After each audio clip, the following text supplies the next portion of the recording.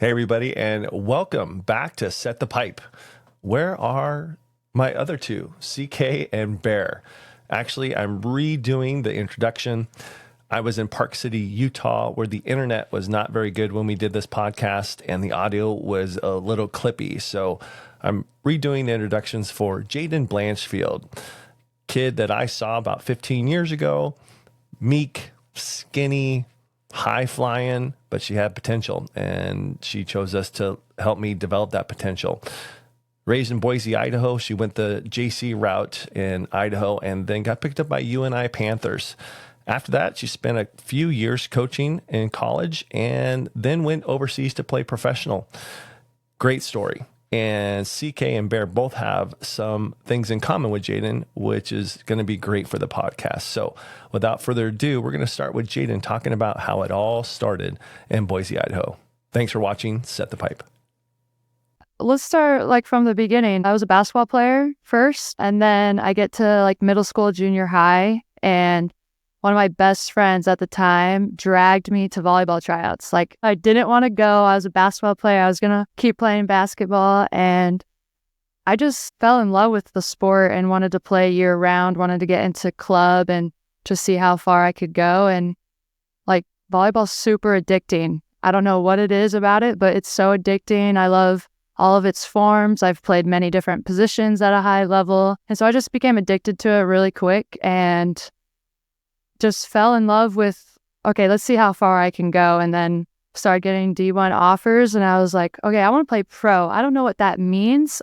We don't have pro here. Kind of took a little detour. Not yet. Yeah. And started coaching college and realized I still had the itch to play. I got a new shoulder that was feeling really good. And that's the shortened version of the story. But yeah, how I got started was not expected. I just got dragged to tryouts by my best friend. I have a question for you because I grew up in Southern California. How is the Boise junior girls circuit? Is it very big out there? Is every high school, is it like it is in Southern California where everyone's playing it? And give me a little bit of that. I'd love to hear about that. It's, at least when I played, it's very slow. The speed of the game was very slow. Not everybody played volleyball. So the level was super low and far behind Southern California or the Midwest, for example. Beach volleyball is non-existent here. That's another thing that got me to the level of what I needed to be to play D1, and where I got good my senior year was thanks to Sully dragging me out on the sand and then taking me to Southern California and playing beach. So that honestly helped tremendously, ball control, court awareness. Now it's getting a lot better. I've been home for a few months, which has been the longest time I've been home since high school. And the level is a lot better. I just scrimmaged against an A's team last week, actually. And I was kind of surprised at how fast the game has grown here. And Boise State has a beach team. College of Western Idaho has a beach team now. It's brand new this year. So it's growing. A lot of California people are moving here. So it's really sped up the game. There's a lot taller girls here now. When I was in high school, I was the tallest on my team at 5'10". Yeah. So kids are bigger. The speed is definitely faster. It's not as big as a community as I would like, just for opportunities to play and get touches, but it's definitely changed a lot. That's good to hear. Yeah, when I was there, Corey, it was grass. Everything was grass. And when I approached people to play beach, there was just no way, because you guys all know you don't have sand legs. It's a hard game, and you're not very good at it when you start. No, right? So it's a different game. It's a very different game. But how it can improve your indoor game is tremendous. And so 100%. Now with Boise State taking on the beach, now everybody's like, there's scholarships there. Oh, maybe we should be playing beach instead of sand. I mean, maybe we should play beach instead of grass, right? And grass is so big there, don't get me wrong. But yeah, so I did have to drag Jane down, and we had somebody host her for a day. Yeah, do you remember that Southern California trip at all, Jaden? I remember it very clearly. That was some of the funnest times I had in my high school summers. So nice. What did you guys do? You went to the beach. What else did you guys do? Do you remember? My first year, we went to the beach every single day. Had some really good food. I think we toured a college. Did we tour Yeah, Golden West. we went down there. We toured some kind of JC or university. Yeah. And got them on the beach because I just told them, I'm like, you have to experience this. This is a lifestyle that you guys don't know exists. And they, we took 6 or 7 girls down there, and it was just a great time. Went to the national team practices as well. So that was pretty awesome. I got to meet Matt Furbringer and Karch Karai and all those players. Danielle Scott. Yeah, Danielle Scott, Matt Anderson, Courtney Thompson. Yeah. It was great. Yeah, it was awesome. And Bear was kind enough to host us for a day, which was fantastic. So, yeah. I'm trying to remember what year that was. I think it was maybe 2013 possibly? Yeah. I'm sorry. That was a long time ago. Yes. It was a long time ago. You mentioned earlier, Jaden, that you just fell in love with the sport and you just got hungry to get better and just to play. All of us were like that. When I first started to play, I fell in love with it. I was getting out at 11, 12 at night at the JC when I was 14, 15-year-old, just playing deep court with people till they made us get out. When you get a trip like that, being from Idaho and just starting to learn the game from a basketball player, and you go down to Southern California and you see it, see the beach, see the people training, how much hungrier did that make you and your teammates to want to come back and just get better and make the volleyball level in where you are in Boise just that much higher? Oh my gosh. I was trying to get outside and play or just touch a ball every day I could. It was just so addicting. And back then I was a middle, so I was told by many coaches that middles don't pass. And I have a chip on my shoulder. I like to prove people wrong. So I was just saying. Was very determined, no, I'm going to learn how to pass. You wound up actually, right? Pro level, you had to be a libero when you first came in there. Yeah. I was a libero my second season right after COVID. For about 3 months, and then I went back to outside because one of our outsides ended up getting fired, so I switched right back. But being a libero was so fun. I think I got 28 digs in one of my games, and I get a set too, which Sully knows how much I want to be a setter back in the club days. Come on, we love to set though. We think we can set. Love to set. I'm not saying you can't. I'm just saying we do. We think we can set. We love to set. Yeah, when we were playing, the middle set a lot. Right. And now it's the libero that comes in the whole time. Middle does a little bit, and it's, you got, back row, you set the pipe, right? Because that's what you always have to do is set the pipe. But you got so much to do that. But that's so awesome to hear how versatile you are. And that makes, I would assume why you've been so successful and continue to be successful is you're a student of the game of volleyball. You're not just a person that can hit or a person that can block. You can do everything. I mean, you played libero, you played outside, you played middle. You've coached in college, right? That's got to just be what an awesome feat for you to reach all of those, but to just keep you hungry and to help you understand the game when you're playing it must be great to have all of that. So kudos to you to be so well-rounded in the sport itself. Yeah, thank you. The coaching helped a lot too. I realized really quick, oh, I know how to play middle, but I need to be able to teach how to tool the block, how to set, how to play defense in different areas of the court. So coaching also helped a ton. Yeah, when she was being recruited, it was hard to explain what Jaden could do for a program because I would tell them she's the ultimate utility player. Oh, so she can play here and here. I'm like, no, she can play here, here, here, and here. She's the ultimate utility player. And going through that college career, we had some deep conversations, Jaden and I did, and a lot of times she's like, I love my role. I left my role. I don't get to play all the time, but I love my role because I can go outside, I can go middle, I can go right side. I mean, and once she got even to a higher level, she played DS libero. She can. I mean, honestly, she was the ultimate utility player, and it's still paying off for her. So, hey, Bear, you went the JC route. And so that's some things you guys have in common. Could talk about that a little bit. Well, I played at the JC level. You mentioned Golden West.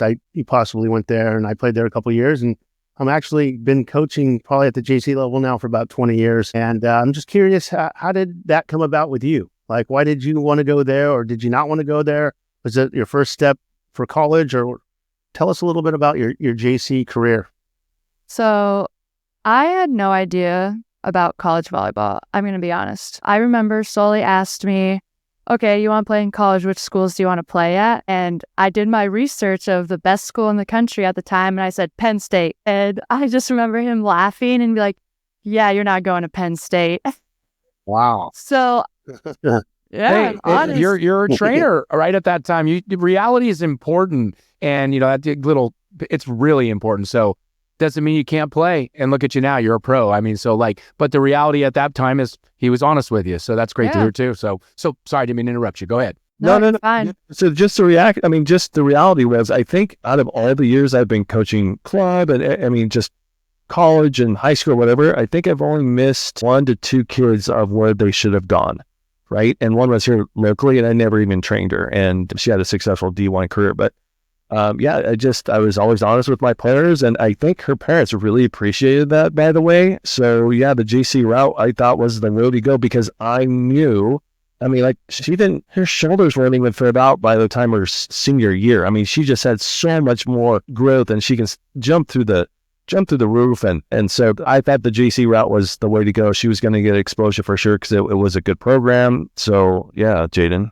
Yeah, I was just super late to the recruiting process. I mean, by the time I got to Sully, I think I was a sophomore, and then I decided, okay, I want to play in college. Like, I was already a junior. It's pretty late. And so after that, I was like, okay, I'm a D2 kid then, I think. I'm not sure. And just wasn't really getting offers or looks, and got a really good offer from College of Southern Idaho on the spot. I went to their camp. It was right after that Southern California trip, actually. I was jumping out of the gym. I was hitting the ball so hard and got offered a scholarship right on the spot. And they had just won their 10th national championship. So I was like, okay, I'll come here, win a national championship, and then just transfer to D1. Because I had the grades. It wasn't about the school or anything to go the JC route. It was just, I'm a late bloomer, and Idaho doesn't have like great volleyball for the exposure that I needed and development. So yeah, I went that route, went there for a semester, learned a lot. Wasn't the greatest experience, I would say, but I do think the junior college route is a good route to go, especially if you need to save on money, if you can't afford it or you can't get a scholarship. It's a great route, and there's actually really good schools out there that you can win a national championship or do really well and then transfer on. And now there's this new rule of that if you go the JC route, you get still your 4 years of eligibility. It's not done deal yet. Okay. But it's they're talking about, they're actually probably going to vote on it. So these days I'd put it at least 50-50. If not, it's a for sure thing. I mean, the NCAA keeps losing everything in regards to the court battles with, from everything to transfer portals to NIL so I'd be real surprised if it doesn't pass. Imagine that. You'd have gotten 2 years or whatever it was, and 1 year, and then you get another 4. And they're also talking about making it 5, not just 4 for college. I know. That's absolutely insane. Can you imagine like a 25-year-old playing an 18-year-old? That is unbelievable. It's happening right now in basketball. I had 2 sons that play basketball. One played college, but with the portal and with the COVID year, there's guys that are 25, 26 years old playing, like you said, against 17, 18-year-olds. It's wild. And at that level, as you know, from going from junior college to Division I volleyball to playing professionally, like there's different levels of this. And like, so when it's going to be interesting. Yeah, it's going to be part of one of our podcasts besides interviewing others. We're just going to do us 3, Jaden, and we're going to talk about these things in general. The more that information comes out, the more we're going to be on top of it. But let me tell you how she got to UNI. So UMKC got in touch with me and said, hey, we're interested in this Jaden kid. I'm like, yeah, no problem. So we were at this tournament and got him introduced. We got him introduced because she was doing her parents thing. And I'm like, you might want to look at her. She's this utility player. I think you guys are going to be impressed. She fits your program great. At the same time, Kalani Mahi from UNI was there, who's the recruiting coordinator. We're all friends, and he's been one of my best friends. And we're just talking, and all of a sudden, Kalani's like, oh, I got to go recruit. See you guys. He literally went to the other side of Jaden's court and just sat there, not knowing he was looking at Jaden, because that's exactly what the position they were looking for. So Kalani spot his eyes on her right away and took it from there, Jaden. So the JC route, if I didn't commit to CSI, I don't think I would have played as well as I did the second half of club season, because I believe that was the Crossroads tournament and I had 3 D1 coaches looking at me, but I was able to play so free and relaxed because I had already committed and I was just playing the best volleyball I had ever played at that point. So that experience was really cool. I was like, wow, I am a D1 kid after being told by not solely somebody else, like, oh, you're not a D1 kid. So that was like also motivated me so much more, like, see how far I can go. Is there professional? Like, I want to see how high of a level I can actually play at. And yeah, I ended up taking my visit to UMKC and UNI with Coach Soley, and I loved both schools, but there was just something about UNI that really was just pulling me in that direction. I loved the community and the family feel of the program, especially with like Bobby Peterson, who had played there, GA'd there, and is coaching there. Like, she has kept so much tradition at that school and program, and these days, like, people are bouncing around all over, even more so, I feel like, with the portal and stuff. So it was really important for me to be a small fish in a big pond, because from being from Idaho, my senior year, I felt like the big fish in a small pond, and I didn't see much growth. And I wanted to be the worst player on the team because I know the type of player I am. I will rise to the occasion. I did have a shoulder injury in college that kind of limited how much growth I could have, but that taught me a lot too with those challenges there. Hey, CK and Bear, I don't know if you guys know UNI's program, right? Because I was a volunteer assistant there for a year, but they pull in 4,000 to 6,000 people a match. I don't know if you guys knew that. Yeah, yes, I do. A good friend of mine, Barb Randall, actually coached there as well a long time ago. So she played on the national team and I was there, and we've been friends for a long time. And so, I've been following their program for a long time. And question for you, Jaden, how was it to watch that match, at the level it was, and then to just have your heart ripped out right at the end when they were about to ruin it for the NCAA with Louisville, playing at Louisville, being at Louisville, and it was such a great match. What did you think being an alumni of there?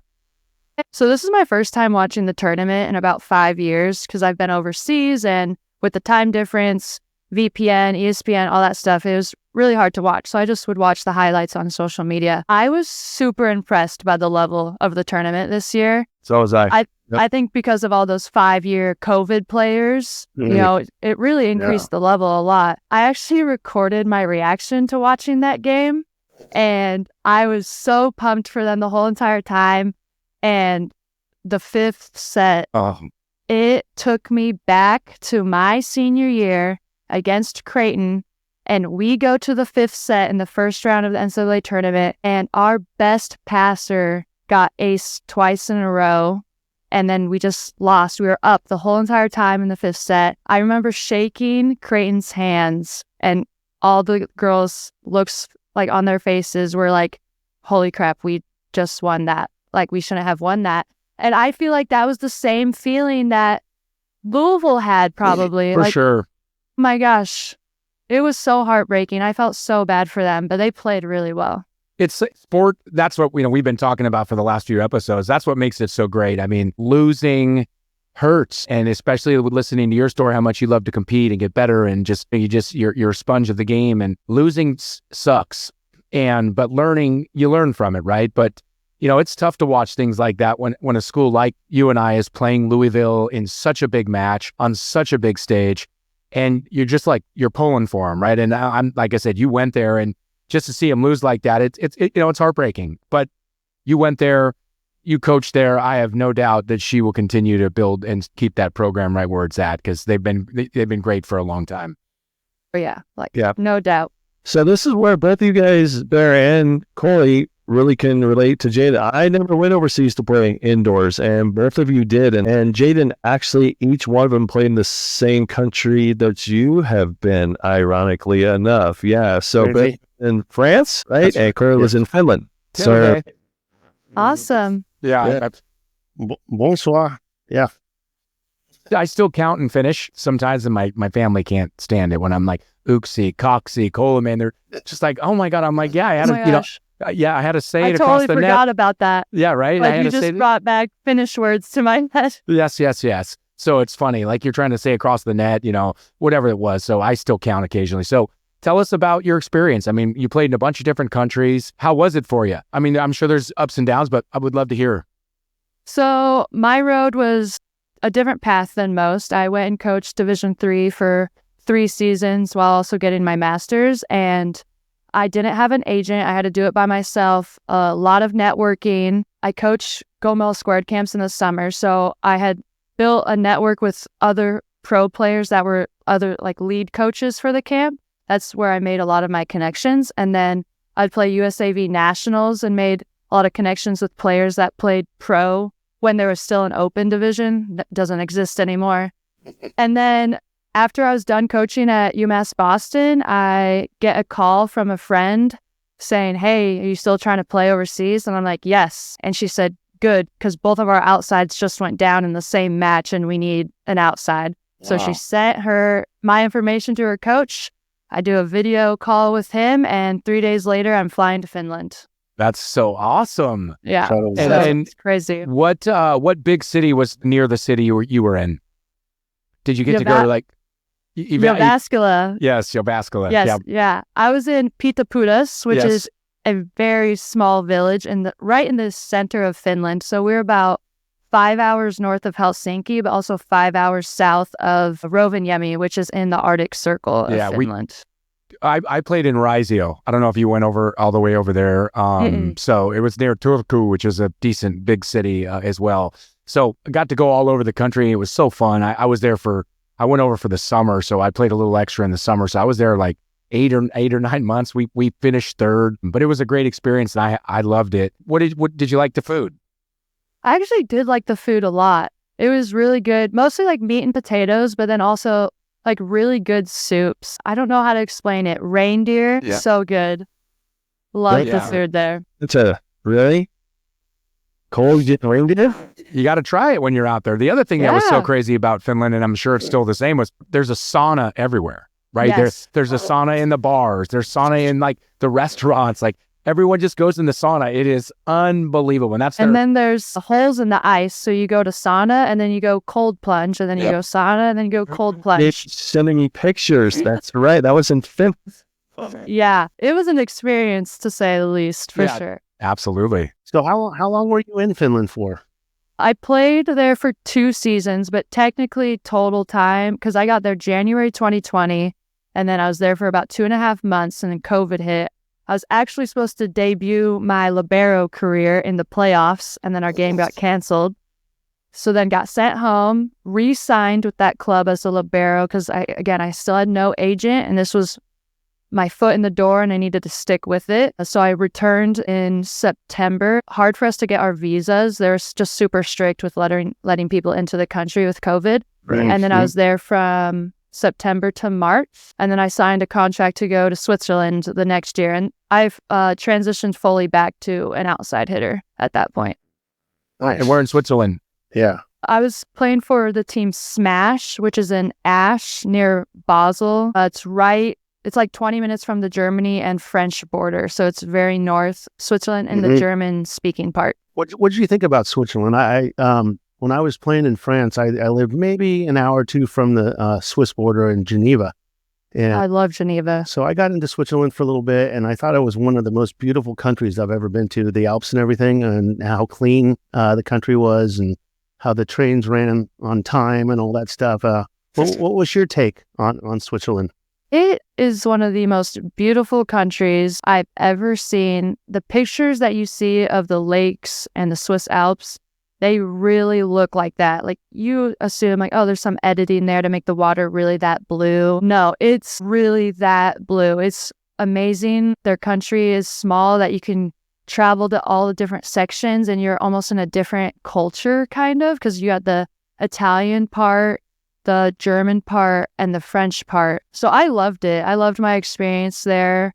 My team, we were top 2 of the league, so it was nice to like be on a winning team again. Because Get a bonus too? Get a bonus, yeah. Yeah, a little bit. So I was like the 3rd outside for that team. Learned a lot. I'd still like haven't fully grasped the game as an outside hitter, if that makes sense. I had the talent, just maybe not like the complete volleyball IQ of mostly like tooling the block and decision making as a hitter was what I was lacking in. And I felt I really grew that part of my game because I could just practice and not really have the pressure of games to perform. So yeah, Switzerland was great. We also got to participate in the Challenge Cup, which is part of the CEV, which is the organization of Europe, and there's 3 tier systems. There's Champions League, which is the top, CEV Cup, and Challenge Cup. And based on how your team does the year before, you get a bid almost to participate in that championship the next season. So we got to play in Challenge Cup and went to Romania. And actually, my middle blocker tears her ACL, and guess who had to play middle? Miss Utility. Right. That's So I had to play middle for about 4 games until our new middle could get into town and with her visa and the transfer and all this stuff. So I had to play middle again, which actually came back to me so fast. I was very nervous because I like to call myself a middle hitter. I'm not a middle blocker. me too. So You're right. Yeah. But you had the foundation for a very young age of how to play middle. I'm just gonna point that out to everybody out there. Anyway, continue that. So yeah, played middle, and I shocked everybody on my team because usually you start with one position and you play that your whole entire career. And I feel like more so over in Europe, it's that way as well. You don't really, maybe you learn how to pass because middles will take a lot of the short balls, but for the most part, the position you are, those are the skills you do. They don't really make well-rounded players. Maybe some places, but just from my experience. And so I would go up and hit a slide or a 1 ball, and my setter would be like just so shocked. She was like, I didn't know you could do that. And I was like, yeah, I was a middle for almost 10 years. So yeah. And then I had to do the same thing again in Germany the next year, except for I was a 6 rotation middle, which I don't think Germany has seen since before the libero position was created. So you got to play. You got to play all the way around, and they got to set you the pipe, right? Because that's the biggest thing. Yeah, it was wild. I was like, I mean, I did this in high school, but to do this at the professional level and for the Bundesliga, which is the highest league in Germany, it's a really big deal. I don't know. Germany's very proud of their, volleyball. So I was like, I'm a middle, but now I'm passing. Now I'm hitting a pipe, and now I'm back and blocking in the middle. Like, it was just wild, but my coach actually did a very good job at, now this is where I really developed the volleyball IQ, and the game felt so slow to me because everything was just so simplified with how he did his scouting report. And I'm a type A player, so I like everything to be out there and clear communication. Hey, we do this in this situation, that in that situation. And he made my life super easy as a middle. And so I felt like I was able to execute my job perfectly. I didn't get the points necessarily, but my setter, she was like, hey, Jay, have you seen the stats of the game? I said, yeah, I looked at them. Why? And she's like, did you see the blocks? And I was like, yeah, I got like 2 blocks. She's like, but did you see the blocks positive? And I was like, no. She's like, you had 15 positive touches. Guess how many our actual middle had? And I was like, how many? 5. So I was like, okay. So I did way better at the blocking part. So the great crazy thing about her German experience is she was in Wiesbaden. Wiesbaden is where my dad and my mom met. My dad was in the Air Force. My mom was an Air Force brat. That's how they met. And I was like, oh my gosh, this whole world of volleyball, crazy for us. It's a small world. Question for you to just tell the listeners the difference between training, and I know every country's different, but like college volleyball, like I said, my kids played college basketball. We all played college volleyball. We know kind of how we train here. How do you see it differently? Like, what did you do differently over there than you would do here at like you and I, for an example, and then go playing in Finland and Germany and Switzerland? Did they train more? Was it hours? Was it different style? Love to hear the differences. I would say it became your job. We would train twice a day, and it would alternate mornings from individual practice or weights, or sometimes you would have weights and then go to individual practice right after. So for example, middles would have their practice, receivers, which is outsides and liberos, and then setters opposites will probably practice together. And mostly morning practices were absolutely no jumping at all. Thank you for that. And then we would go home, rest, eat your lunch, do whatever activities or errands you had to do. And we'd have evening practice, varies from 2 to 3 hours depending on your coach or the time of season. So yeah, pretty much twice a day, every single day. And we'd play, if you're in the Challenge Cup matches or the Swiss Cup, Finnish Cup, German Cup, which is basically like a local championship, we would play on Wednesdays and then league games on Saturdays. So sometimes you'd have 2 games a week and then for sure 1 day off, which was always Sundays, which really sucks if you're an American and you're not used to living abroad because everything is closed on That's Sundays. right. Yes, That's it right. is. Yeah. So if you need to get groceries, too bad. You're either going hungry or you're going out to eat that night. You have to get your groceries Monday through Saturday. That's a How lesson did- you got to learn, right? That's fun. But yeah. So that's still something I have to remember even last year of like, oh, what am I going to get groceries tomorrow? Blah, blah. I'm like, oh, tomorrow's Sunday. I have to get my groceries tonight. So yeah. Well, Jaden, sir, give me your favorite time of the year. Summer. Give me your worst time of the year. The depths of winter. Sure. Fair enough. Hey, so I actually have a video clip of you which actually goes right into Set the Pipe. Yeah, so we're going to take a look at this real quick. She gets Set the Pipe. Not only she set the pipe, she does a great dig and sets the pipe. So let's take a peek. Oh, yeah. Oh, there it is. Scoop. Set Oh, Hammer. Just an Yes. absolute hammer. that's my favorite swing. And I'm so hyped. Fired up. I was right down the pipe, baby. There you go. And that's like a front row attack on that pipe, too. Sure did. I love that. Jed Blanchford. Very clear. Anyway, that was very appropriate for this podcast of Set the Pipe for sure. And people, subscribe. We get players like Jaden Blanchard on here that's gone prayer and her big story. That's a big deal for us. So again, we appreciate all the subscriptions out there. So what? Oh, go ahead, Bear. Yeah, I'm just kind of curious. Like, when you're overseas like that, are there other foreigners on your team, or are you the only foreigner? How does that work? Is there, because when I played, I think we could have 2 foreigners maybe, but what's the ruling on that? So in Finland, there's no foreigner rule. So we had 5 foreigners on my team. In Switzerland, you have to have at least 2 Swiss players on the court at all times. But I believe half the team was foreigners. You just had to follow that rule on the court. And then Germany, there's no cap.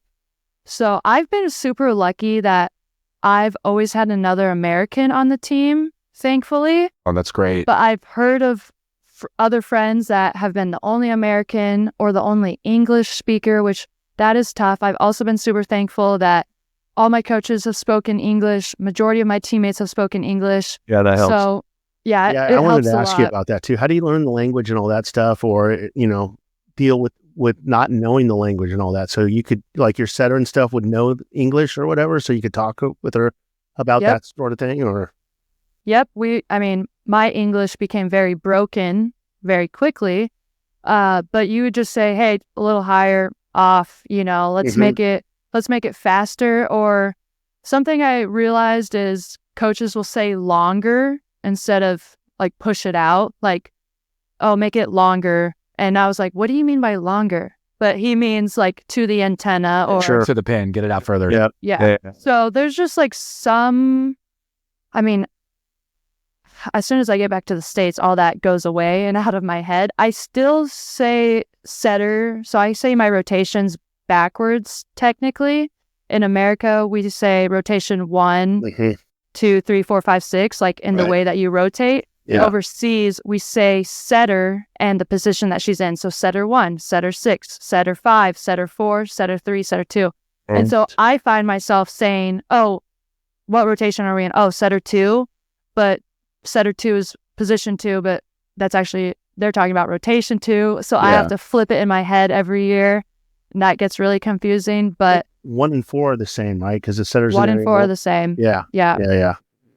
Yep. But 5, 3, 6, 5, 2, I get lost. Are you pretty good with picking up the language, or do you just basically speak English as much as possible, or do you try to learn the language that country you're in? Try to learn the language. It's fun. I wish I knew another language.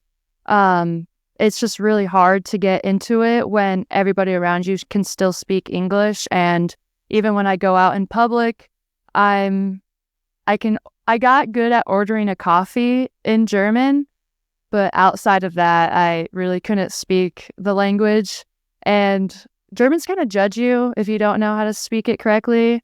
I wasn't in France for too long, but I've heard the same about French. Like, if you're not like perfectly speaking it correctly, they kind of judge you a little bit. So that's intimidating. But I worked on Duolingo every single day with German, and I was doing French when I was in France. So I was really determined to learning the language, but it's hard when you're not fully immersed in it. Yeah. So So you go over to play volleyball in Europe, and that's your job, and that's what you're there for. And obviously, you're there to make money. You're there to go with your career. But while you're there, how is it outside of volleyball? You get to see different countries. You might get to travel. Like, was that a lifelong dream of yours, or was it to play volleyball and I got to go to these countries? How was that for you being in different places like that, besides the volleyball? Definitely, this was a dream of, I want to play professional volleyball, and then I get to go to these countries. Again, I'm obsessed with the game, so I just wanted to play at the highest level I could.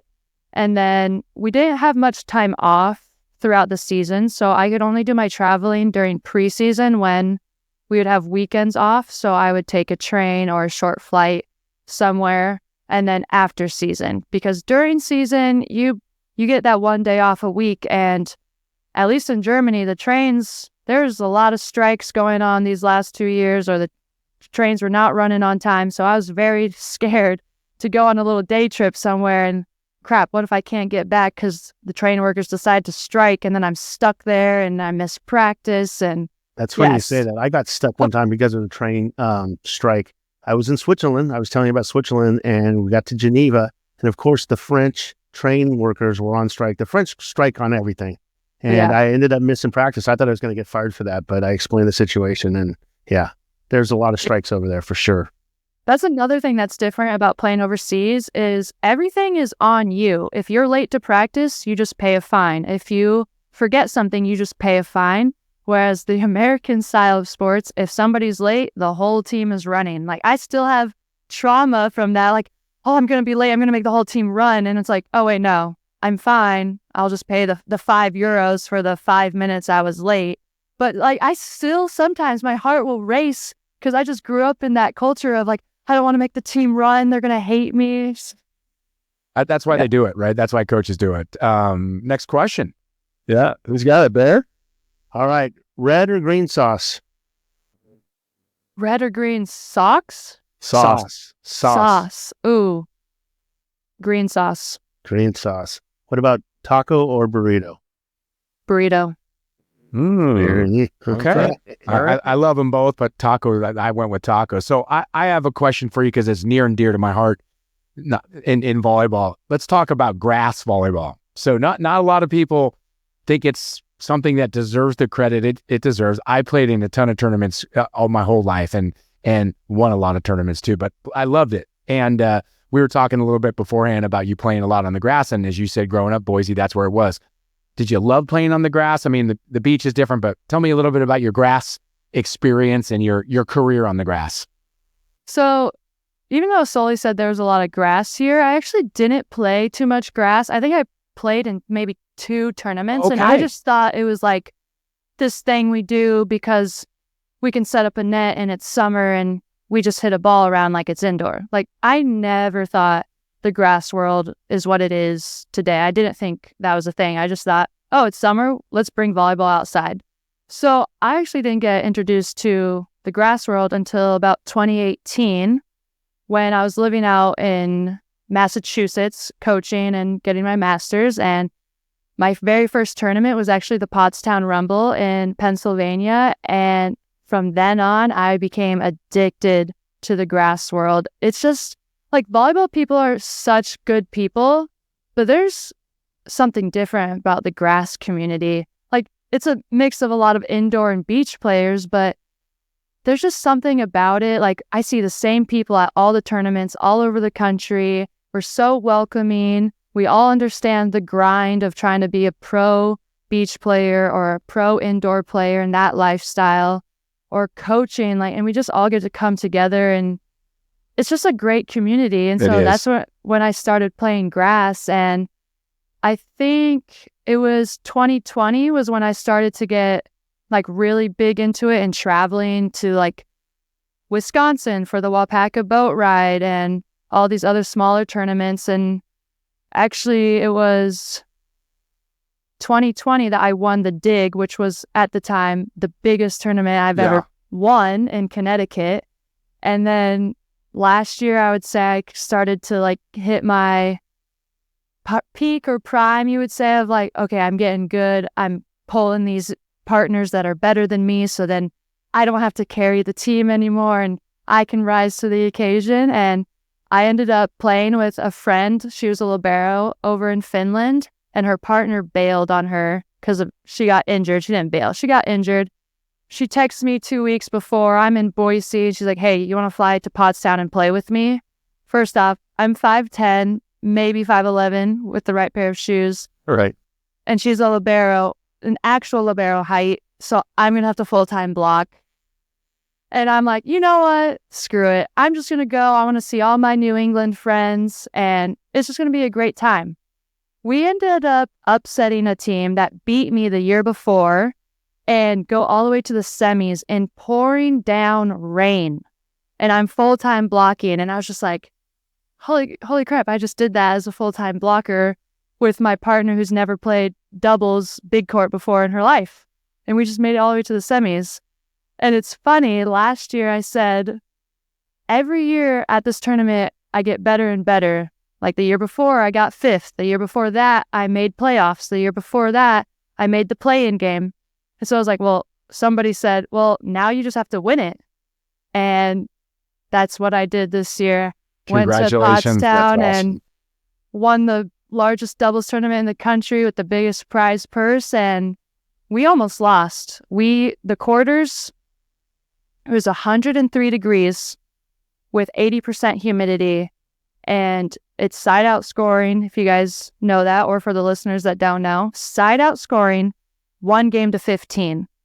We're neck and neck, and then we start falling behind. I just remember thinking, okay, conserve your energy. Just side out. Keep siding out. Serve tough. Keep siding out. Serve tough. And my partner, she's like, come on, Jay, I need your energy. Let's go. And I'm like, okay, bring the energy. We're down 10-14.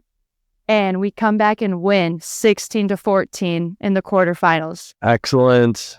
So, and then we ended up winning the whole thing. The semis and the finals were actually much easier. I don't know if it was the adrenaline of playing on center court or it was just the adrenaline of like, okay, we just almost lost. Like, let's get our crap together. And the semis and finals were much easier. So, yeah. Awesome. So when you said long court, so does that mean they still do the indoor size courts in grass, or are they going with the AVP short court? No, the old beach court, right? It depends which tournament you play, but most tournaments do the indoor size court. Okay, cool. And then some AVP grass events, because AVP bought AVP America. So if you play in an AVP grass event, it's small court. Okay. Like a beach court. You said that, I'm like, wait a minute, really? So I remember on me, that's all I ever did was I never played in the short court. So yeah, so now you're talking to old school guys that did that for a long time. But and we played side out scoring. That's what we did when we played in college. Every game was side out, except the 5th. I used to hate side out scoring. It's kind of rubbing off on me because with rally scoring, an underdog can win, but on side out scoring, the true winner wins. So it's kind of rubbing off on me of like, okay, if we screw around too much, we can still lose. But as long as we keep siding out and serving tough, the true winner is gonna come out on top. You should see our first podcast with Coley as the third host. We go into detail about some of the sets that we scored in rally scoring and how long they were, and we talked about, Tim talked about what was it, 3 hours we've been playing. Corey was in the finals, and they were at 2 hours and 45 minutes, and it went 3 sets. I mean, we got smashed point wise to UCLA in the national championship, but it was like a 2 hour and 45-minute match. Took like 45, 50 minutes for game one to be over. We just kept siding out. But like you said, I do feel, I love rally scoring. I like why they did it. It's great. I do think it equalizes it a little bit more. Like the team that's much better is not always pulling away like you would in a regular game, like you said, because you can always score. You were down 14-11, I think you said, right? Or 14-10. Yeah, 14-10. And all you have to do is side out and chip away at scoring points. And if you just side out and you're comfortable with that, they can't beat you, right? They can't win. And so in the other way, it's crazy. So that's awesome. I love that.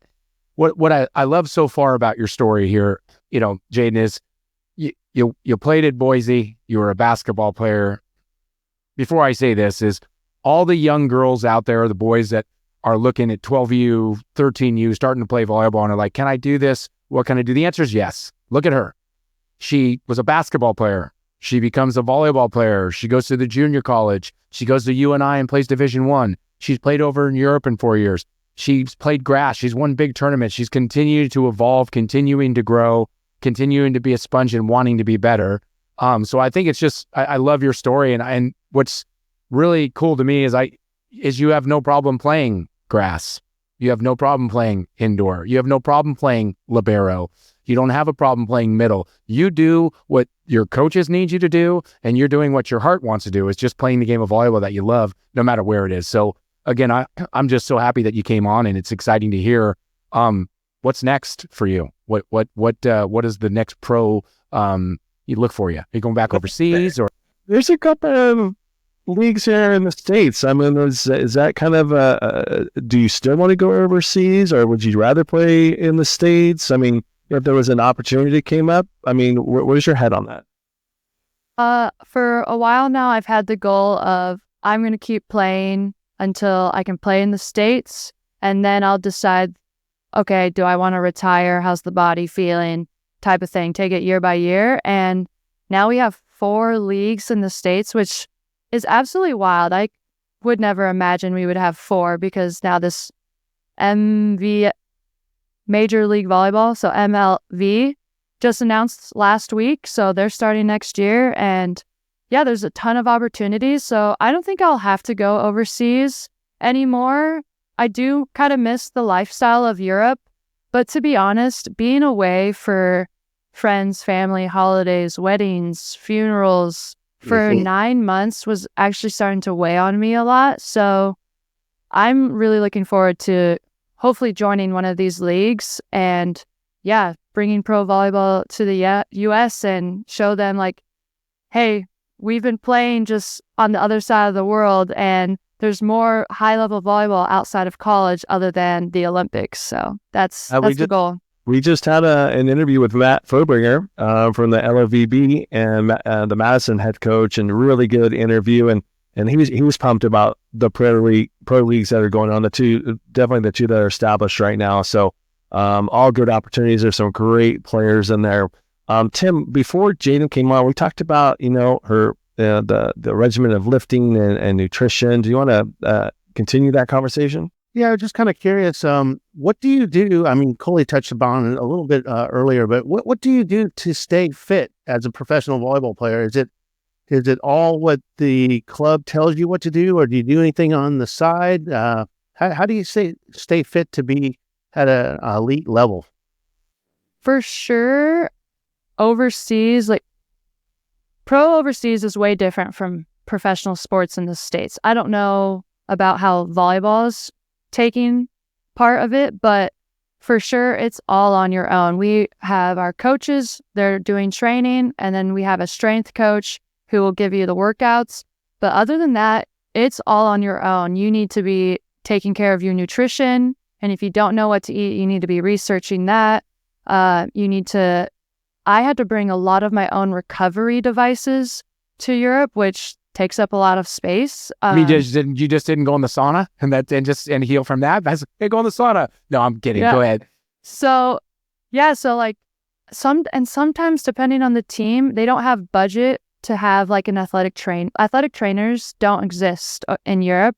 It's all PTs, or we call them physios, which are great, but they have the knowledge for recovery, not for maybe prevention a little bit. So that's something I've picked up on as like, okay, I need to really take care of my body. And when something's not feeling right, I need to go and fix it with my mobility or strength. And luckily, I studied kinesiology in undergrad, so I have some knowledge about the human body in sport, but that's been a while now. I haven't been continually studying that. So at the end of the day, I'm still just an athlete and I need some medical advice sometimes on what to do. Whereas overseas, a lot of my physio treatments just ended up being like a deep tissue massage. So we weren't really fixing the issue. We were just covering it up because who doesn't like a deep tissue massage? Yeah, of course. Like, it feels great in the moment, but it's not fixing doing the anything. problem. Right. Coley doesn't Oh. plunge. Just got a picture of him the other day. And the cold plunge, yeah, I do that every day. But I'm a Oof. little older than you, so no, it's tough. Trying to stay with my longevity these days. But so I'm going to just piggyback off of Bear because I think it's an important. It's different today than it was even 20, 30 years ago. But being a pro athlete and wanting to continue to be a pro athlete, do you stray sometimes? Of course, you got to go get a burger. Maybe I'm in and out up there, but whatever the burger place is. But how do you continue to educate yourself on your body, not just the stretching, but the food?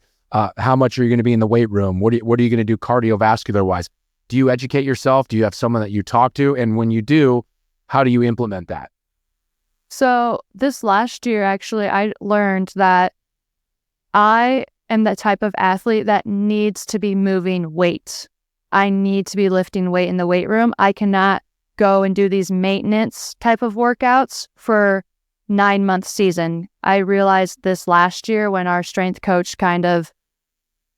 I just call them maintenance workouts, like just to keep what you have, but you're slowly going to lose what you have over time unless you get that power and strength back by moving actual weight. So that's something I just learned. And that's how I jump high. Like, I am naturally a good jumper, but I don't have the biggest shoulders. And with how my body is, I need the muscle to be powerful and strong. So I love being in the weight room. It's actually one of my favorite places to be. And I have a strength coach here in the US who will send me workouts for the summer. And these last 2 summers, I have felt the strongest I have ever felt. So I love him for that. His name is Greg, but he has the handle, the volleyball strength coach on Instagram. Super great resource because he was also a volleyball player and studied strength and conditioning, whereas most strength coaches work in football and basketball. So I like him a lot just because he's a volleyball player and he knows the exact movements that my body does and what I need.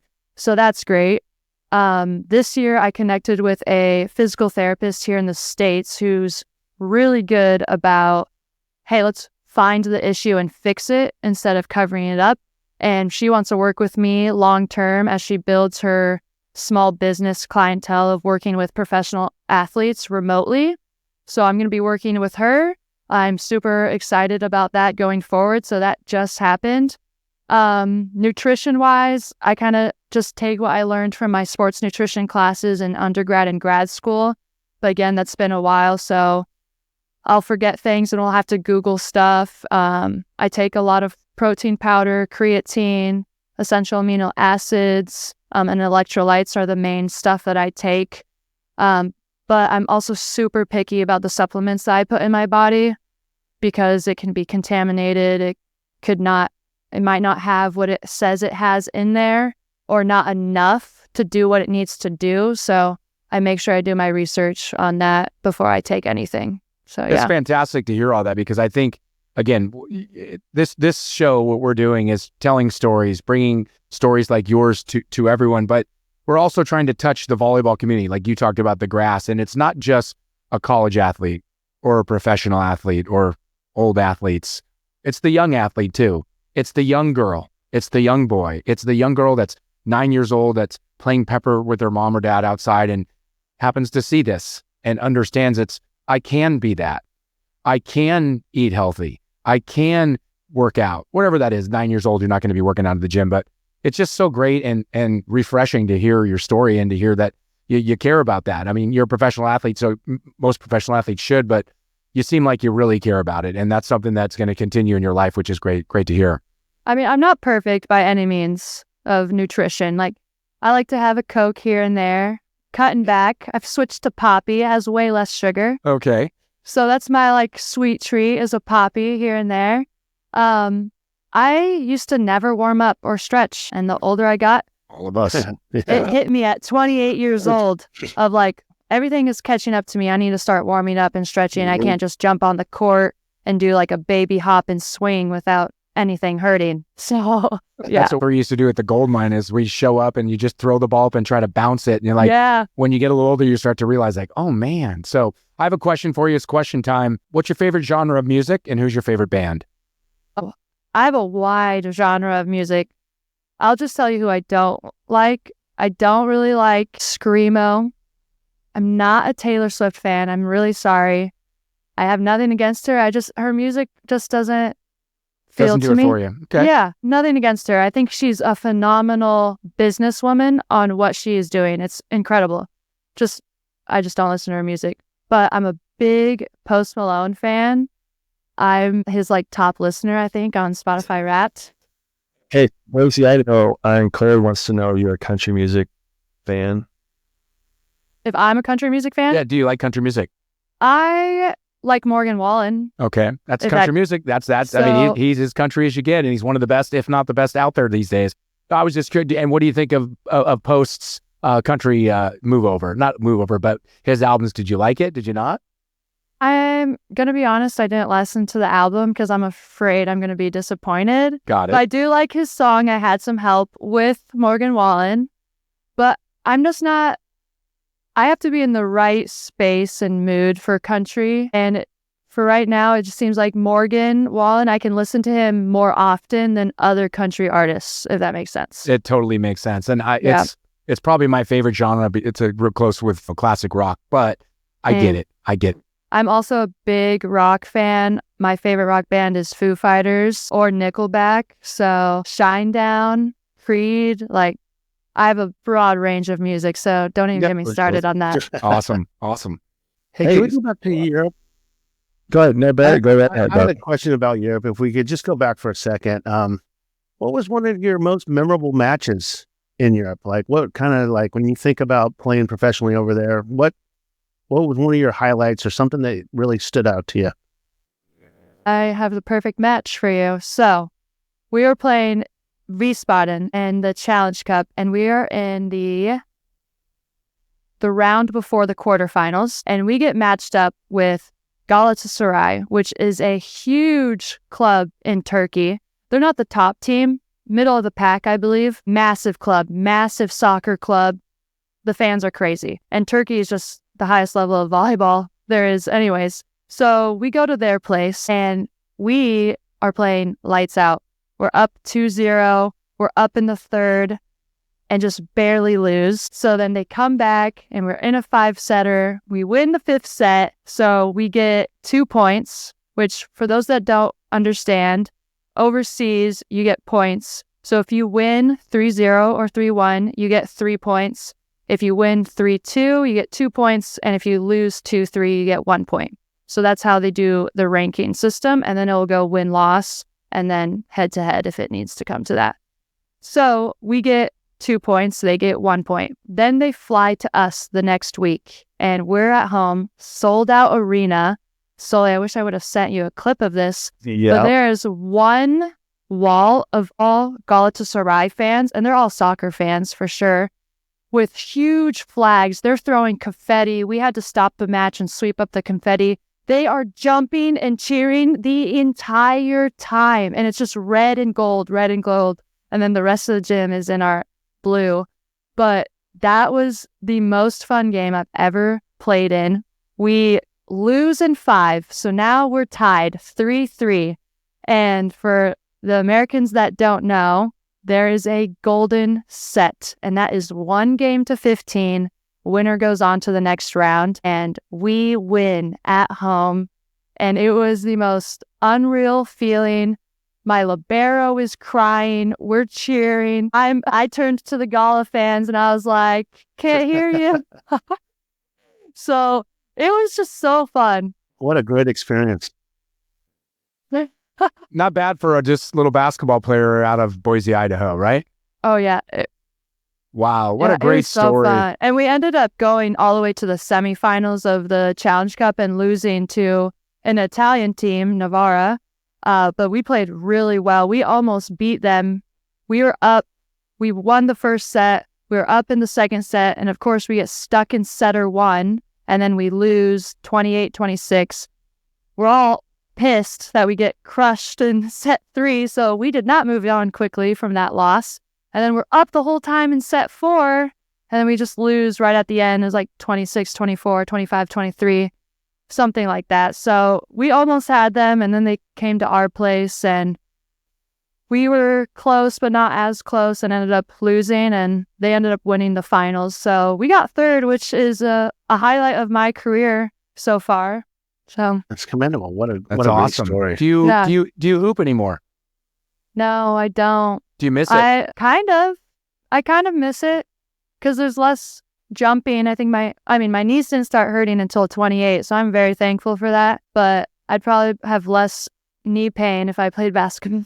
Yeah, when you're done playing volleyball, whenever that is, you can get back into the gym and go school some of the boys and the girls down at the local gym. It's such a fun game to continue to play. At least I don't think Coley's knees didn't start hurting until what, you were 10, maybe 9. Yeah, my knees were hurting from well before high school. It's crazy.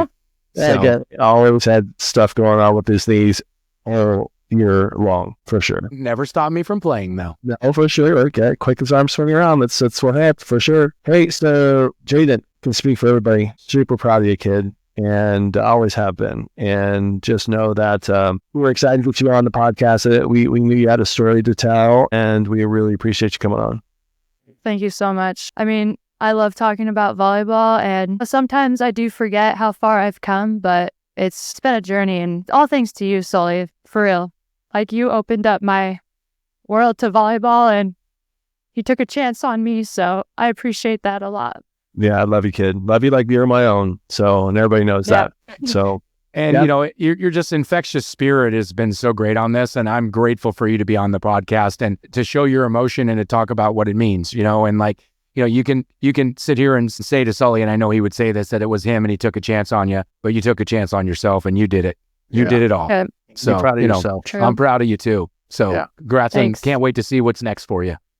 Appreciate it so much, guys. Thanks for sharing your story with these three old guys. That's Yes. And remember, wherever you go, you got to let them to know you have to set the pipe. When you're in the back Yeah. row and you're scooping that ball, set the pipe. Set me the pipe. Yes. Perfect.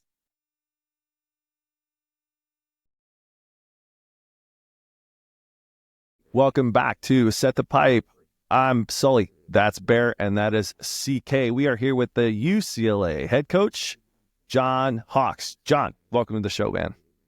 Yeah, I appreciate it, guys. I love the title, Set the Pipe. It's good. Yeah, I'm all you have hoping to that's do. what you guys been doing, man. That's your right. go-to. It should That's be your right. go-to. Yeah, well, before you read the accolades, I just want everyone to take a look at John here, Coach Hawks. First of all, thanks for joining us. He's in a car.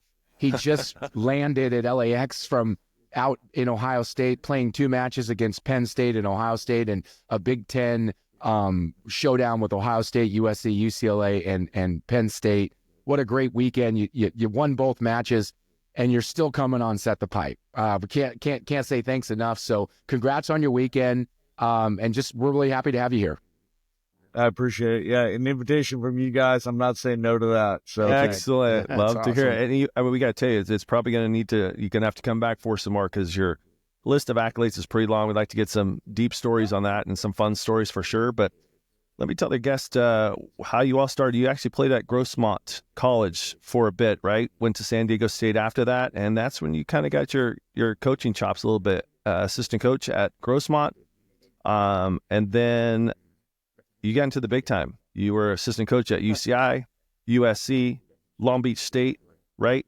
You actually got some national team stuff, took a second in NORCECA, took gold most recently in NORCECA and got 2 golds in the Pan Am Games. You're a part of that. And then lo and behold, you got the head coaching gig at Loyola Chicago.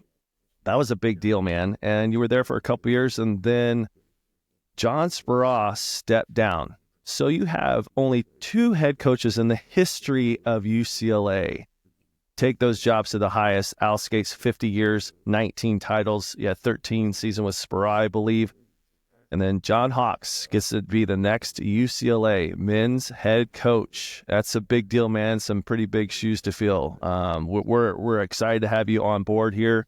And you were the ABCA Assistant Coach of the Year too in 2022. So you've got all the accolades, and you did it the right way. No one gave you this. You earned your spot. So again, congratulations, man. And we're happy to have you on. Yeah, thank you. Appreciate that. Yeah, the one thing Sully just said is you earned it. And we have a guest that will be releasing the pod in the next day or two who's kind of like an underdog story, a young woman that came out of Boise and became a pro. John, you started at Grossmont. You weren't a 4-time national champion setter at UCLA. You didn't, you weren't a 3-time All-American at Northridge. You weren't, you weren't, Hawks, that wasn't subtle at all, brother. Yeah, it wasn't. You weren't national champions like Bear and Sully. Yeah. But you worked your way all the way through it. You went into college, then you took a little sabbatical out to Ohio to run a program and a whole, school to do that. And how does it feel to be the head coach at UCLA in men's volleyball? I mean, they are the pinnacle of volleyball, and you're there. Congrats, by the way. I'm so happy. I texted you the day you got it. I couldn't be happier for you. But how does it feel? How does it feel? It's obviously it's been overwhelming, to be honest with you, in a lot of really good positive ways. The guys have been great. Administration there has been fantastic, so I think it just, when you guys say I earned it, I think back about some of the things I did really well is just you treat people the right way and you don't burn bridges, and I had a lot of really positive relationships with people in the department, so that's really good. The downside for me right now, just with the way it all happened in the middle of the fall, is you lose those relationships within 24 hours with the guys that I created at Loyola. Right. And then you come to take over from these gigantic shoes and Speraw and Al Skates. And I think there's an expectation, obviously, that comes with the job. So managing that has also been challenging. And then I'm doing this without my wife and my kids, who are trying to sell the house in Chicago still. And I've seen them 2 times since I took the job in August, and they just drove out to Ohio, so I got a chance to see them. Oh, nice. That's batteries. Awesome. So it hasn't been the smoothest of transitions, but I mean, pinch myself every day that I've been on campus. It's just an amazing place, an amazing campus, amazing people with a great tradition, and I'm blessed to be here and stoked to be back in California. Oh. Yeah, you were 7 years, right? There, assistant coach before? Yes. Yeah, 7 full seasons. Okay, is this your dream job, John, or? 100%. Okay. It's, I think it goes back to those days when you guys were all playing, and I'm going to watch the Santa Barbara term, the old E-bar. Oh, right. It's, and the story goes that Skater would, have the second string guys play the full play, and then you'd see the starters all roll in and, for playoffs. And you could see just a difference in the way the guys carried themselves. And I think just ever since that moment, I said that Tim Kelly was 275 pounds or something. He seemed massive to me. I mean, I know he's probably 195, but, Tim actually sent me a funny text from him skiing in Italy, and he goes, Hawks, I've been laughing for the last hour. 275 pounds. So, but those guys just seem bigger than life to me, and ever since then I was just hooked on UCLA volleyball. Yeah, and I think that's what UCLA is. I was fortunate enough to have my kid go there. My wife went there, and you're on campus all the time, and it's something different at UCLA than anywhere I've seen. It's about championships. Nothing else. That's what they expect. It's not, can we win the Pac-12? Can we go to the Final Four? It's win a championship, or their season's not successful. Champions are made there, is what they say. And yeah, it's got to be a tough thing to fill. One thing you mentioned that I think it's important to our viewers and anyone that's listening is, head coaches in college and pros, they're human beings too, right? And, I was talking to your brother when we were watching that first Ohio State game a couple weeks ago, and just to not be around your family, to take a job that's your dream job. And it's an amazing job where, you're at UCLA coaching men's volleyball in one of the most prestigious universities, maybe the best, if not the best ever in men's volleyball program history, but you don't have your kids and your wife with you. And, that's tough. So commendable to do your job and do what you want to do to follow your dream. And, hopefully that house sells real quick and they can get out to this weather we've been having here this weekend. When we were back playing men's volleyball, there was approximately 16 D1 teams. Now there's basically over 300 teams, counting JCs and D2, D3. What's your take on the growth of men's volleyball right now? Well, I mean, obviously, I want it to go a lot faster. I mean, it'd be awesome if the Big Ten could pick it up. It'd be incredible if some of the bigger universities that sponsor women's volleyball at the highest level would take on men's volleyball. I'm not behind the closed doors listening to conversations about how they can grow this thing and why they can't add D1s. I know that there's a lot of money that they ask for. I'm happy with the growth of where it is right now from the bottom, but we need more teams at the top, and that's where, especially facing roster caps. I think I want to say we're growing, but I think this is a big step backward. Yeah, in regards to that, do you think with all the change in college sports, and we could talk about that, today, tomorrow with NIL, do you feel that possible Power 5 conferences like a Big 12, like you just mentioned, Nebraska, fills the stadiums, arenas for women's volleyball on a Saturday versus Purdue, like I was told Ferbs, watching Charlie play against, turn the channel, Alabama's playing on one channel in football and the next channel. But do you think we can get a Nebraska? Can we get a Michigan? Can we get an Indiana to bring men's volleyball on? I mean, what an awesome conference those would be in the Big 12 and the Big 10 and the SEC. I mean, they have such great women's volleyball, and there's so many people playing. How do you think we could do that? How is that possible? Oh man, I wish I knew the answer to that. Yes, I do think it's possible, and I think what we're doing in the MPSF this coming year is going to be actually pretty cool. We're on the Big Ten Network, and the USC matches and the UCLA matches are going to be on the Big Ten Linear Network, which is cool. But the rest of them will be on Big Ten Plus, and I know ESPN Plus and Big Ten Plus, like those. Big Ten has a large audience, and if we can start tapping into some of those women's volleyball fans and get them excited, and possibly an administrator jumps on and watches men's volleyball, and it's such a great product. You guys know this, yeah. I do, but it's exciting, and it's like, if you're watching basketball, you guys know it's like slam dunk after slam dunk, right? Yeah. And the missed serves you can equate to a missed free throw. I mean, it's gonna happen, and I think if I feel like the growth can get there. We just need somebody to take a shot on us, right? A big, Mm-hmm. We go ahead, Sully. Yeah, we talked about before that going to a women's game, even nowadays, right? The top 20 has gotten so much better over the years.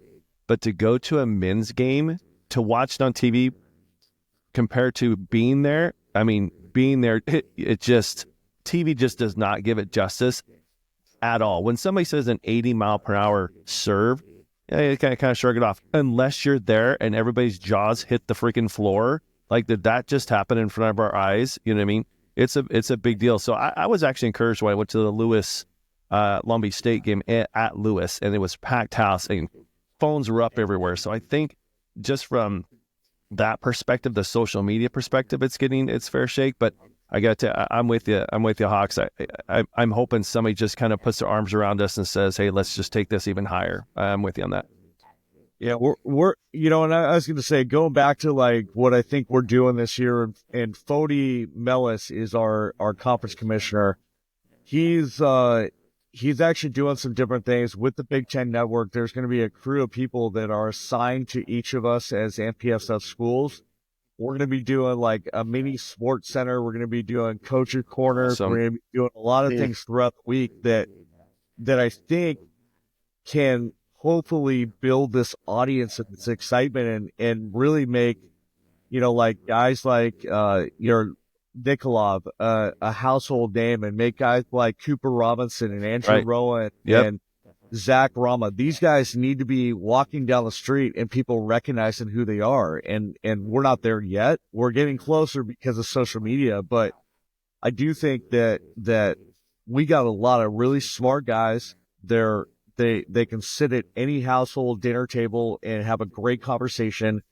In men's volleyball, I think if we get out there in front of it, we can really grow this thing. Yeah, that's the biggest thing, I think. And so hearing what you're saying about the Big Ten network, to me, that's fantastic. And again, that's probably one of the reasons why the Pac-12 fell. I mean, the network was just so not doing much. The fact that you're going to have coaches on there, they're going to do live stuff for you to follow, to promote the sport. Like you said, you can try to tap into people that might not even know men's volleyball is even really a sport other than maybe seeing it in the Olympics. The other thing that I'm hoping for, because you love them, I love them, volleyball loves them, is we now have someone in charge of all of volleyball, which is USA Volleyball, in the name of John Speraw. Yeah. Not that the others did not, but that is hungry, loves this sport, wants to promote the sport, wants to get the sport to where we all think it should have been when we were playing, 20 years ago, 20, more like 30 years ago. 15, whatever. But so, I love the growth. And I think, for me playing back, finishing up in 93 in college and all those years, to see where it is today, like we were having this talk last week, like 300 teams. I mean, there's teams I've never even heard of. Never heard of. Teams are playing and that's great, right? That's great. But what really grows the sport and will make it and help transcend it is starting to get the big schools. Like you said, Kentucky, Tennessee, Nebraska, Oregon, schools like that, Washington. Imagine having a men's volleyball team up in Seattle. Like, how cool would that be to head up to the University of Washington? And like, those schools can do it. They have to want to, and they have to see the growth. I think that you mentioned a lot of those schools, and there's a lot of really positive men's players that are influences at those universities too. With Jarrett at Texas, and I could go on. It's a bummer John Cook now is not at Nebraska, but with Danny there, I think Jalen Reyes is there, and you got David Hunt and Matt Ulmer taking over at Kansas. Right. Those are great programs that would obviously benefit. And I think when you look at men's volleyball and you look at the beach programs that are also there with men's programs and indoor women's, those programs have a fraternity sorority of 60 volleyball players, and those programs do really well recruiting. There's a lot of really positives to it. Yeah, and when I was at Bradley, it was actually being discussed in private, I guess, but it was great because it was opposite seasons of the women's. The gym is literally just sitting there. The nets are there, right? We'd have to get balls, but I mean, all the equipment is there for the most part, at least to train and take a bus, don't have to fly, you know what I mean? And it was just, Title IX plays a part in that, of course, but it's really not that big of a stretch to just kind of think about, go, oh yeah, we do have an empty gym. Well, we do already have the nets. We already have the poles. I mean, that's a big cost right there, already eliminated. So yeah, and you can fundraise too. Like some of these big schools, I understand about the budgets and the money that needs to go in and out for all of these programs. But like we talked about when I played at Northridge with John Price, I mean, we used to put up grass courts every weekend in the summer to raise money. And so like schools starting out, I think it would be fantastic. I want to pivot a little bit because I think it's a cool story to tell. Is you're coaching college, and then you took a chance on yourself and went out to Indiana, I believe, to start something fresh. Ohio, excuse me. Went out to Ohio to start something new and fresh. You ended up changing your life there, and a lot of reasons. Just give us a little few minute tidbit of why you left college volleyball to go run a high school, more than a program, but an entire school, and tell us a little bit about that experience. And then coming back.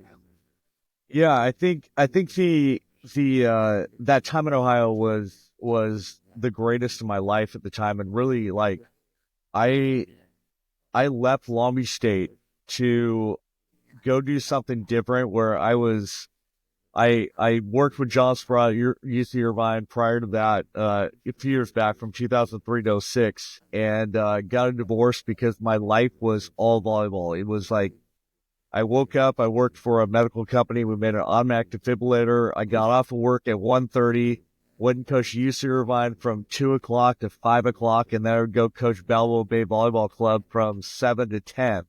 And, I just was grinding for so long and then doing USA volleyball stuff on the weekends and really just trying to get my name out there. And then it was challenging. I was also coaching high school volleyball at the time too. So it was there were so many things going on that naturally my wife was at the time was like, okay, this isn't going to work. Yeah. So, It's not what I signed up for, right? Being a coach's wife is tough. It's tough. Or Spouse coach's is husband, tough. the spouse. Absolutely. 100%. Really tough. yeah. So what I did is the reason why I just wasn't meeting the right girl in Southern California. And I just said, okay, I'm going to go to the Midwest and I'm going to start something different. Just go try to reset. And, I didn't know what it was going to do. I didn't know where it'd take me. And I was ready to be, I'm okay being out of college coaching. It's all right. So I started doing that and I ran this volleyball academy and I met some great kids and I had some kids from all over the world and one went to USC, Gianluca Grasso, and, I trained him and really adopted him from Brazil. And, that whole experience allowed me to, in the first 4 months, meet my wife. And, Awesome. she's born and raised in Strongsville, Ohio, and, went to college in Chicago, which, kind of later took us back to Chicago. But, I was in a place where they were talking about building this $100 million sports complex and kids living on campus and academics happening during the day, and then all the athletes being much like an IMG academy. Yep, absolutely. Right. The same. So the people that started IMG or were part of IMG actually started this in Ohio.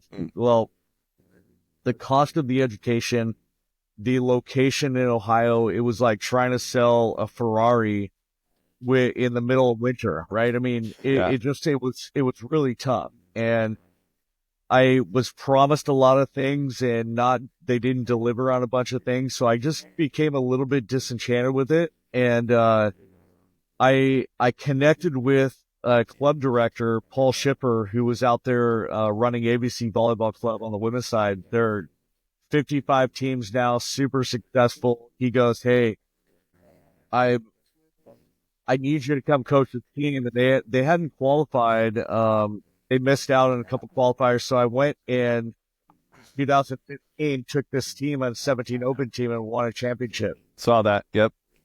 So it happened during that time, though, that I was also working at a nuclear power plant, running a little team. And I thought, honestly, I'm done coaching volleyball. And then Sprout called me up and goes, "Hey, Andrea Becker's leaving. I need you to step in." And it was within a second, I'm back in, baby. moving out to LA. Yeah. So it was, just as funny how things work out. And I just am super blessed to be back. How does your wife know her, but how does your wife like California from the Midwest, being from the Midwest? Yeah. it's such a good question. Obviously if she had her way, we'd be in Ohio. Understood. But, a lot of the reasons why I left, UCLA as an assistant to go back to Chicago was that her grandparents were in their 90s. They had since passed away. Her brother had a baby. So we got to see all the things that we were missing in California. Right. And, now that that stuff is in a better situation, she was so great. I told her, "Hey, UCLA just called me about this job." And she goes, "We got to do this." She was, that's awesome. She was all in and super supportive. And I'm so thankful that you have that support, because it honestly would have been a real tough decision, because I'm going to listen to my family, right? Of course. So, yeah. And to have that support is huge. I mean, we all have talked to coaches that have been divorced because of that reason. Men or women, it doesn't matter. If you don't get it from a spouse perspective, it can really make your life hell. And because it's a grind, coaching in college is a grind. And if you don't get it, yeah, it's kind of doomsday sometimes for your marriage. But it sounds awesome. You got a wonderful woman. It sounds like Yeah, Midwest she's woman. amazing. She's Midwest amazing. people. I mean, Yeah, can't go wrong with those Midwest people. Absolutely. That's for So John, you do all of this coaching. You go run this academy in Ohio. You come back to be an assistant. Loyola of Chicago opens up. You get your first crack at being a head coach in college. How did that feel? I mean, that had to be vindicating in some regards and also scary in the other regards, right? Like, I've worked so hard, I deserve this, but holy crap, I'm a head coach in Division I, and if I don't do something, they fire me, right? That's how it works. So how did that go? And how was that for you just in general? Well, I think it's John Sprott prepared me so well. With him working with the national team and being gone for so long, I worked with Alan Knipe, and Alan Knipe was obviously he got the head coaching job to coach USA volleyball my time there too. So I've seen a lot of transition, and I've watched these great leaders. And John allowed me, he gave me a lot of autonomy to do the things that I was doing. Plus, I was head coaching my club teams, and I was doing those things to kind of scratch that itch. But UCLA really prepared me for that, and I went to Loyola, and I wasn't nervous at all. I actually I was ready for it. You're prepared. You were prepared. Oh yeah. And it was and the great thing about those guys at Loyola, they're just so humble and hungry, and they have a chip on their shoulder, and they want to go prove it to everyone else of like, hey, why didn't you recruit us? So I recruited a bunch of guys that were like me, just like, hey, we're going to go grind and be tough. And you see the season they're having now. They had a couple good wins this last weekend, and I'm just so proud of those guys. Yeah, Awesome. it's tough when you have a coach like you that leaves, right? And you don't leave because you got fired, or you leave for a dream job. It's hard to pass up someone asking you to go to UCLA, but you help train those kids. You've been there for a few years. I'm sure you're pulling for them, and it's a difficult, for both sides of it. But, we've been doing this for about 4 or 5 episodes, just talking with coaches, Furbs, ourselves, volleyball. And first of all, it warms my heart to see your story, not just because I know you so well and all of that, but like play at Grossmont, coach at Grossmont. All of a sudden you're an assistant, you're running clubs, you're working at the same time, you're grinding just to get it. And something I want to say for everyone listening, young kids that play, young kids that want to coach, young kids that want to get into sportscasting, like we talked about last week, Sully, is if you prepare yourself, if you grind, if you work hard, if you learn from the best, you pay attention to everything, just as Coach John Hotz just said, wasn't easy, but he was ready for it. The moment wasn't too big for him to be a head coach because he had prepared, he had worked, he was ready for it. So that's great to hear. And you did so well there. And you already started off such a great season so far. Right now you're 3rd in the country, and you might jump to 2, and that leads us to next Friday night, which is going to be super exciting. I will be wearing a UCLA shirt, being proud of that. Sorry, Al, I love you, but sorry, boys. I know it's the 49ers for you, but it's going to be an unbelievable volleyball match here in Southern California at the Pyramid. Long Beach State hosts UCLA. Long Beach State's number 1 in the country. UCLA's number 3. They just got to drive down. You coach there. You've been there. You know Al, like he's a good friend as well. How is that when you guys are playing each other? I mean, obviously during the match it's cutthroat. You guys are winners, and that's all you want to do. But is it bittersweet at the same time, or is this going to be really something different now that you're the head coach?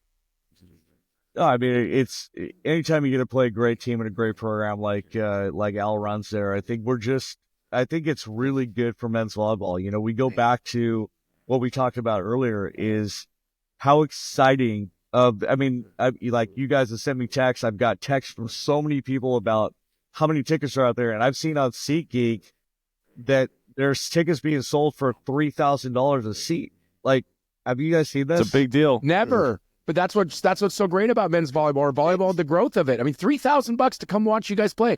I better get on a list. I better make a call. You better make a call. I mean, I'm seeing that, and I've obviously been a part of a lot of really good Long Beach UCLA matchups over the last decade. And I remember in 2018 when we ended up losing to Long Beach in the final at UCLA.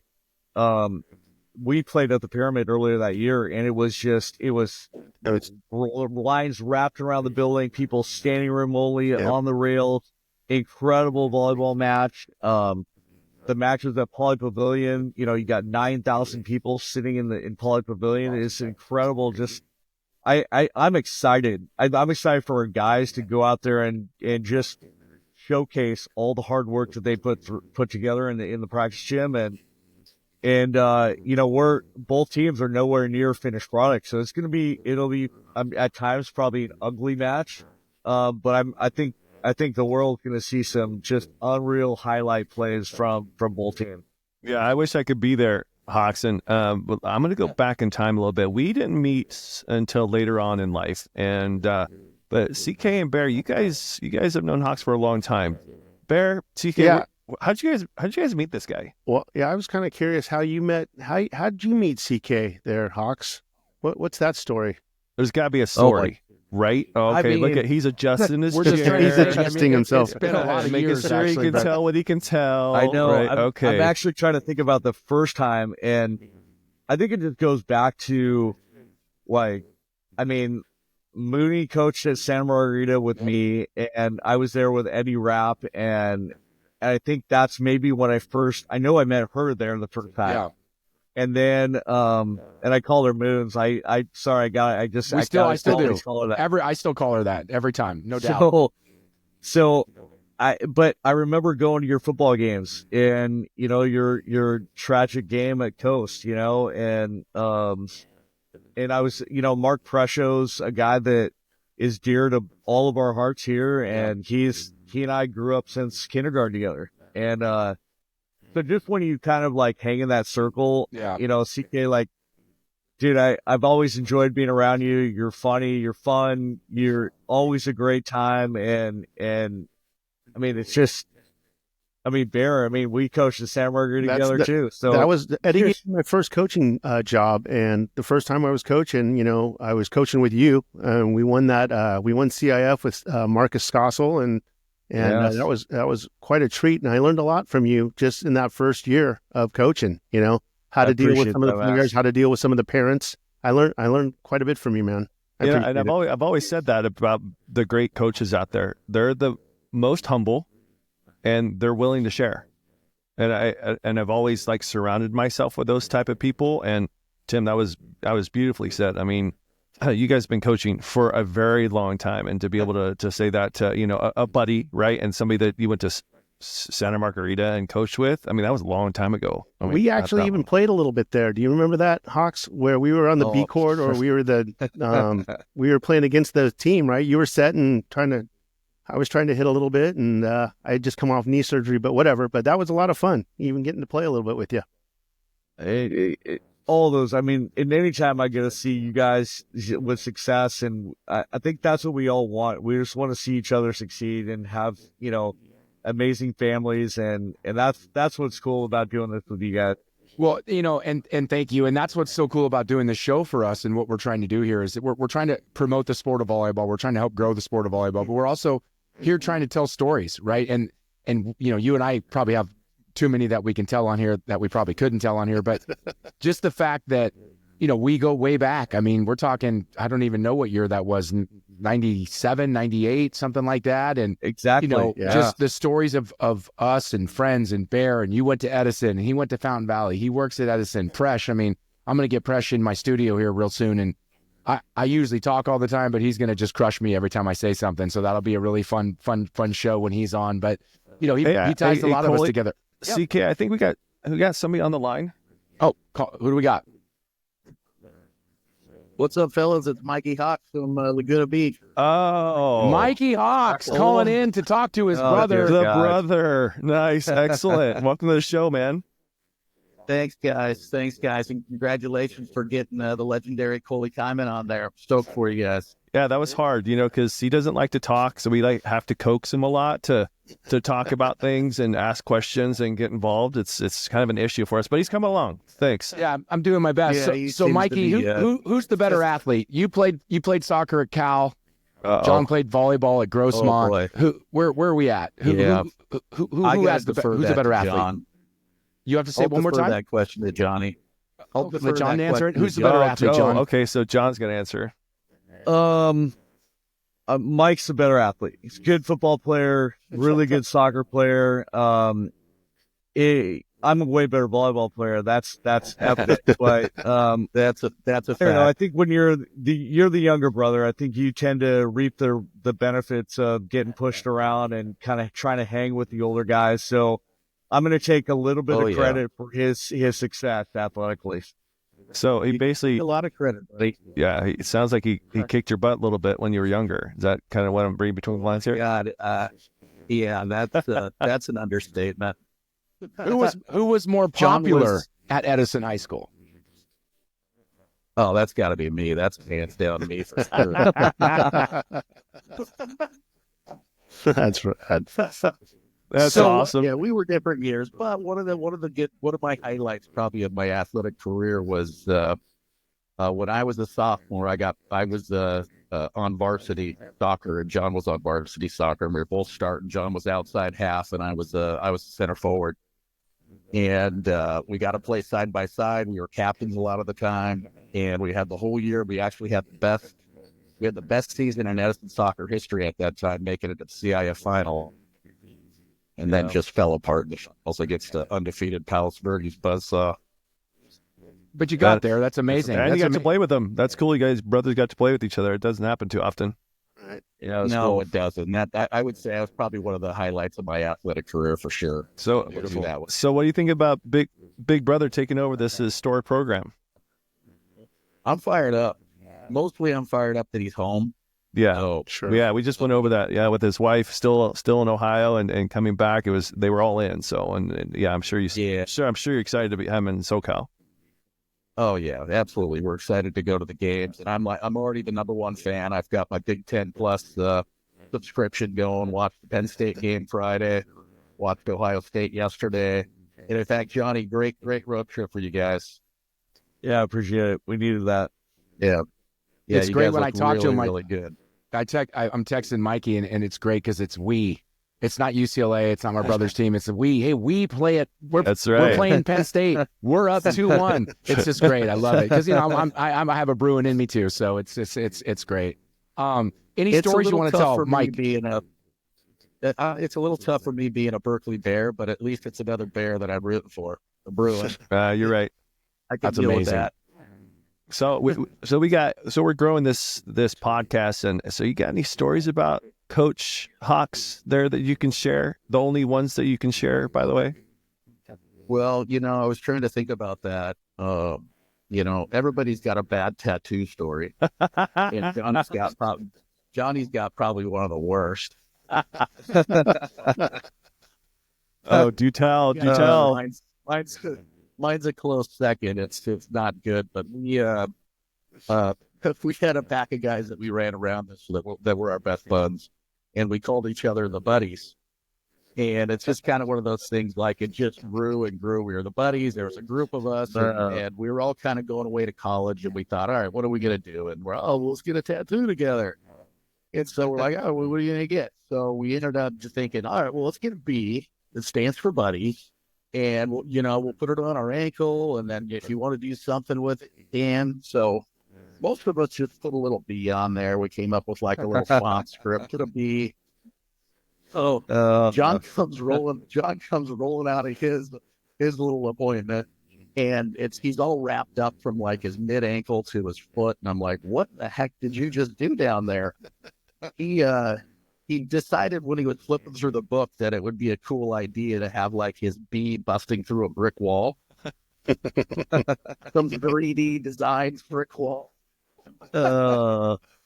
So he's got his little bee in there, and then I did something stupid. I got a hawk on it sitting on top of the bee, and now it just looks like a big blob. No, I need a picture of that. It looks like a vulture. I gotta say that I'm sure Coley has a bad tattoo story. I think I've seen one of his on his arm with a barbed wire. Yeah, Oh, no, I you're don't know right. if those are bad. The only one I have is Chris McGee and I. We were supposed to win the national championship to the Bruins, by the way, to Johnny, to your Bruins, Wah, and wah, we wah. and we all were going to get tattoos, and we lost. So McGee and I were the only ones that got it. So I have Cal State Northridge on my ankles too. So I'm proud of that though. That's my worst Hey, at least tattoo we story. didn't get him on our lower back, right? That's a great point. Great point. So I want to know when we're getting Johnny down at the house for the next UFC. That's the big one. I know he's playing every weekend, but we got to get you down there soon, John. That's a great question. Yeah, great question. Well, when he doesn't have a Saturday night game, because they're pretty much the UFC's pretty much almost every weekend. So his next non-Saturday night game, we'll get him over, and then we'll get you guys over. Beautiful. Awesome. Beautiful. Really cool. Yeah, we thought we'd surprise you with that, John, to have your brother on here. We thought that'd been pretty cool. So Coley set that up. Yeah. You know, Thanks for calling in, honestly, Mikey. Yeah, we did. Yeah, good. Yeah, good to hear of course, both, buddies. Johnny, and you too, bud. And congrats on a great weekend on the road. That was 2 tough teams you guys beat, or let me just say we beat. Yeah, there you go. That's right. Nice job, buddy. Oh, and then we got to pop up the game Friday night. Yeah, we just did that. Yeah, we just right? did that. I'm Right coming. before you We're came driving on. together, Mikey. You and I are driving together. Moons is coming too. I'll have my Bruins shirt on. Perfect. Of course, she will. And can't wait to support both teams. Al and his Long Beach 49ers, as well as, the Bruins at UCLA. So we'll definitely do that on Friday night. It's going to be exciting. I expect it to be, if not sold out, as close to full as you would expect in a place like for that. sure, sold out. Yeah. Yeah, it's gonna be packed, and I'm gonna be. I just wrapped up my Fanatics order, and I'm gonna be all decked out. So I've got my hats, my gear. Do you have one of those course you big do. heads of your brother? Do you have one of those big head signs on your brother? No. Well, you know what? Not yet, but I'm in. I could probably whip something up for the game. Awesome. Yeah, for sure That'd you be can. awesome. Well, Mikey, thanks for joining. Really appreciate Thank you so calling in. much. Yeah. Yeah. Good talking to you guys, All right, bud. Johnny. I'll All right, talk to take you care. later. Yeah. All right, love you. So, John, what's next for you? Aspirations wise, you're coaching at UCLA. You hit the pinnacle of men's volleyball in the collegiate level, maybe of all levels. You want to win a natty, more than one. Do you want to coach on the national team? Do you want to start a club? Or are you just happy being at UCLA and just wanting to be maybe one of the legendary coaches like the last two? Yeah, that's a really good question. So I currently am the head coach of the U21 national team. Right. So this summer we're going to the Pan Am Cups, and then we're going to the World Championship in China. So I'm finishing up that obligation, but I do love being a part of the USA volleyball program. I think they do there's nothing like wearing your country's colors and flag on your chest. Like, there's no feeling like it. So I would like to do that. I would love to coach with Karch. I think just being in the gym with him and listening to him would be amazing. Would I like to do that down the road? Yeah. I think it would be unbelievable, but my focus is on winning for these Bruins and winning for UCLA and being great for the guys and pouring into them, because I think that with the growth of the sport and how great we can be, I'm excited to lead the program. Yeah.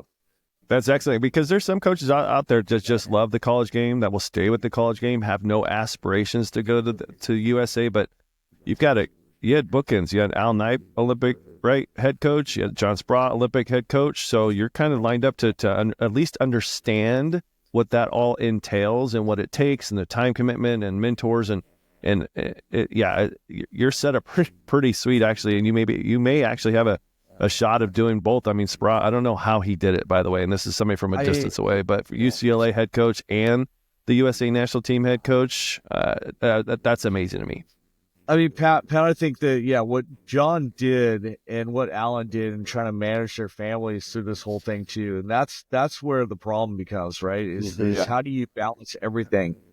I don't think, and this is just me being fully transparent, I don't think that I would be a great head coach with that national team, because I think you have to have a former player that has done it or played professionally overseas. I would obviously love that honor, but I'm just not. I don't think I'm qualified for that job. So right now, I would. If you win 4 national championships in the next 6 years, maybe, right? Maybe. Okay, then I'll revisit it in 6 years. But I would be. I love being an assistant too. I think just when you. There's something to be said to be an assistant for sure. Yeah. Yeah. I think it's. You see a lot of head coaches that would prefer to be assistants because of all the stuff you have to do just besides, I mean, I feel more like a CEO of a program than I do a coach, and that's, I think you ask a lot of head coaches now, and that's probably what it's turning into. Yeah, well, Kalani Mahi, I don't know if you know Kalani, but he's been around him. He was head coach at Bradley, head coach at University of Oklahoma. And once he left Oklahoma, he's like, I like training. It's what I do. I'd like to train. I don't like to do all the other stuff the head coach does. And it does, like Furbringer. Furbringer was been assistant coach forever, right? And so, that's interesting you say that, because I think that the goal is always to be that head coach until you become the head coach and go, I don't know if this is for me or not, right? Yeah. I mean, It's a lot. Yeah, it's a lot. You got to do stuff in the community. You have speaking engagements. You're going to fundraisers. You're doing a ton of stuff away from the court, and it just takes away from your passion maybe for volleyball, being in the gym and training the guys. Yeah, that's where, I think good leaders, and at least what I've learned from people, is that you have to be able to delegate. You have to be able to let go, and I like to empower my staff. So I've got Brandon Taliaferro, I've got Lindsey Brown, I've got Nick Vogel, who do great jobs in their own with their own niche. And, some, like Nick is running game plans and defense, and Brandon's working with the offense with Lindsey. So I have to almost like take a step back and manage the game. And I think that letting go of some of that stuff is really challenging. And it's like, how do you just keep control of everything when you feel like you're letting control go? And that's where tough. A great staff comes into play. And 100%. you can trust those guys with anything. Yeah, right. You got to trust them. And I think that's the ones that win every time, or win a lot. It's not just, the head coach gets a lot of the accolades, as they should, for an example, but like there's a staff behind that head coach, right? There is. We could talk about Jared Elliott. Look at Eric Sullivan. He's been an assistant there forever. He was an assistant under Cook. He finally just took his first head coaching job. It's a terrible job too. I think terrible. USA national women's team. Just coming off of 2 finals in a row in the Olympics, and that's what he's taken over. But so I think that also is a true testament to you, and true testament of coaches that are successful and that can be the best of the best. Is it's not just them, and you like you just said, you realize that and you acknowledge that, and putting the right people and the right staff where you trust and the team trusts them. That's just the recipe for success. Yeah. To be honest, you're spoiled. You are. The mentors that you've had, there's not too many people out there in our profession that can go out and say, well, here's John Spraw's been my mentor for, 8-10 years, and Al Knipe, and it's like, how many people get to say that? And then you rub elbows with Eric Sullivan and Jared Elliott, and all, you named all these because you know them. And there's not too many people that get to sit where you're sitting, Hawks, and really reap the benefits of those mentors. And earned it. That's what's so cool. We've said it a few times, and you've earned it. You've earned it, John. And that's what makes me so happy about it is, knowing you forever, like you said, coaching with E-Rap and Moons back in the day. But you went from there, coaching at Santa Margarita, which I'm, going to another ball game there tomorrow night, like watching high school sports, which is pretty amazing, to being the head coach at UCLA. Like, it's incredible. And that's what also makes the reason why we're doing this and this sport. You said it before, it's such a great product. It's such a fun game. It's so exciting to play. It's so exciting to watch. It's so exciting to be a part of. We've mentioned, all of us have probably mentioned 10, 15 names each on this in different times. Like, that's all from volleyball, right? That's all the community we know. Those are folks you worked with, you've asked help for, they've asked help from you, you've done things with you. It's such an incredible community. And I think if we can get the word out of that, not just the sport itself, that creates it even more of growth. Because the game itself, just if you start watching it and you're there, it's incredible. But you start understanding the culture and the people, how great the people are in volleyball. I'm excited to see where this thing is in the next 5 or 10 years from when I was playing to now. It's been great. Yeah, that's right. I think that we touched on that. Our next 4, we've got Long Beach twice, and then we got Irvine twice, and they're number 2. So it's like the Bruins are going to be tested here. So when you play UCLA twice, you come to the Pyramid, then they come up to Poly. Is that how it works? Yeah. And then same with Irvine. When do you come down to UCI? I'll look I don't it know up. the dates. Yeah, Yeah, I know- I don't know the dates. Yeah, your brother told me, so we'll go to that one too, as long as I don't have a hoop game that night. But that's what's again, watching men's volleyball, like when I played and when we played, we were playing Long Beach, we were playing UCLA, we were playing Hawaii, great teams, some of the best ever. You guys just came back from a road trip. You got to go to Ohio State, you got to go to Penn State. You're on a campus that is like they just won the national championship in football. Like this is big time, right? And then you get to come back and still play the number one and the number two teams in the country in some pretty big facilities within the Bren Center at Irvine, Pauley at UCLA, and the Pyramid. I expect all of those places to be pretty crowded, and again, and just another step for men's volleyball and volleyball in general, just to see the growth keep going. I'm excited to see all those matches, and I think you guys. I'm going to predict 3-1 in those 4 for you Bruins. I mean, it's going to be tough to go 4-0. I think you guys are, after watching the Ohio State game the first time, and again, for everyone else, they lost to Ohio State a few weeks ago. They've got a couple kids on the team from Los Angeles. The fires, a lot of things were going on. Went out to play them. Still no excuses. A match is a match, and Ohio State beat you. They did some really good things, but you guys just weren't, I thought, your normal self. You've come back, you've won all those games since, and you're far from peaking. It's still early in the season, but you're really starting to play well together. And, I think, like I said, those can be some high-level matches. Absolutely.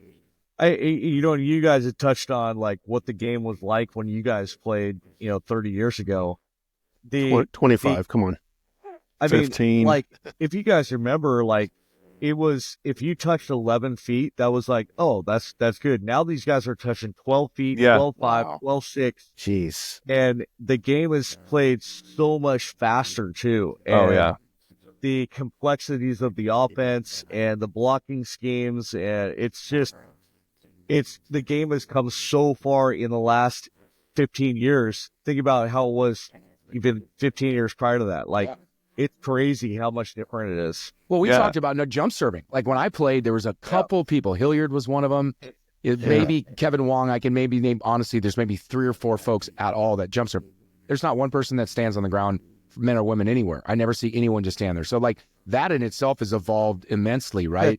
And obviously the scoring's changed where you just want to the rules. throw that ball up and swing as hard as you can for a serve, because if it nets, let's just side out. It's fair game, yeah. We just side out, so.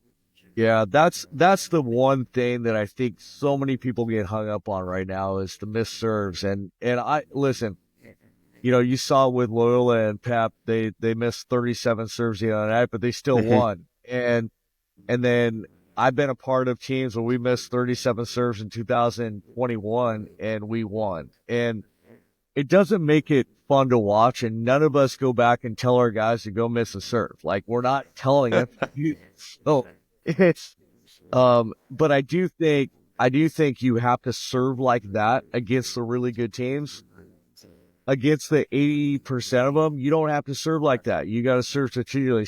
Take a big guy out. Take the front row outside out. Cut somebody.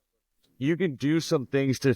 So I do think that we can, as coaches, get better at managing that part of the game. But that's neither here nor there. I mean, we'll move on, but it's. I think just the product and what we're going to see against Irvine, against Long Beach State, you're going to see some just amazing athletes playing the game at a pretty high level. On the bench, John, you'll notice if you guys watch the UCLA and Long Beach State game, you have Lindsey Brown on your bench, right? And you had her at Loyola. Yeah. There's not very many females on the men's game, right? So why Lindsey? Oh God, she is so smart, and she's a really good connector with the guys. She works with setters. She's just highly technical, highly capable, an amazing recruiter. Her brain is I'm just impressed. And for me, bringing her over was a no-brainer. She adds so much value on both sides of the ball, in the office, in the recruiting, in the landscape. Just an amazing person, and is private, but she loves what she does, and she pours everything into the guys. So I'm just so fortunate to have her. That's awesome. Yeah, because when I was doing some research, I'm like, female assistant coach in the men's game. Nothing wrong with it. You just don't see it, right? You see a lot more men's on the women's side, but to have the women on there, right? Because Andrea was more of a sports psychologist, right, for Spur Off. Yeah. But it sounds like Lindsay gets into the thick of things, and yeah, I was curious about it. Good to see. Just curious. Yeah, I think Sproul would say that Andrew was probably more for him than Fair. really the guys. And you know, you've got Blossom Sato at UCSD. You've got Nikki Sandlin. Nikki's got 2 female assistant coaches. Like, I mean, just super cool that there's some women out there that are doing great things. And, right. Yeah, I'm excited for all of them. I think everything seems to come full circle with us in a lot of these podcasts, but it comes back to what we've talked about of how far volleyball's come and how it's grown. Yeah. Like, you know, I'm not saying in the early 90s that guys on Northridge or Long Beach wouldn't have listened to a woman coach. I'm not saying that, but they weren't as prevalent. Women's volleyball wasn't maybe nearly as big. The sport has grown so much that why wouldn't you listen to someone that knows what they're talking about? Who cares if they're a male or a female or who cares, right? Like if I was coaching a boys team and Misty or Carrie were around and they were in town and they wanted to come, talk to my boys team, like, oh, you're not going to listen to them? Like, oh, Misty? it's just a couple girls. What like, do you know, Misty? Carrie? Like, what do you know? What do you know anything about volleyball? What? It's just awesome to see the growth of it. And for you to have a female on staff, I think it's great. I expect it. I expect it both ways. Obviously, on the women's game, we just finally had our first woman ever coaching in the finals, which happened to be 2 of them, which was pretty cool. And it's just going to continue to grow. And at the end of the day, what I want, what you want, what we all want is to watch this sport grow. We just want to see every person being a part of that growth. And whether, whoever it is, as long as it can help grow the sport and be a part of this culture and what we talked about, I'm excited to see it. That's great. Great to see. It aligns with the recruiting, right? You want the right fit for your program that can do the job and get respected and all that kind of stuff. Same thing with those athletes. And if you found something with Lindsay, I think that's great. Keep it up. You sound very fired up on her, Hawks. It also, like, I think in today's day and age, like with social media and the kids, you used to recruit a kid that was 18 and they'd come in as an 18-year-old. And now they're coming in and they act like 15-year-olds, and and it's not, I'm not saying that in a bad way. It's just how they've been raised, and their parents are like hovering over them, and the parents know everything these kids are doing nowadays. And honestly, I think having a female on staff also helps with some of that. Like, I don't want to say motherly figure, but it does help with some of that. Yeah. And I mean, I grew up with Mike D'Alessandro and Dan Glenn and Charlie Brand and these guys that were like, they'd knock you over if you were on balance, and you can't do that nowadays. Like, it's so having to evolve over the years, and Lindsay is just another product of that, just that evolution of all of us as coaches and Matt. Guys, you got anything else? Because we can go on for 3 more hours, to be honest, Hawks, and we know you're in the thick of things right now. Coley, I would say is this, my last thing I'll say, even though I've been saying it, John, congrats. Yeah, I'm man. proud of you. My family's proud of you. If anyone's listening to this, hit subscribe. Keep watching this channel so we can grow, bring people like John on. Right off the airplane coming home from Ohio State, Penn State, and Ohio. Brother. Incredible. Pulling his car over to jump into this call. And it's really just, thanks for that. And again, everyone, if you're in Southern California next Friday night and you love the sport of volleyball, I'd get off maybe SeatGeek if you don't want to pay $3,000. But besides that part of it, get yourself to the Pyramid on Friday night. It's a Friday night. It should be super exciting. It's the number 1 team in the country. Long Beach State hosting the number 3 team in the country, UCLA. Great stories behind there. John used to coach at both. It's his first year, the head coach at UCLA. It's going to be a fabulous matchup, and it's going to be one of the best volleyball matches of the early year to come to. So, and if you see me, come say hello and hit subscribe. Yeah, I'll be watching from afar, Bear. Hopefully you can get there if you're not coaching that night.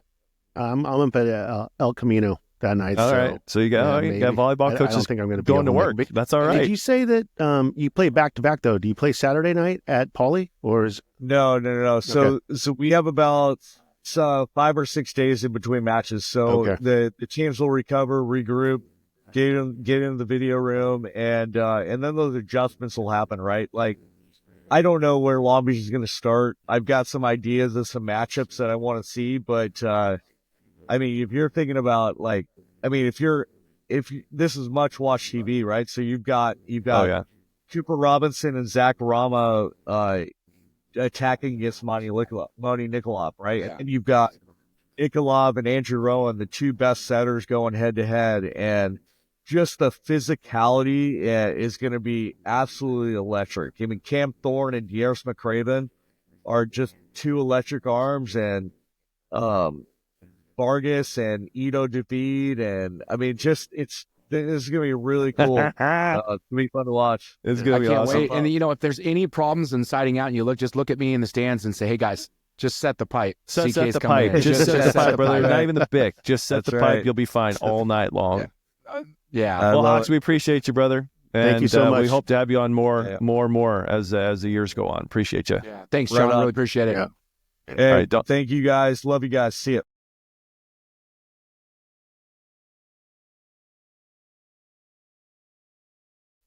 Well, this is another episode of Set the Pipe, everybody, and I think you're going to start realizing how relaxed this podcast is. It's going to be past stuff, future stuff, BSing, kidding around. So kind of get used to that. That's kind of what we prefer when we just do us three. So guys, there's a couple of big matches in men's volleyball this past couple of days. Cole, you were there. Bear, you got the kind of lowdown. What's up, guys? Yeah. Well, first of all, hey everyone, make sure you hit subscribe. Glad to Yeah, be back for here sure. at Set the Pipe. Love to have you back. Love to have you back. Keep watching, keep subscribing, keep telling people about it. We're just trying to get the story out of volleyball. And speaking of volleyball, the match on Friday night at Long Beach State. You were there, baby. Wow. Michelle and I and a bunch of others were talking about it, and just the pure just environment. Like we're driving, through the campus to get to parking, and she's like, I remember when we played club tournaments here, not even in the gold mine, in the gym down the road. Oh yeah, You that know, was where our we used to practice facility. Yeah. And I'm like, yeah, I remember I used to play in those two there. And then we walk into the pyramid. There's, I sent you a picture. There's Yep. there's a lot- Outdoors. there's people in line outside. That was crazy. Nowhere to park. I felt like I was at, going to UCLA USC basketball game or, like it was just so awesome just to see the environment outside before we even get into the pyramid. So we get into the pyramid and it's practically, sold out 10, 15 minutes before the match is starting. There's just hoopla everywhere. The excitement, the fan base for Long Beach State had a huge, student section, dressed in wigs, completely dressed Saw up, that. going crazy, Hot right next to dogs. their DJ. It was college sports at its best. Really cool. That's the way I would say it was college sports at its best. And we all played in a great generation, and we talk about it all the time. You guys won national championships, but it was awesome. Like we played in some really fun stuff. Yeah. Nothing like Yeah. this. Like that. Yeah. Nothing like this, right? Yeah. Like it's just so cool for volleyball. It's so cool for people that want to play volleyball. Like you're in front of, whatever, what did they hold? 7,000, 8,000, whatever the pyramid is. It was standing room only. Yeah. And it was just an electric night for college sports. It was an electric night for men's volleyball. It was an electric night for a fan like me. Yeah, right. It was an electric night for everyone. Yeah, I think UCLA and Long Beach have a pretty good rivalry now. I mean, after, championships against each other.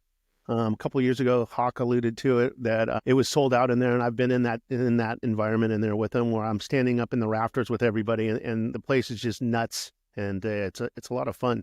Volleyball's cranking right now. Yeah, it is. Men's and women's. It is. I mean, the attendance records are insane right now, which is great. I actually got to play in the pyramid. I mean, because we didn't play in the pyramid. It was after wasn't our built. time. Yeah. But it was, you go to alumni match, a couple years after you graduate, and you get to play, and you're like, okay, this is really cool. Like, this is really cool. And just to think, Coley, could you imagine, CSUN coming into the pyramid, back in the day, and it being packed? Because we had in the pyramid, in the gold mine, it was. I had a funny story, buddy that drove 5 hours to come and see us play. Wouldn't let him in. Wow. Fire marshal gold said no. In the gold mine. Yeah. In the there's- gold I mine. mean, Yeah. there's But can you imagine just that impact? I mean, to play in that environment. I mean, you got to sit in it. You got to see everything, all the hoopla that's going with it. That would have been pretty amazing. Hey, Yeah, hey, Hey, Sully, when you said you played in the pyramid, right? Yeah. For alumni, what did you think when you were on the court? Is it an easy gym to play in? Because I've played in there a few times on whatever, like tournaments, and I've played in alumni and all that. Yeah. And I think it's kind of a hard environment to play in, even when there's not a lot of people in there, just because where the lights are and the ceiling and all that stuff. It's hard to track the ball. Did you see any of that or feel any of that when you were playing in there? It was just different. I mean, you have to remember, some of those big matches like against SC when it was people were sitting around our court, right? Because they couldn't sit in the stands. You just didn't have that intimate everybody on top of you, right? Like the bozos out at Hawaii, right? They were just on top of you. In Clum Gym. You didn't have that. It was very more spacious, but it was on a grander scale. But in terms of like, tracking the ball or, no, it was very similar to me, like playing at Stanford, it was just kind of that big ordeal. And if you played at Maples though, but sometimes you played at Burnham in the smaller place, which is where we would play Stanford, and they could, you'd be out serving and the fans knew who your girlfriend was back in high school that dumped you, and they could grab your shirt. Yeah. And Stanford, that's the one thing about Stanford that I love. And I talked to them, all those guys, if you're getting heckled, at least back, and still to this day, they do their research. They're pretty bright up there. They're not just crushing you for like, oh, your shirt. They're talking about something that happened to you like 5 years ago where your girlfriend dumped you when you were a junior in high school at prom, and like you're back to serve and they know it. Like, and you're just like, how do they know that? It's like they do their research. Hawaii and Stanford were the same way. And two great stories was at Hawaii is Mark Caron's, his girl, they just broke up and the whole crowd, Kelly, the whole time. And then Schroeds, they were all over Schroeds because I think Schroeds served a ball into the student section during warmups. So and so when he so they're all announcing the starting lineup and he waves and he flips them off. You know what I mean? And it was over. Like it was probably his worst match ever. But they were relentless. Well, he did that his freshman year. So it was every year they tried to crush Schroeder for 4 years. Yeah, amazing fans. That's what's great about volleyball. I mean, some of the and I have something to bring up, and I can't forget it about. I'm gonna say it right after this. After I talk about the fans. The fans are so great in volleyball. They you said the other day when we were talking. The volleyball fans that love volleyball, they know what's going on, right? They love volleyball. They see what's happening. So that's kind of cool. And the ones that just really want to support their team, like if you're gonna heckle, you might as well get an A+ at heckling, right? You might as well do it right. We used to do that at Northridge, and we prided ourselves in it. But Hawaii and Stanford are two of the best. Yeah, so for sure. I still want to go back to the match. Let me go back to the match first, and then I'll come back to this one point. And I'm sure it'll have to be a short because I want to hear people's feedback on it. But so I'm sitting at this match, and I'm sitting behind the UCLA bench. I'm with John's brother, and be able to see you on ESPN Plus. That was cool. And, my son played hoops there. My wife went there. So I'm wearing a UCLA basketball shirt. Not that I'm not a 49er fan and a state school fan and an Al Knight fan. And I talked to Alan last night. He wasn't real happy that you were wearing that UCLA shirt, by the way. Yeah, I'm sure. He looked right. As he come over on game 2, because they switched sides, and he looks up at me and sees Moons and I give him a wave, and we talk about our heads are shiny.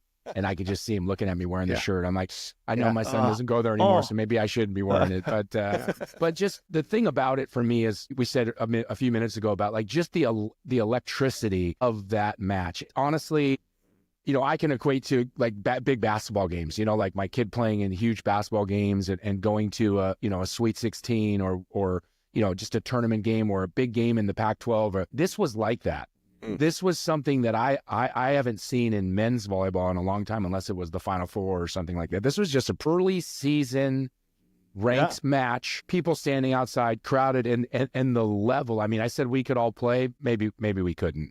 They're massive. It is unbelievable how big, strong, fast, quick. The game is just unrelentlessly fast. Yes. From all aspects of the game. Yeah. From the serving to the setting to the quick hitting to everything. And some guys are giant, some aren't as big, but they're super dynamic. They're super fast. And it's just such a fun game. Nikolov, I don't even know what to say about him. Like, he's hitting over, he's a setter, he's hitting over 6'8", 6'10" guys, like over it, down. He's making sets that are silly. They're just they're silly. So now you know what I was talking about when I went to Lewis, right? And I've said this a couple times on our recent interviews. Is it just doesn't do it justice until you go. When you go, you're like, oh, this is wholly different than what I've been watching, or totally different from the women's game that someone's used to watching. You have to go to a men's game, and it's so exciting. Like you said, the physicality and the dynamics these guys bring to the game is awesome. And he's at a different level. And I mean, I know that level was one of the best there is. I mean, it was number 1 versus number 3. UCLA battled. They won game 2. They had some chances, in a few of the other games. I'm going this Wednesday night to UCI.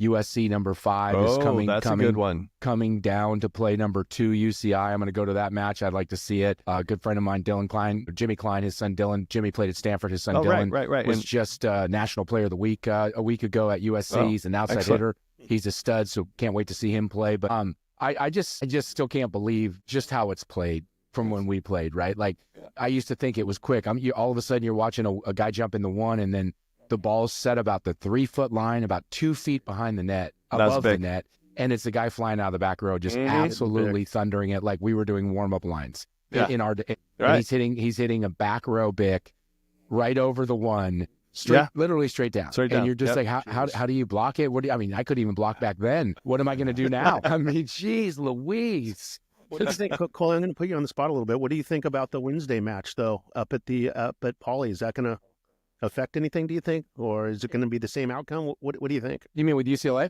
Yeah, UCLA and Long Beach. Long Beach, yeah. I was thinking about going back up there and watching that one as well, but down here, getting to see UCI, SC, check out different UCI and USC, different matches. I think UCLA may win that one, right? Because I don't think they're that far behind.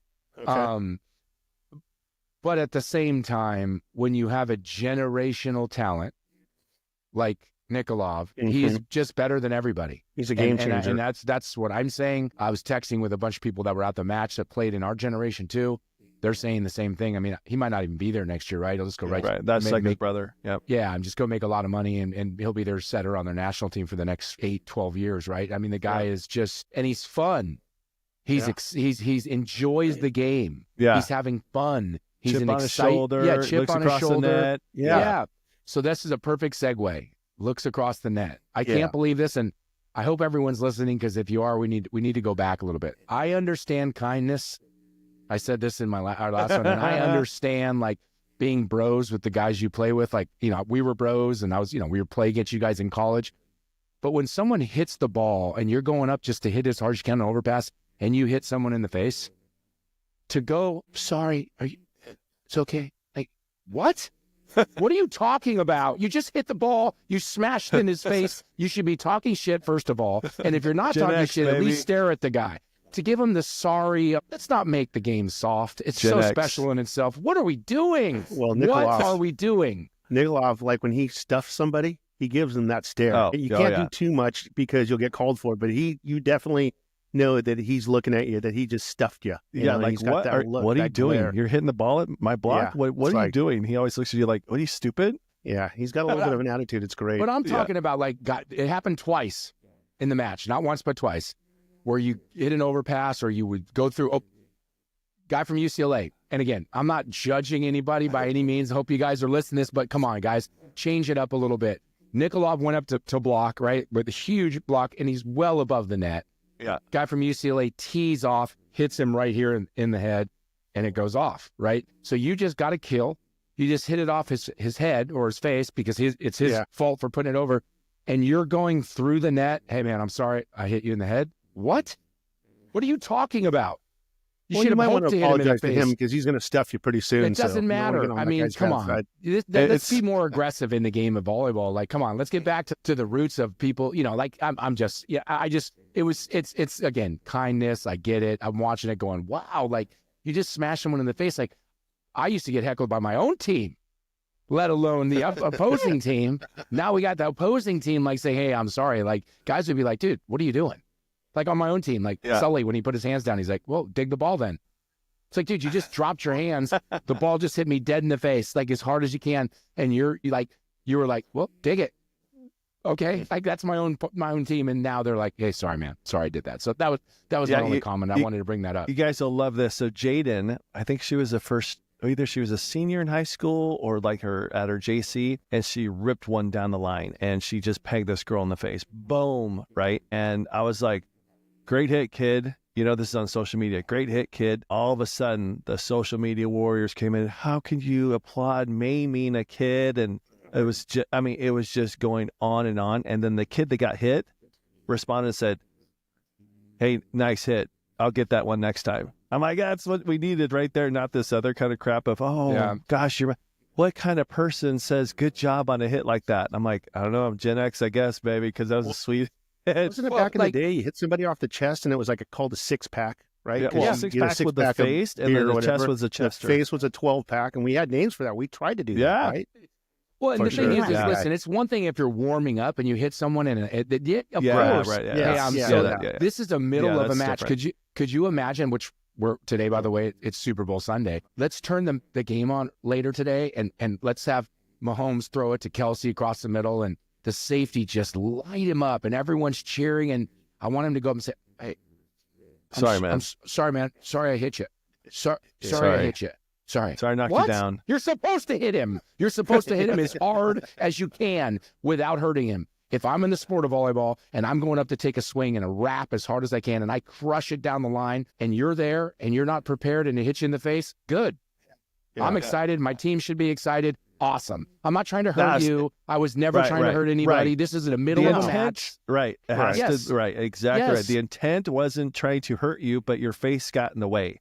Yes, and we're going to celebrate that. We're going to cheer that. If someone gets injured, you all know, everybody knows. If you saw somebody go down in potential concussion, right? We'd all stop and go, yo. Of course. Yo. I mean, you cool? Sure. That's after we celebrated, though.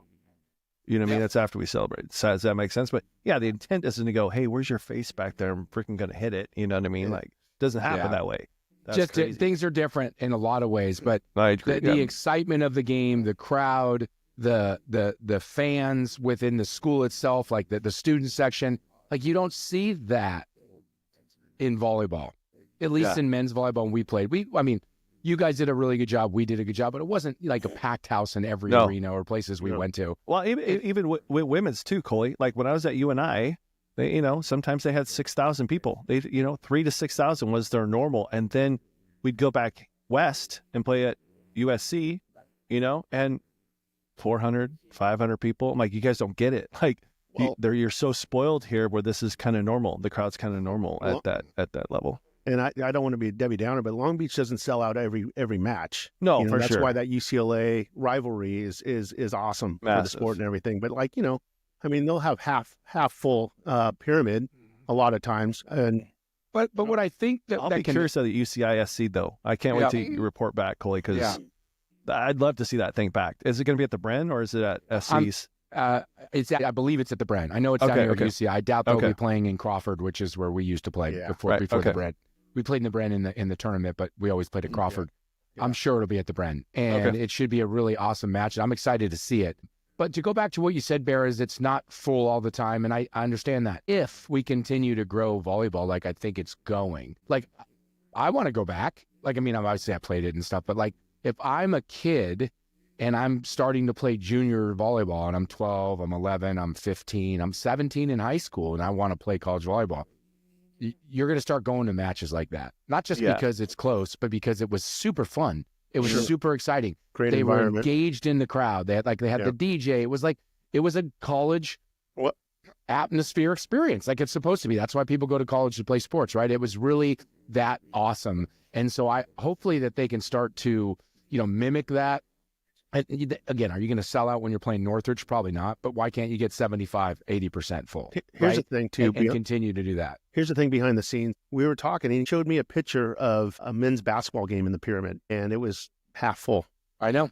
And then, and that's driving the basketball coach nuts or whatever, and it's not a good thing. And, it's good for volleyball that they sold the place out, and it's packed like the house you're talking about, like with, the DJ and all that stuff. I don't know if they're doing that for basketball.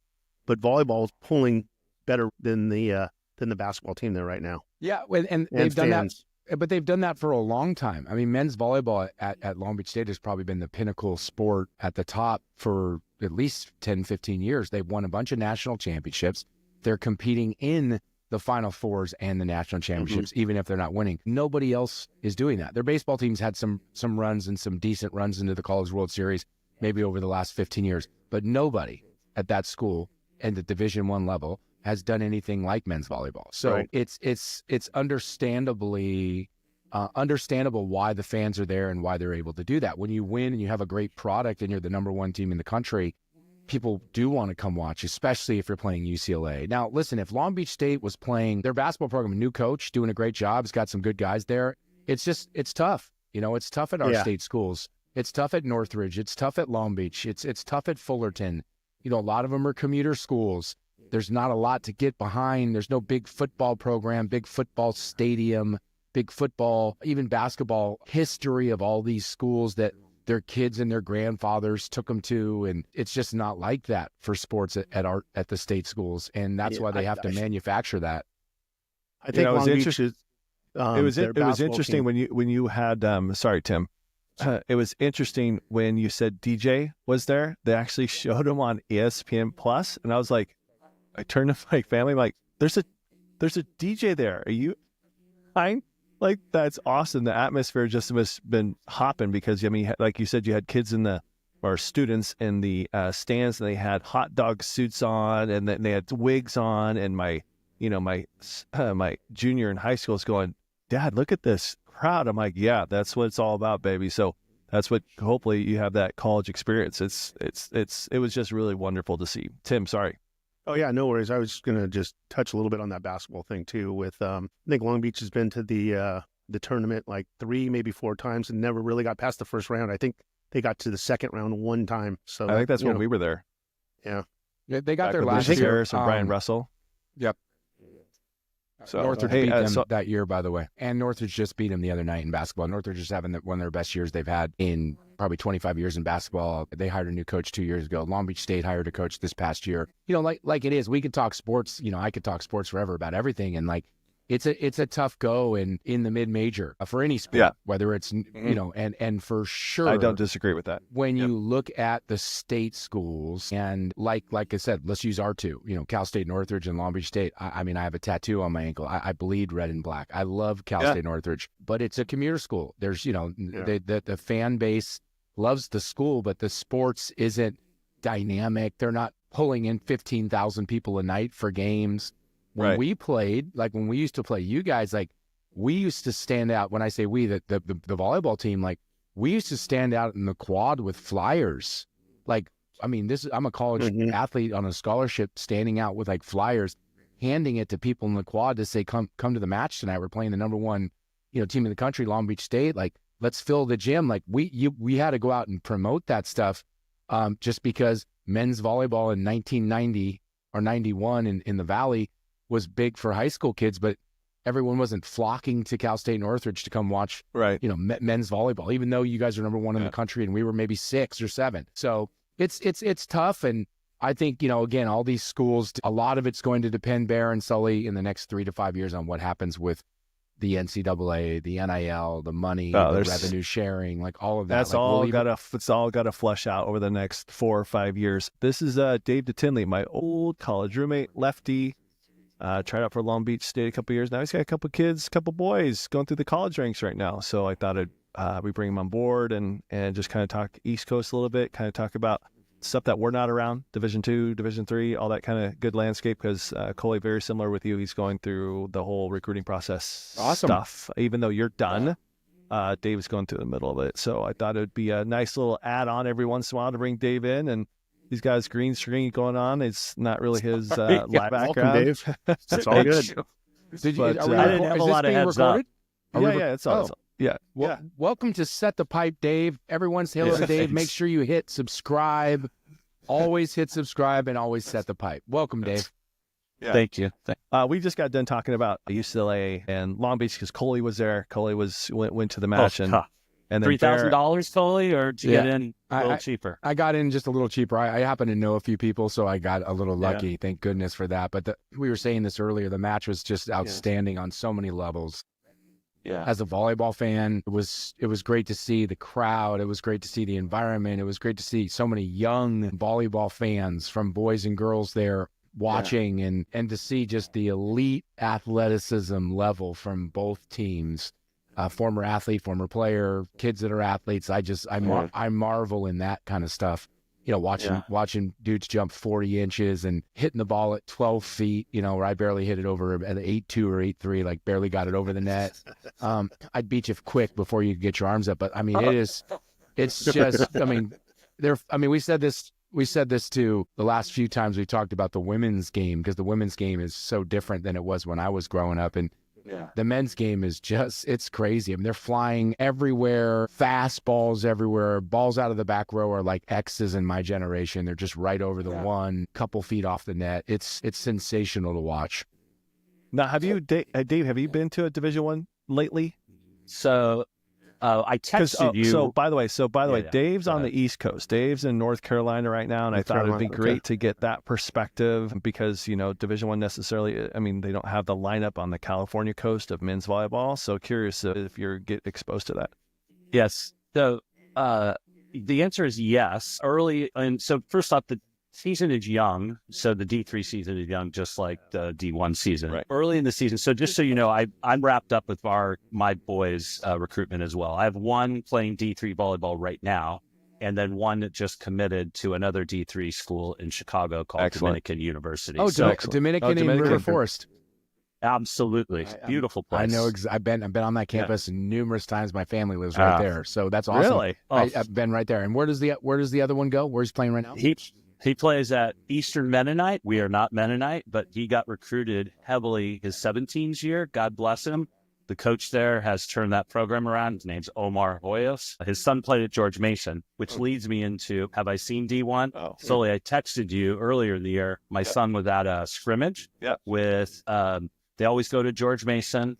And so you had a D3 against a D1. And then the other D3 school was Marymount University out of Washington, D.C. And I was texting Sully, like, I've seen a bunch of D3 level lately. And then I walk in there and even the George Mason, I'm not dogging out D3 at all. But the George Mason lift, it was so different. And in addition, right after that, one of the coaches from Marymount posted a video saying, so you want to be a D1 pin hitter?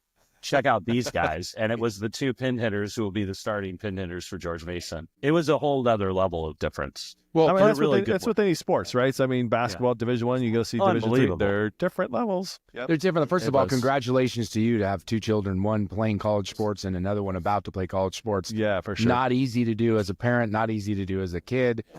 So great for you. Thank you. Yeah, like you said, they're different levels. Playing college sports, I don't care where it is, whether it's junior college, Division III, Division II, NAIA, Division I.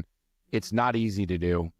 It's high level no matter what you look at. But like you said, there are levels of this, like going to Long Beach State and watching Nikolov, who's a 6'9" setter, who's a freshman that probably won't play much. He's probably a little more advanced than maybe your son's school. But again, it's the same thing. I mean, if you're watching Cooper Flagg play at Duke, he's probably a little bit more skilled than the D3 basketball player as well. So it's the same kind of concept, right? That doesn't mean, your son's teams aren't amazing, and they aren't, right? It's just, different levels. But I'm curious because, I know Cal Lutheran's out here and there's a bunch of schools. Oh, yeah. And they're really good. Give our audience here, we've been talking, we've had, Matt Furbringer, who coaches the Love women's team. We've had Jaden, who's a women's professional indoor and beach volleyball player in grass. Yeah.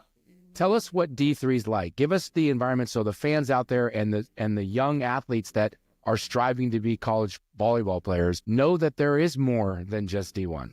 So so I was watching the highlights of the Long Beach UCLA match because I literally texted Sully like, oh my God, the number 4 team is playing the number 5 team this week. And he's like, yeah, but this is UCLA Long Beach. And so how many people fit in the pyramid? Because by the way, when we were there, the pyramid didn't exist. Right, so right. We just were talking about that. Yeah. I think it's about 6,000. Right. Yeah, it's 6,000 or 7,000, whatever it was. There was it was sold out, and you guys have been up at the top. Where there people standing room, standing up there. The sandbar was going off. Like it was as full as you're going to see. The sideline seats where you'd see at the Laker game where Jack would sit. Like they have those lined up completely full. It was just such a fourth largest, I think. Fourth largest, I think, in the history. Yeah.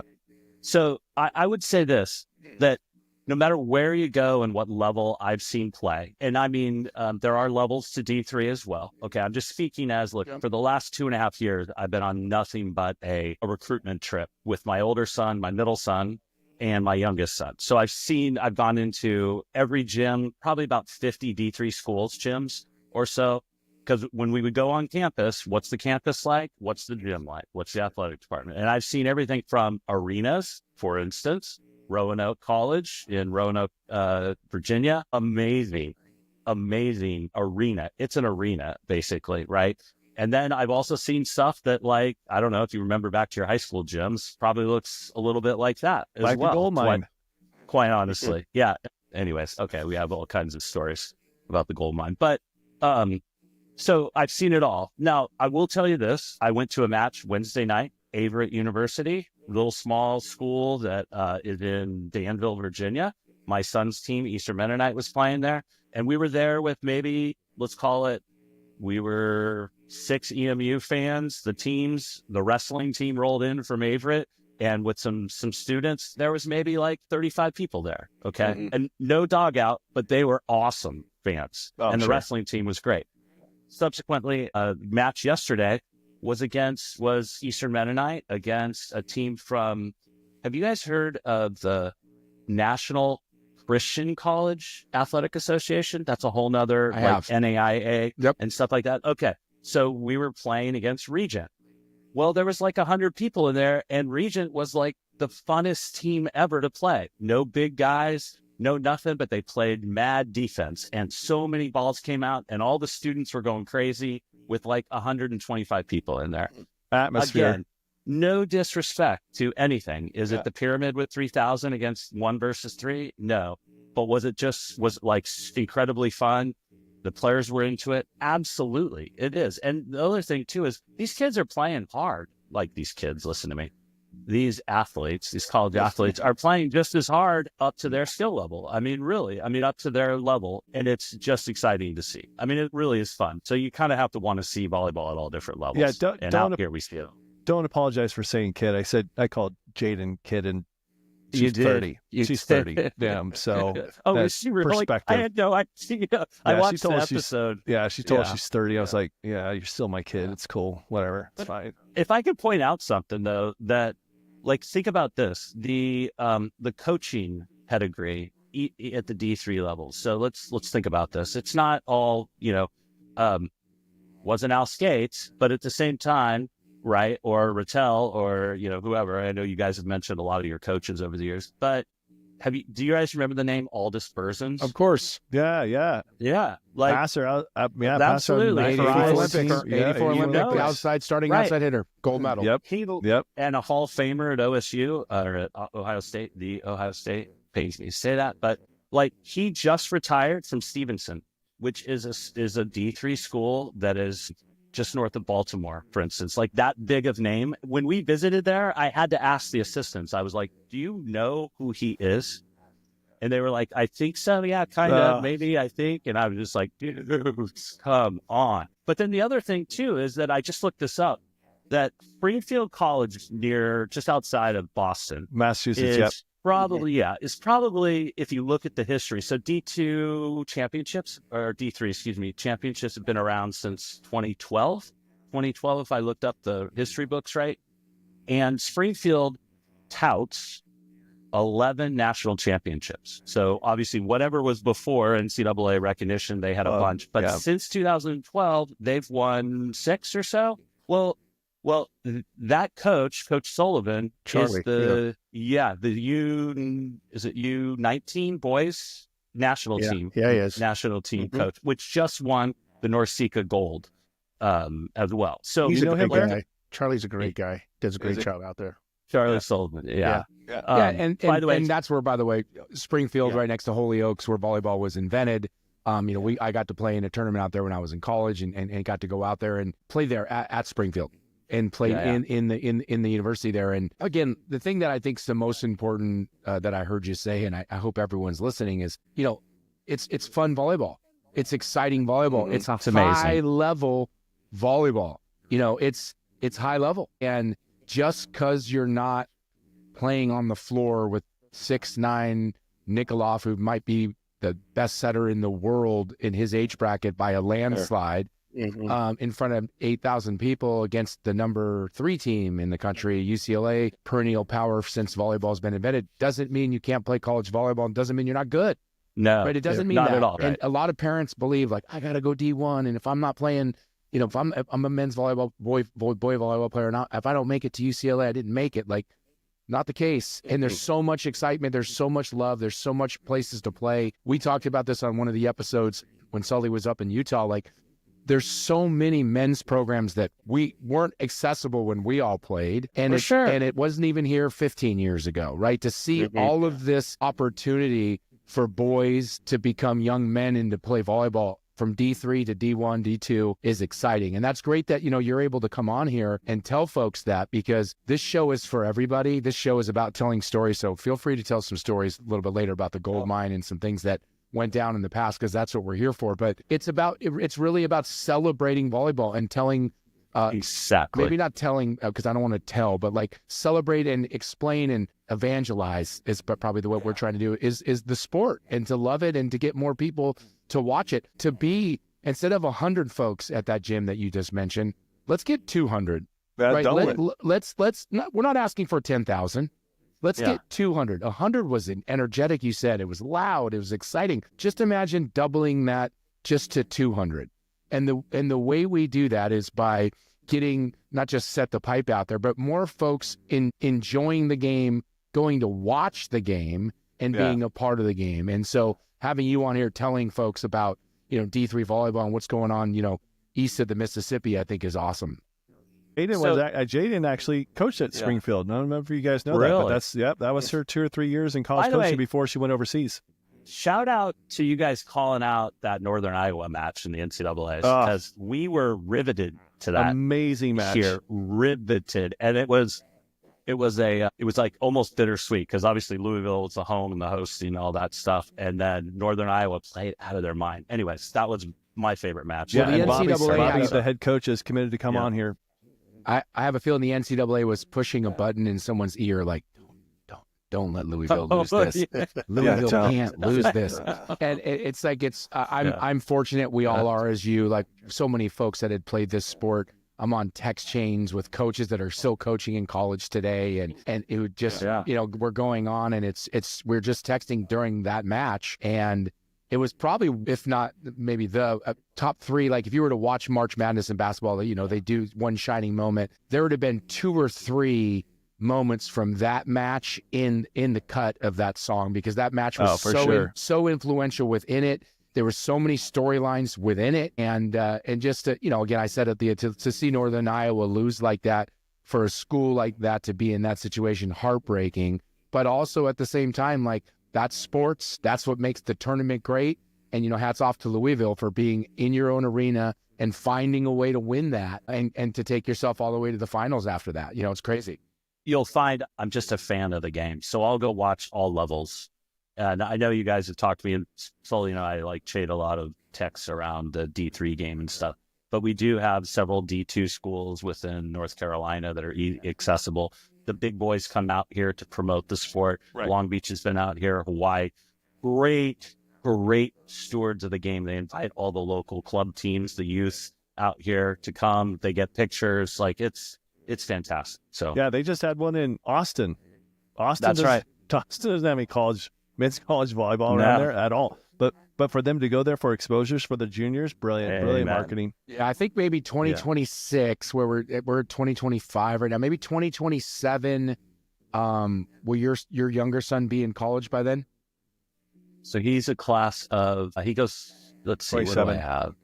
For sure. Yeah, they'll both be there. Okay, so what we'll do is Set the Pipe will be hosting a tournament out maybe in North Carolina. We'll get there. You go. We'll try to get a couple of the schools from out here We know a few coaches. I don't know. We'll see what we can do, and just try to, it's a set the pipe event. That's where we're going to make all our money because that's what we're doing this for. I'm just kidding. But wait, what? Hold on one second. I quit my job and everything. I'm doing this every night. Do we need to pause for a commercial break? Pause in the future. Break. That's By the way, they did that at Averett University. There was like a timeout out of nowhere, and I was looking at the ref, and she's go media timeout. Media timeout. Like, okay, even at this level. All right, love it. Yeah, I just promoting the game is great, and I can't see why all those colleges, the bigger ones, the UCLAs, the Long Beaches, the Northridges, wouldn't want to do that. I mean, I know all these coaches, and all they want to do is help promote and watch this game grow. They love the game. They love the game of volleyball.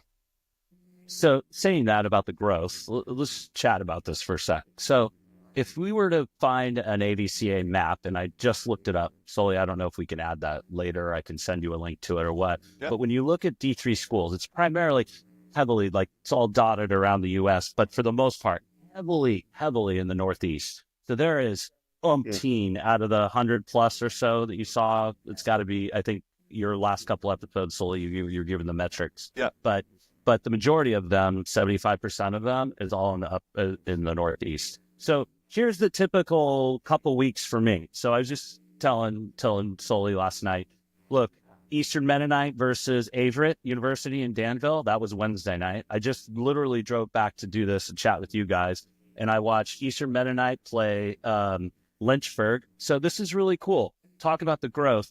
We've got at least 2 conferences that have started up in D3 officially recognizing teams. One of them, the Old Dominion Athletic Conference out of Virginia.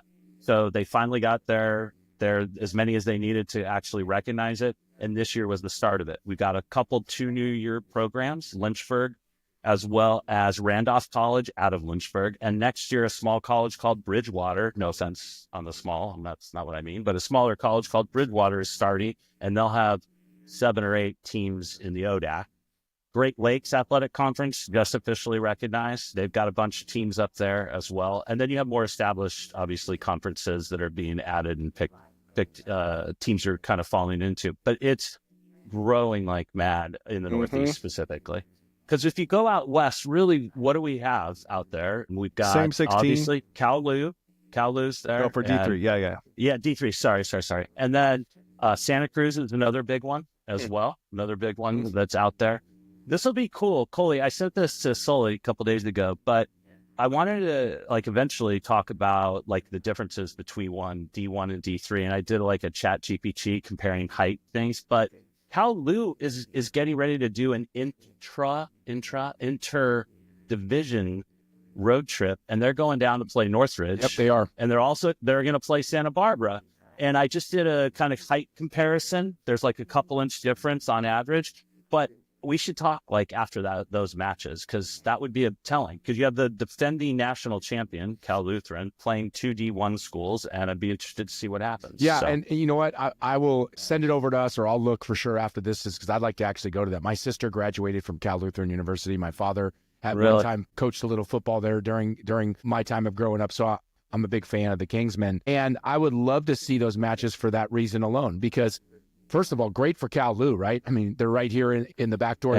They could play everyone. I mean, they could get to UCLA, USC, Irvine. They could actually play everyone down here in Southern California if those schools have time to play them, right? Because again, strength of schedule and RPI and a lot of that stuff matters as you get going. But I can't wait to see that, because they are one of the best D3 schools. You said they're the defending national champion, and they get to play Northridge and Santa Barbara, who are right now middle of the road right now in the conference, but can beat anybody, right? Got some big, heavy arms and some things that could get done. That's what's so great about this game, is even the teams that aren't as good, when we played, when the teams were bad, you weren't losing. You just weren't going to lose. And again, you said no offense back in the day, we weren't losing to UCSD.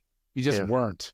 It was everyone's going to play that night. You're going to win 3 straight or whatever the case would be. UCSD is legit. They beat everyone now, right? That's not an easy match, right? So, when we were in Bear, you came a year after I had stopped playing and stuff. But solely, I thought Irvine was the one that we would beat up on fairly regularly. And now I'm like, oh my God, guys, don't They're number 2 in the country, Irvine, because they are my gosh, they're incredible. Yeah, and you only go down to UCSD for the record if you want to dislocate your ankle. That's the only reason why you would go down there and make everybody throw up outside the gym. And I'm just saying that's the only time you go to UCSD is to make an impact for the rest of your life. We went on a unofficial visit with my son for hoops at UCSD, and wow. I mean, boy, is that school grown, and it's pretty unbelievable. They've become D1 and everything now. Their men's volleyball program's just not, it's there. I mean, it's legit. Yeah. I mean, it's legit. And it wasn't when we played. UCI we lost to them once or twice, which, again, out of the 4 years, twice is not that many, but we still lost. They had some great players back in the day, Steve Florentine, and he was good. He was great, by the way. Yeah. They had some really good players, but now it's different. I mean, when John Sprout took over, Mark Pressure was an assistant. I mean, they won 3 national championships. They're one of the best teams in the country. But it's great to see the growth of that. And so you talk about the D3 schools, like, where's Kowloon in 5 years from now? Now, with financials, this is a whole nother conversation. We've been doing this for a while with NIL and what's happening.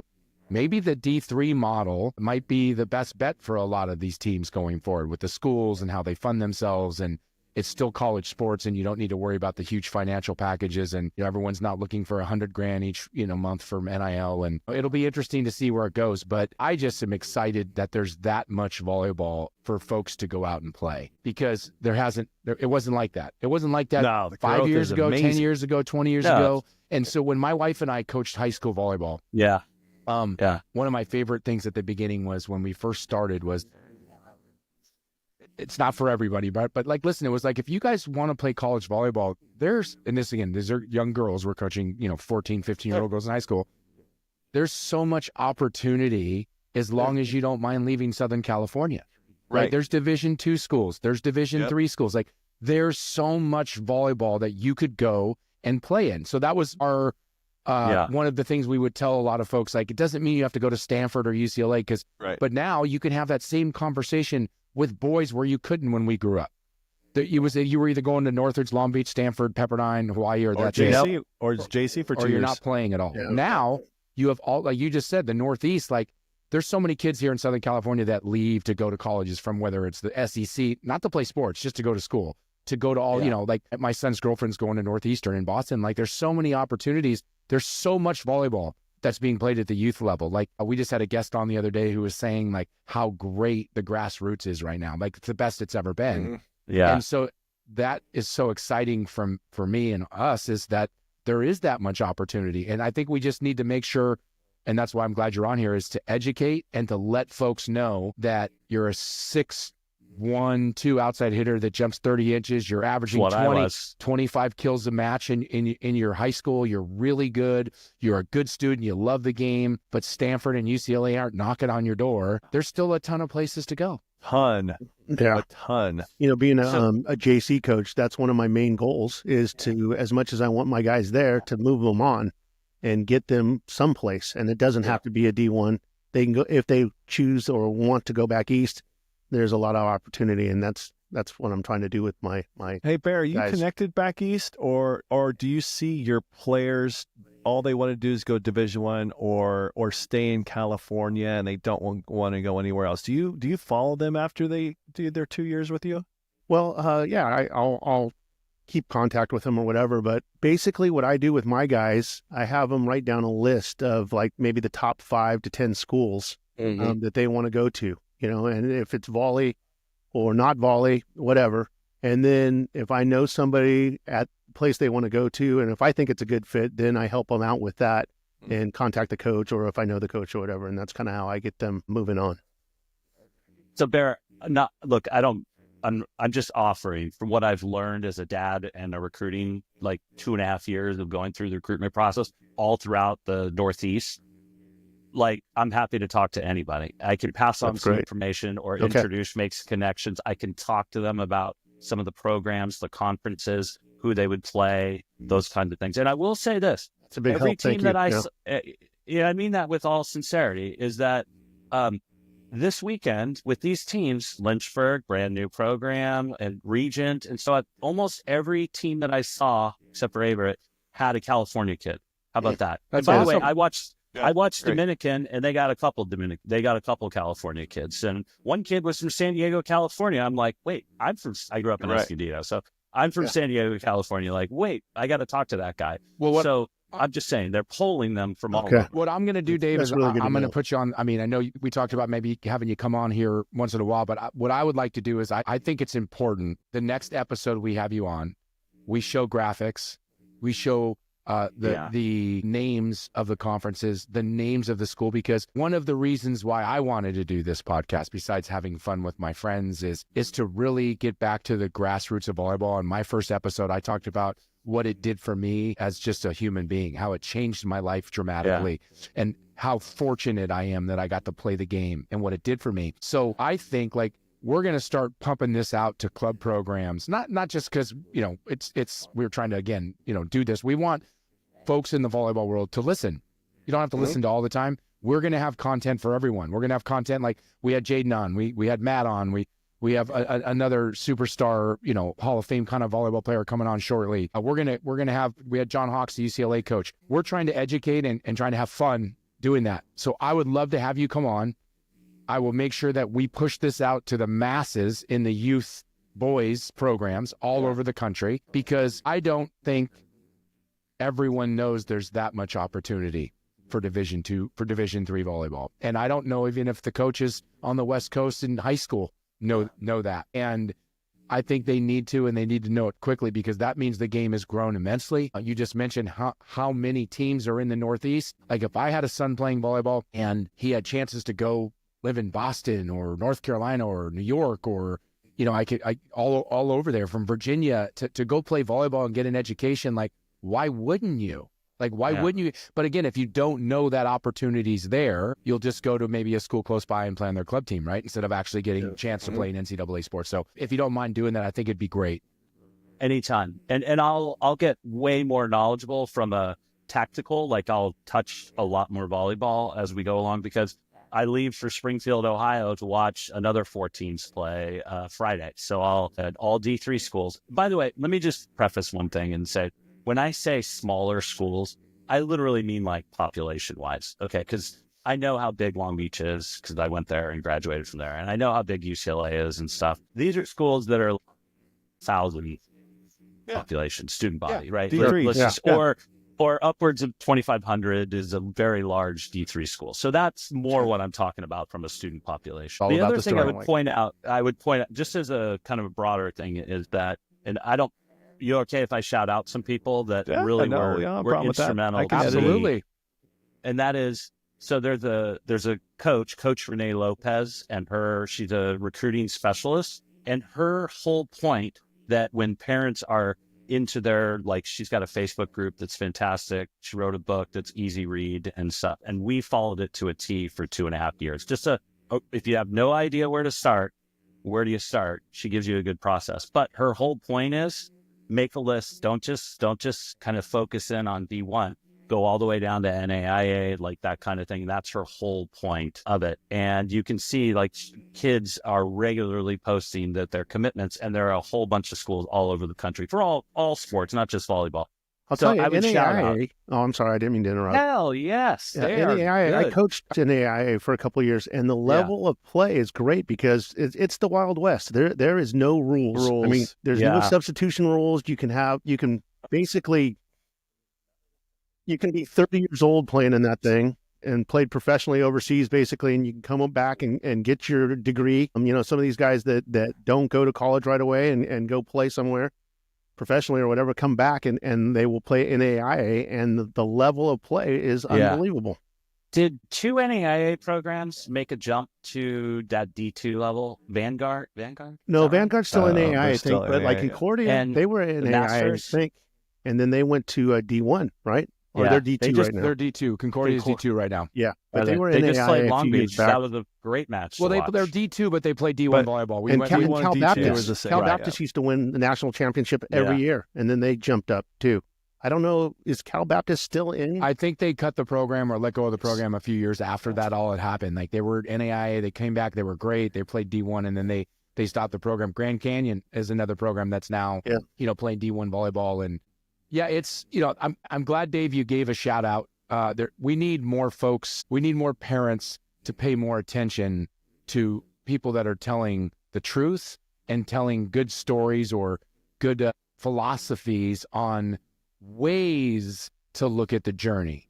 Everyone, parents are so focused, and my kid's going to play at, this one school or this one level, and things change. The portals change things, sports change things. And at the end of the day, I said this a long time ago, Dave, you're our age. You were living with Sully in Long Beach, and like nobody cares about 1991 and 92. We do. I mean, we do, and we should, right? Like we tell stories, but like nobody actually cares. So like, if you play in the national championship like Sully did and Bear did in 91, like see him at a ski resort now, you too. Yeah, me too. I did. I played in the finals. No one asks how many kills you had. Did you start? Were you like the player of the game? Like you either won or you lost and you played the natty. So go back to my reason I'm saying that is all these parents need to look at folks that are trying to help them, and you need to look at everything, because the experience for your child is what should matter. And the overall journey is the destination, is what I said once before, should be what it's about. And if they get a chance to go get an education, if they get a chance to go build friendships that'll last a lifetime and get a chance to play a sport, I mean, you won, right? You won. You won. And I would say could find their people. Like that's for my kids at times, that's been a struggle, but they've chosen places, all three of them, that they found their people. And so I'm excited for that. It's been a really cool journey. Like I've loved the last 2.5 years. I really have. The recruitment path and trail has been fascinating because it's all new to me. And that's where I love that. Yeah. Well, I love learning that. The Gen X parents, I think that's the biggest goal, because they get, especially the ones that had an opportunity to play or be around the environment, is the fit. Got to try to find a fit, right? And I think that's going to fade over time, unfortunately. I think fit's not going to matter because transfer portal is so much easier. I mean, because back in the day, remember, if you transferred, you had to sit out a year. And if you transferred within the conference, there is no penalties now, right? So it'll be interesting over the next, I guess, to see how this all plays out. I mean, Coley brings it up, all the time about, okay, next 3 to 5 years is going to be interesting, or even just this year. Let's see how this all plays out. And he's right. It's kind of the wild, wild west right now, and how we're going to rope in. I'm not just talking volleyball. We're talking about the whole collegiate landscape at every level. For sure. So I did a little bit, because I hear you guys. So I've listened to all the podcasts so far. Thank all you. Your episodes You're the only one, but thank you. I appreciate it. I think I was one of the first 3 subscribers, maybe first 5 subscribers, just FYI. By the way, hit subscribe. Don't forget, hit subscribe. Yeah. So Sully, every time I hear this, I hear a news or a whisper of something, I'm always texting him like, hey, guess what? I was at this tournament in Florida and I talked to a junior college coach and we started talking about the 2 years not counting. And she was like, oh, that's going to get thrown out. Trust me, it'll be that 1 year and stuff. But I started looking at the whole 18-man roster thing. Right? Because we've got coaches out here that kids are playing beach. It's going to affect them. We've got my kids who are at D3. What's going to be the trickle down effect? But I did everything that I could find so far. Again, I'll continue to look to verify this, but everything I could find is right now it doesn't apply to the D3 schools. And I will tell you this, in our last, my youngest son had a choice from about 4 or 5 schools. And in talking to those coaches, every one of those coaches was being encouraged to expand their rosters, which was interesting. And I'm talking like 20, above 20, 22, 24, 26, from the purposes of potentially more revenue type of thing. Think about it like that. And then I was like, wait, what happens to this 18 thing? Doesn't affect. But the landslide that's going to come from the good players being pushed through D1 into D2 and potentially down into D3. That'll be interesting to see from our level, level. What you're not realizing is it doesn't apply to D2 as well. The interesting part is when you go for a national championship in men's volleyball, it's Division 1 and Division 2 combined. That's right. But so you're going to have two different rules. Yeah, you say it's just Division 1, but they have different rules. And Al Knipe told me when we were in Lewis, he's like, yeah, but you got to remember, Lewis is Division 2. I'm like, oh, he goes, different rules. I'm like, oh my gosh. So now that's going to be interesting to watch to see how that all plays out, because you're going to have somebody going for the national championship with 2 different rules. Yeah. There was one. It'll be interesting. Coley, sorry. you're Just good. last thing. I woke up one day and saw the headlines, and there was a D1 football player who had a couple years of playing D2. And I texted Sully this. Oh, that right. He was suing the NCAA to also not count his D2 years. Yeah. I don't know if you guys heard that or not. And I was like, it's everyone's getting carried away with it, I think. Like, because again, and the reason is because it's money, and that's what we're talking about. Because if you can play 5, 6, 7 years of college sports at a D1 level where there's revenue sharing, like, again, we're going to talk about our schools. Long Beach State and Cal State Northridge isn't going to be revenue sharing. No one's watching Big West basketball. Let me rephrase that. There's a lot of people watching Big West basketball, but not like they're watching the SEC or the Big Ten. So the Big Ten network, the SEC, there's no Big West network airing all the basketball games, and they're getting tons of revenue. So it's going to be interesting to see how that changes from that level on down. You talk about recruiting, and I just read an article in the Orange County Register. My kid goes to Santa Margarita, and the quarterback there, he's 6'7", he's a star athlete. Doesn't have anywhere to go right now. And wait, seriously? Yeah. So he's probably, I shouldn't say doesn't. There's some schools that have offered him a few things, but like Miami of Ohio. If this was 5 years ago, he'd have every Pac-12 conference. He would. I mean, he's 6'7". He can throw the ball. He's a great athlete, played basketball, great guy. I don't know him. He's my student at my son. I know he's a great kid and all of these things. And he's going to play JUCO, which is amazing because JUCO's amazing here in California and all over the country. But that's just another example of what really hit me hard as a parent of kids today in the landscape of college recruiting. This kid started in the best football conference in the country. Mater Dei and St. John Bosco have won the national championship the last 5 or 7 years, if not in a row. So there's no better football conference. They beat everyone from Texas to Florida. Those top 2 teams do. So he's playing in the best football conference in the country. He started for 2 years. He's 6'7". He's the real deal. He's great. And because of the way the landscape of the portal, the NIL, and so that's not the undersized, am I going to make it kid?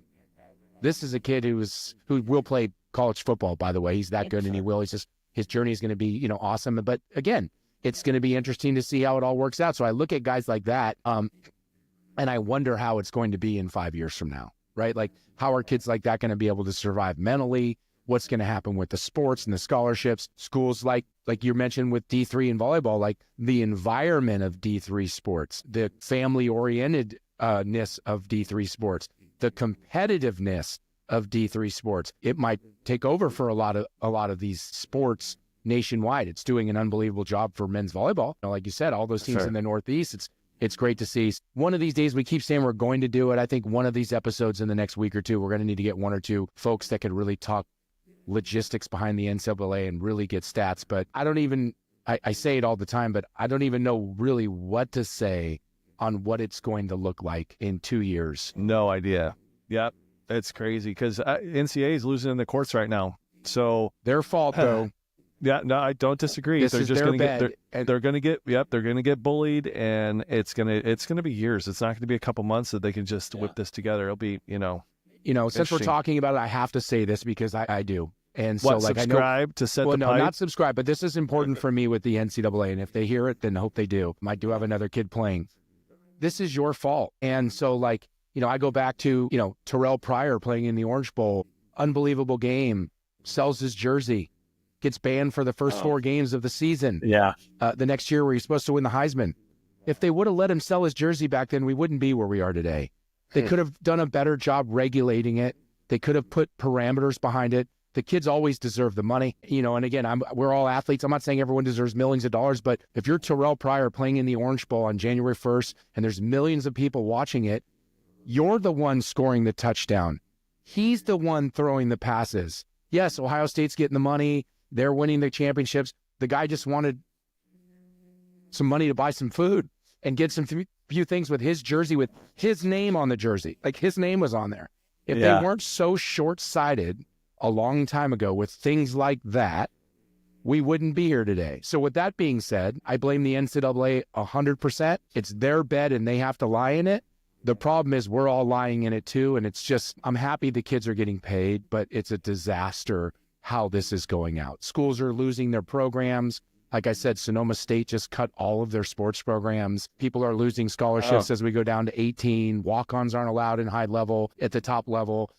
Folks want more money here. You're playing at one school. You leave that school to go get more money. Like, it's a cluster. And again, I don't know the answers to it, but I just wanted to make sure I preface that, because I always argue that. I don't like where it's at right now, but it's their fault.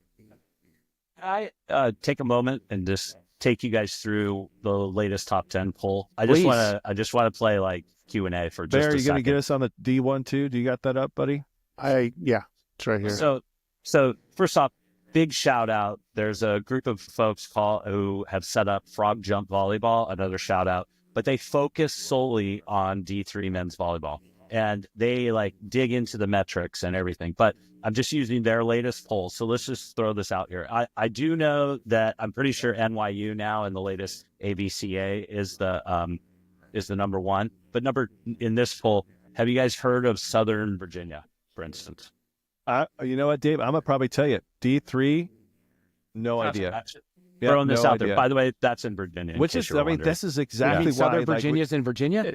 Yeah, They didn't crazy. teach us that at Shut Northridge. I'm telling you. but it's a smaller school that is known as BY. They would hate me for saying this, but it's an LDS, so sure. Latter-day Saint-based school out of the East. Yep. These guys are legit. They have 2 guys on the first team All-American preseason All-American list. They were undefeated going into the NCAA tournament last year, and then got upset in like the round of Elite 8, I think is when they did. But legit. By the way, the beauty is my son, who's at Eastern Mennonite, has played the 10th, the 5th, and in 2 weeks is playing Southern Virginia, who could potentially be 1 or 2. So we'll have the eyes test for y'all for that. Here's the second one, Stevens. By the way, that's short for Stevens Institute of Technology. I've heard of Stevens. Yep. Hoboken, Virginia, win the national championship just 2 years ago. Another legit. By the way, Hoboken, New Jersey, shout out there. That has gone through gentrification and is beautiful. And that campus is right across the river, from Manhattan. Beautiful. NYU, I think we've all heard of, fair to say. Okay. New York University. Cal Lu Is that in New somewhere York? in the... Thank you. Just outside. Just making sure. Again, I just went to outside. Northridge, Wow. so we geography, I got Who's the coach at NYU right now? Is it Carl Francis? I don't Let's mean look that up. I think he was there for a while. I don't know if he's still there. He's a great guy. They were awesome. I'm pretty sure they were a Final Four last year with Vassar, another school that's in New York City as well. So Cal Lutheran on this list, which was through the end of January, beginning of February. Cal Lu, you guys know. Vassar rounds out kind of the top 5. The next one, which my son has played against, is Juniata. Oh, yep. You ever heard of Juniata's them? got a girl, females team that's good. Yep, they're good. That is the volleyball in their DNA. That I didn't know this. I happened to be speaking with the Lynchburg coach. He's also the assistant coach for the women's team there at University of Lynchburg. But in the ODAC, there's some pretty good women's teams. The one that won their league actually made it to the Elite 8 in the NCAA, but then they got crushed by Juniata women's, and he goes, yeah, Dave, they're on like a 90-game winning streak and Juniata's won the legit. last 3 championships. Yep. By the way, they just won the championship. So Juniata was legit. They EMU played them tough, but they had the look. They were legit, straight up. Then you go into Springfield. Another one here, Wentworth, which is not too far away. They're out of Boston. They were another one that had maybe 1 loss last year. We're going into it and then got upset as the tournament went on. And then you go Carthage. Now, I will tell you this. Carthage, yep. Carthage has 2 of the, since 2012, national championships. It is a beautiful campus that sits on the lake just north of Chicago. It is absolutely beautiful. And Coach JW has a fantastic program. I just watched them while I was in one of the matches in Southern Virginia there. That they just beat Dominican. So we had like the 6th against the 18th or whatever, beat them handily. And their preseason All-American was phenomenal, led everybody in kills. I mean, they were legit as well. Hobart, there's one for you. I had no idea until we went into this year. Yep. They're somewhere up near Rochester is where they are. But they have one of the former National Players of the Year on their team. And when they played EMU, he led everybody by double digits of kills. Andrew Kim is his name. And so he was a player of the year at Vassar and is transferred up there.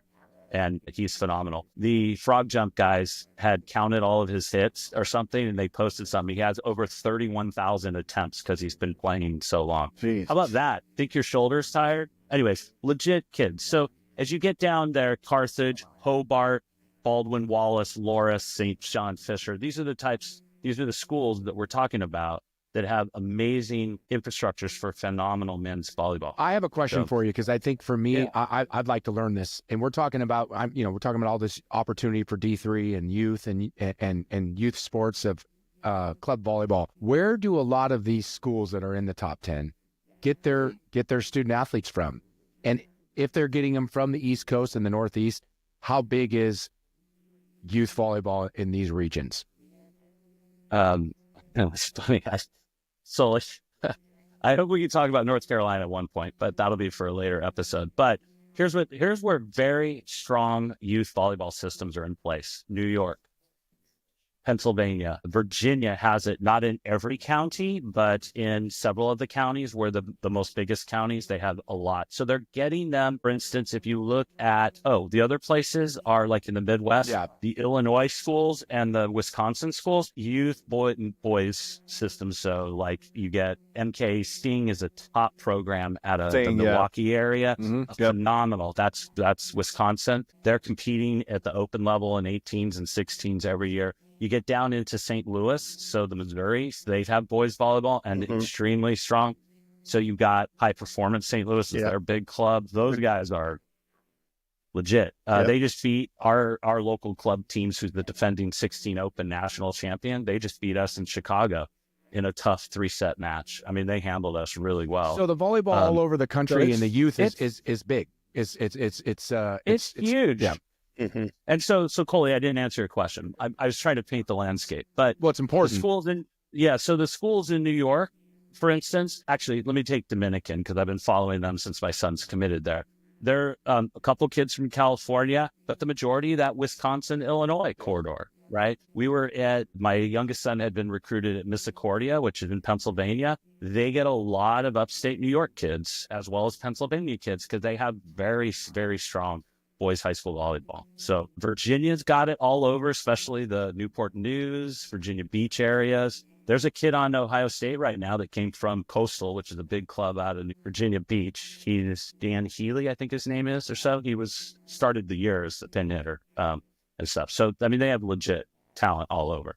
That's where the most of them are coming from.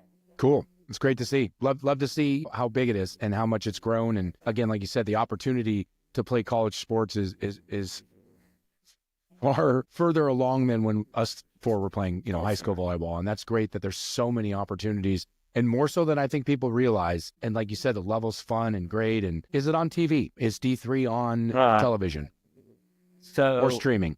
Well, it is always streaming, which is the beautiful thing. So you can go to any one of the school schedules, and there's a little watch live, pardon me. And that's how we've joined a lot of these. Like we didn't make it to New York to see my son play. That's where we saw Hobart and my son play. We just streamed it. They all are very good about the host team streaming for everybody to join. Are they streaming with announcers or just streaming? Yeah, it ain't no Paul Sunderland, Chris Marlowe. No, but like high schools, some high schools will have kid announcers. Ours do. No, they do. Ours does for basketball. Yeah. So they do. It's everything. Yeah, it's mostly student. It feels like student, like media relations, media comms. kind of guys. But they do. They do. Some people really know the game and they call out stuff.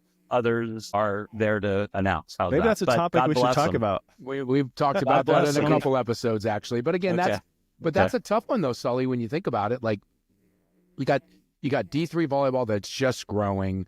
You got the school streaming it, and maybe someone working in their, film department, radio, television, film, social media department, whatever it is, that's trying to call volleyball. Like, I mean, are we angry that they don't know it? Should they know better? At least it's being promoted, right? At least I would it's get on. one of the volleyball girls. Sure. I would get the women's volleyball and say, hey, who would love to do color commentating, and just kind of switch them out a little bit to help that. I just think our community it's ripe, that it's so ripe to talk about it the way we talk about it, I guess. But no, one of the middle blockers. No, for sure not. No.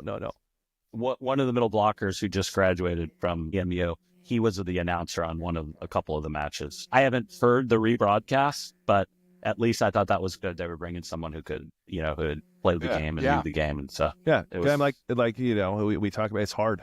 It's hard to do any kind of announcing, radio or TV. Yeah. It's hard. But if you have a knowledge of the game and if you do your homework, then things can really come around a lot quicker than somebody that's just wants to be on their, hey, look, I'm on TV or I'm streaming and all the social media stuff and instead of taking it seriously. So, but yeah, we've had a number of discussions on that, and that's never going to stop, I think. Yeah. So yeah, for sure. So I have to ask, I know Long Beach UCLA was on ESPN Plus, but who does the announcing? Who did the announcing for it? Prosser did it with Rob Asparo. He's been doing it for a while, but Prosser was good. The team was good at the UCLA Long Beach State. On ESPN I went old school there and went Marlowe Sunderland. So I think no, for sure. You went way back. Hey, no shout out for the Matadors, huh, Coley? Oh, I know. What am I doing here? I mean, my Cal State Matadors. I've been waiting for this the whole podcast. Huge upside of the Pepperdine Waves is a big win for them. Oh, and, big win. The Matadors, like I said last time, they're young, they're good. Coach is doing a hell of a job there, Theo, and I'm happy for them. They're just right now, like I said, they're in the middle of the road of where they are, but they're going to get better. And just being able to upset a school like Pepperdine and right now in the beginning of the season, I think Northridge is going to be a team you don't want to play by the end of the year. Yeah, so Division I was big. So you had UCLA, Long Beach State, Matadors upset Pepperdine, and then Costi out at Stanford. They got revenge on Hawaii. It's been like 12, 13 years. That was at Hawaii, I think, right? It was. Yeah. So they split though, right? They got one. They did. They split, but it was the first time they had won. That first time Stanford had won at Hawaii or against Hawaii in like 12 years. Well over a decade. Over a decade. So that was big. It was a big weekend this past weekend for Division I for sure. Shout out to the Waves too, Coley, because they just gave Long Beach everything they could handle. We talked about that a little bit. Holy cow! Well, it's what we said when I first came on here earlier is men's volleyball. And again, we're talking all levels, right? But it's so, the parity's great because there's so much volleyball being played at the youth level. Our grassroots right now is as good as it's ever been. Volleyball everywhere, boys, girls club all over the country, girls beach all over the country. The growth and the level of volleyball is so much further along than obviously when we were playing, but even 5 or 10 years ago. So to see these men's games at such a high level, Pep playing against, Long Beach giving them everything they have, turning around when, Northridge coming in and beating them, right? Like, and then, Stanford going to Hawaii, they had to come back from a few years ago when they cut the program for a little bit. And, Costi's been doing a great job getting them back to wanting to be where Stanford has always been. And then you go over to Hawaii and you beat Hawaii at Hawaii, which is not easy to do. No. Back when our generation to this generation, it is not easy to win. Always hard. Yep, always hard. So, shout out to the Cardinal. Shout out to my Matadors, shout out to your 49ers. There's some great volleyball right now at the men's level all over the country, right? Whether you're looking at watching UCLA play Long Beach State or, you're coming out watching your son play on the East Coast. There's volleyball everywhere. It's an exciting time. Amen. And Sully said it. Sully said this is, if you're a volleyball fan, go out and watch it. Like if you're living in the East Coast and you're like, I can't, fly to Long Beach State, UCLA, go watch NYU. Pull up their schedule. Go to that match. I mean, go to matches. By the way, free. Yeah, great, right? It's all this. You're there. So fun to watch, and there'll be such high level, and the athletes are great, and it's go see it live. And when you see it live these days, you're gonna get hooked. You're gonna get hooked. You're more mesmerized now than you were when we played. It's just so fun to watch. Yeah, for sure. Well, I have to ask you: have you run into Samuelson lately? Do you see that guy? He's in Vegas, right? No. I do. I do talk to him. I do talk to him on a decent amount. I don't see him all the time, but I do see him a few times a year for sure. I ran into him in Detroit like 3 years ago at a youth tournament, and I thought he had sunglasses on. I thought he looked exactly the same. He does. Like, he doesn't look like he's aged. He takes great care of himself. He can side out. He can still side out, by the way. Don't let anyone kid you. He looked like 45 when we were at 20s. I mean, he was just... I ran into him in Vegas as a man about a year ago. Did you? Yeah. We were doing a camp there. And I got my picture with him and everything. And we knew each other a little bit through Coley. I knew him through Coley a little bit. And we played against each other. I think it was in Irvine, for when we were playing A6. And we need to get Bob. We need to get him on here. Guy. Yeah, we need to get him on here. He's a great, first of all, like I say this about a lot of people, but he's just a great person, right? He's a great human being. I love him to death. But his volleyball story would be amazing to tell. Oh yeah, It for would sure. be amazing from For sure. JC to Northridge to go on to his, the whole Olympics runs The and whole all those Olympic things. and Yeah. what they did at the Olympics for him. Absolutely. Yeah. Oh yeah, that was a big Where they I'll all get shaved on- their head and Yep. everything. I'll get on the phone. I'll text him Yeah. as soon as we're done, and we'll try to get him on here soon. Hey, so we've been on this podcast for a while, boys, and Dave DeTinley, thanks, man. I think he's a nice add every once in a while to get him on there. I'll reach out to Dave, and we're trying to figure out our schedule with guests and us and all that kind of good stuff. With, Thank you, Dave. Bear having a pretty busy schedule with coaching right now, and Coley just starting a new job, and so just relaunching this thing. So I'll talk over with the guys and see if they want you back. Because I told DeTinley on a text, I'm like, if you're not any good, we'll just fire your He ass. did. It's fine. He right? did say that. Yeah, first of all, you were great. And I honestly would love to have you come on in the next couple weeks and literally break down D3 volleyball even more so, because I think, like I said, we're trying to just evangelize the sport on Set the Pipe. Make sure you set the pipe. But really, and I think just explaining more of it, I'm learning. Yeah. I didn't even I think realize. all three of us are. No, I didn't even your realize knowledge until is great. Sully said this a few weeks ago that there were that many D3 schools. So, of course, we're doing this on this podcast. I'm going to do more research. I mean, I'd like to go to watch Cal Lou play a few times as well. But the more we can teach and learn and express what's going on out there, the better it is for the sport. I mean, you think about it. We got men's volleyball going on right now. We got LOVB going on right now. We got PBF going on right now. Then it's going to bleed into still the men's game with the beach going on. And then you got all the junior tournaments just lighting it up right now. It's volleyball 365 for the most part, fellas. 100%. Yeah. Oh, I didn't even bring up, I'm looking at the top 100 D ranking, and I can already see in here there's another handful of schools that aren't even listed. And this is from the frog jump one. So perspective, there's at least 100. How's that? That's Right. which Oh, is yeah, amazing. yeah. That's right? what we said. Well, we said that everybody from You did. NAIA from all the way down is 300 plus. 300 plus right now, where it was 16 plus. How many in JC, Bear? 16 JC. Yeah, so what? Yep. 32 teams in the country that you can go play for, and over the NCAA umbrella, and now it's everything. It's fantastic. So Yeah. it's all going to be good. We got plenty of stories with plenty of people that want to come on this thing, which is fantastic. Everybody kind of sees the direction we're going with our interviews is to tell stories, to get their story out there. And this kind of huddle that we do is kind of what happened in the past, what are we going to have in the future, and with Dave, with you coming on every once in a while, then we're going to have that D3 perspective, which is important. So, all good stuff. Excellent, Dave. Thank you Thanks, man. for all that Yeah, information. Thanks, Dave. Yeah. Appreciate you, man. Connection- Awesome. All the connections of volleyball that's brought us. Like, Colia, you made that point early on, and I was like, when Sully and I talked a few months ago, well, probably like 6 months ago now, we talked for like 3 hours, and it was all the connections and all the stories of those connections. It's all and stuff. So intertwined. I really like this podcast. And the I mean, next I'm time you excited. come on, we're telling one or two stories about your roommate in college and Bear there's back not at the that many gold mine stories. kind of stories. Because that's what this was originally predicated on. We're about to set the pipe and tell stories that some people want to hear, some don't. But yes, Coley's fired. He's fired. we've got the Super Bowl coming up, baby. Yeah. Anyway, Yeah, we're I know. all yeah, gonna. great job. Great My job. phone's going. Dave, thanks, buddy. Thank you, Yeah. Dave. Dave, Cheers, awesome. guys. Thanks. That was awesome. See y'all. Bye. Cool.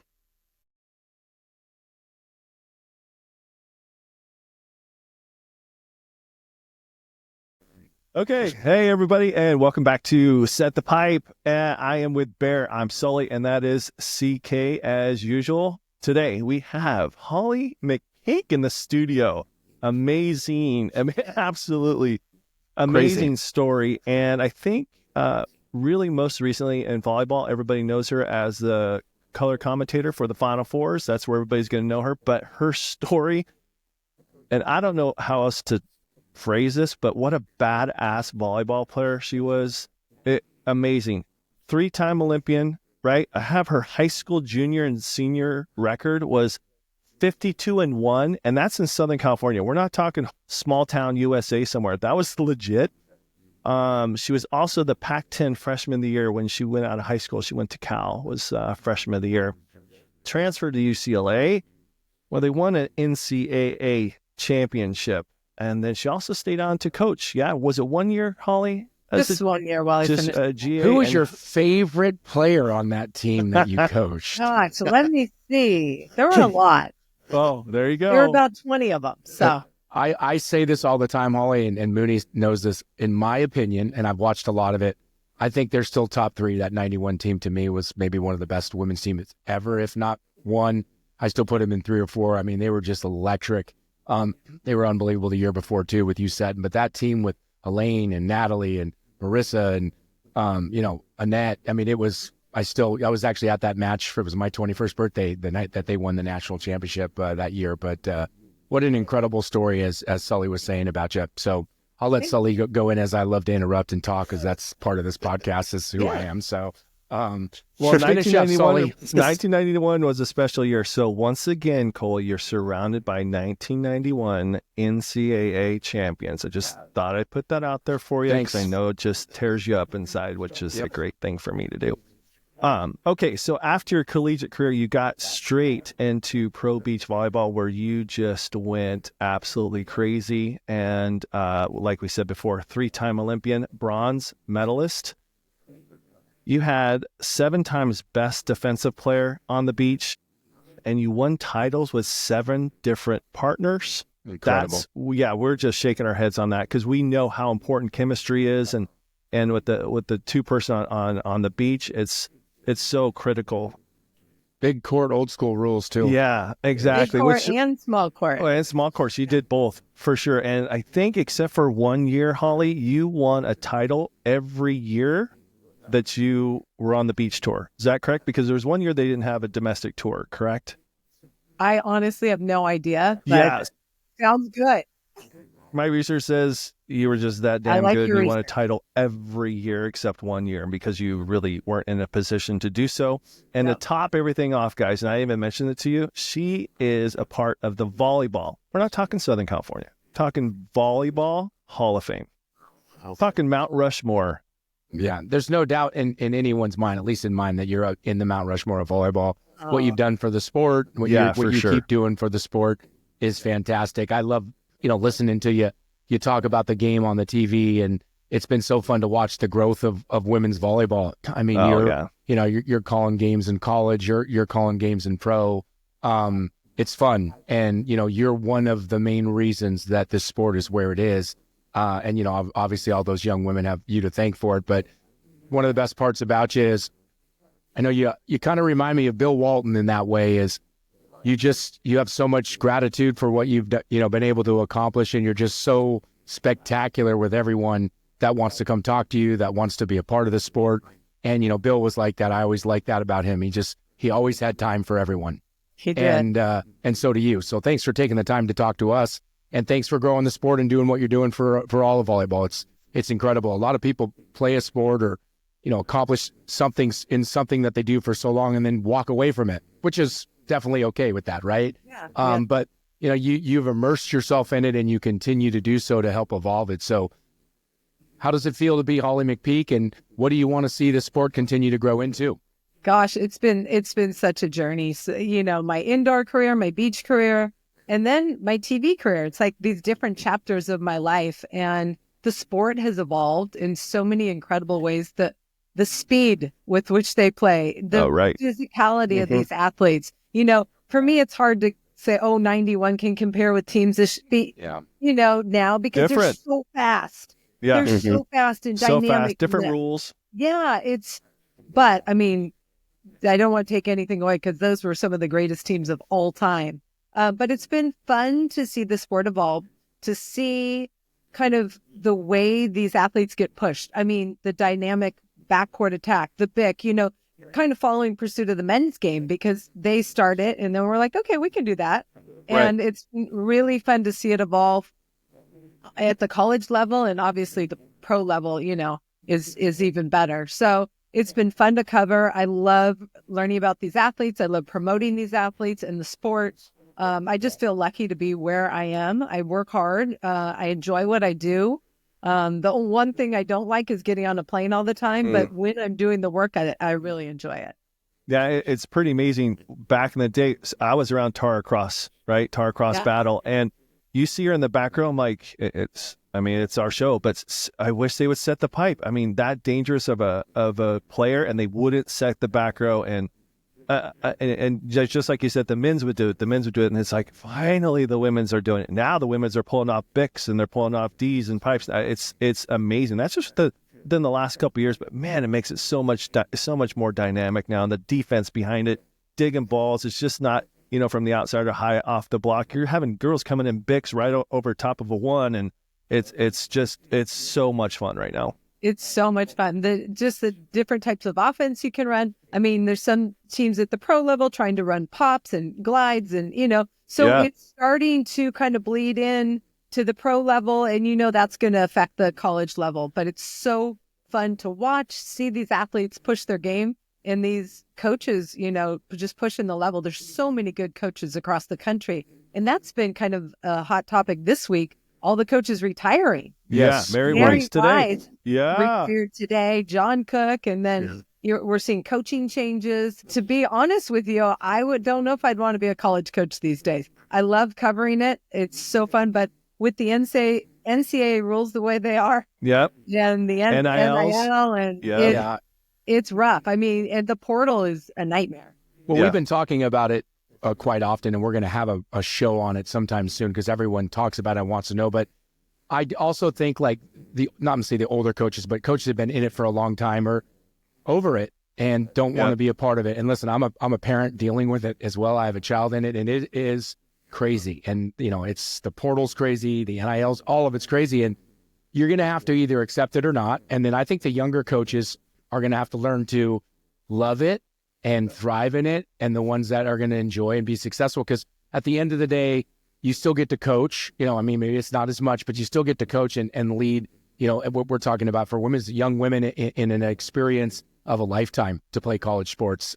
And I mean, coaches have huge, long-lasting impacts on these athletes' lives. I just think when money becomes such a big factor, obviously school is. I don't even know. I mean, there was one athlete that I heard of in the Big Ten. She wasn't even going to class.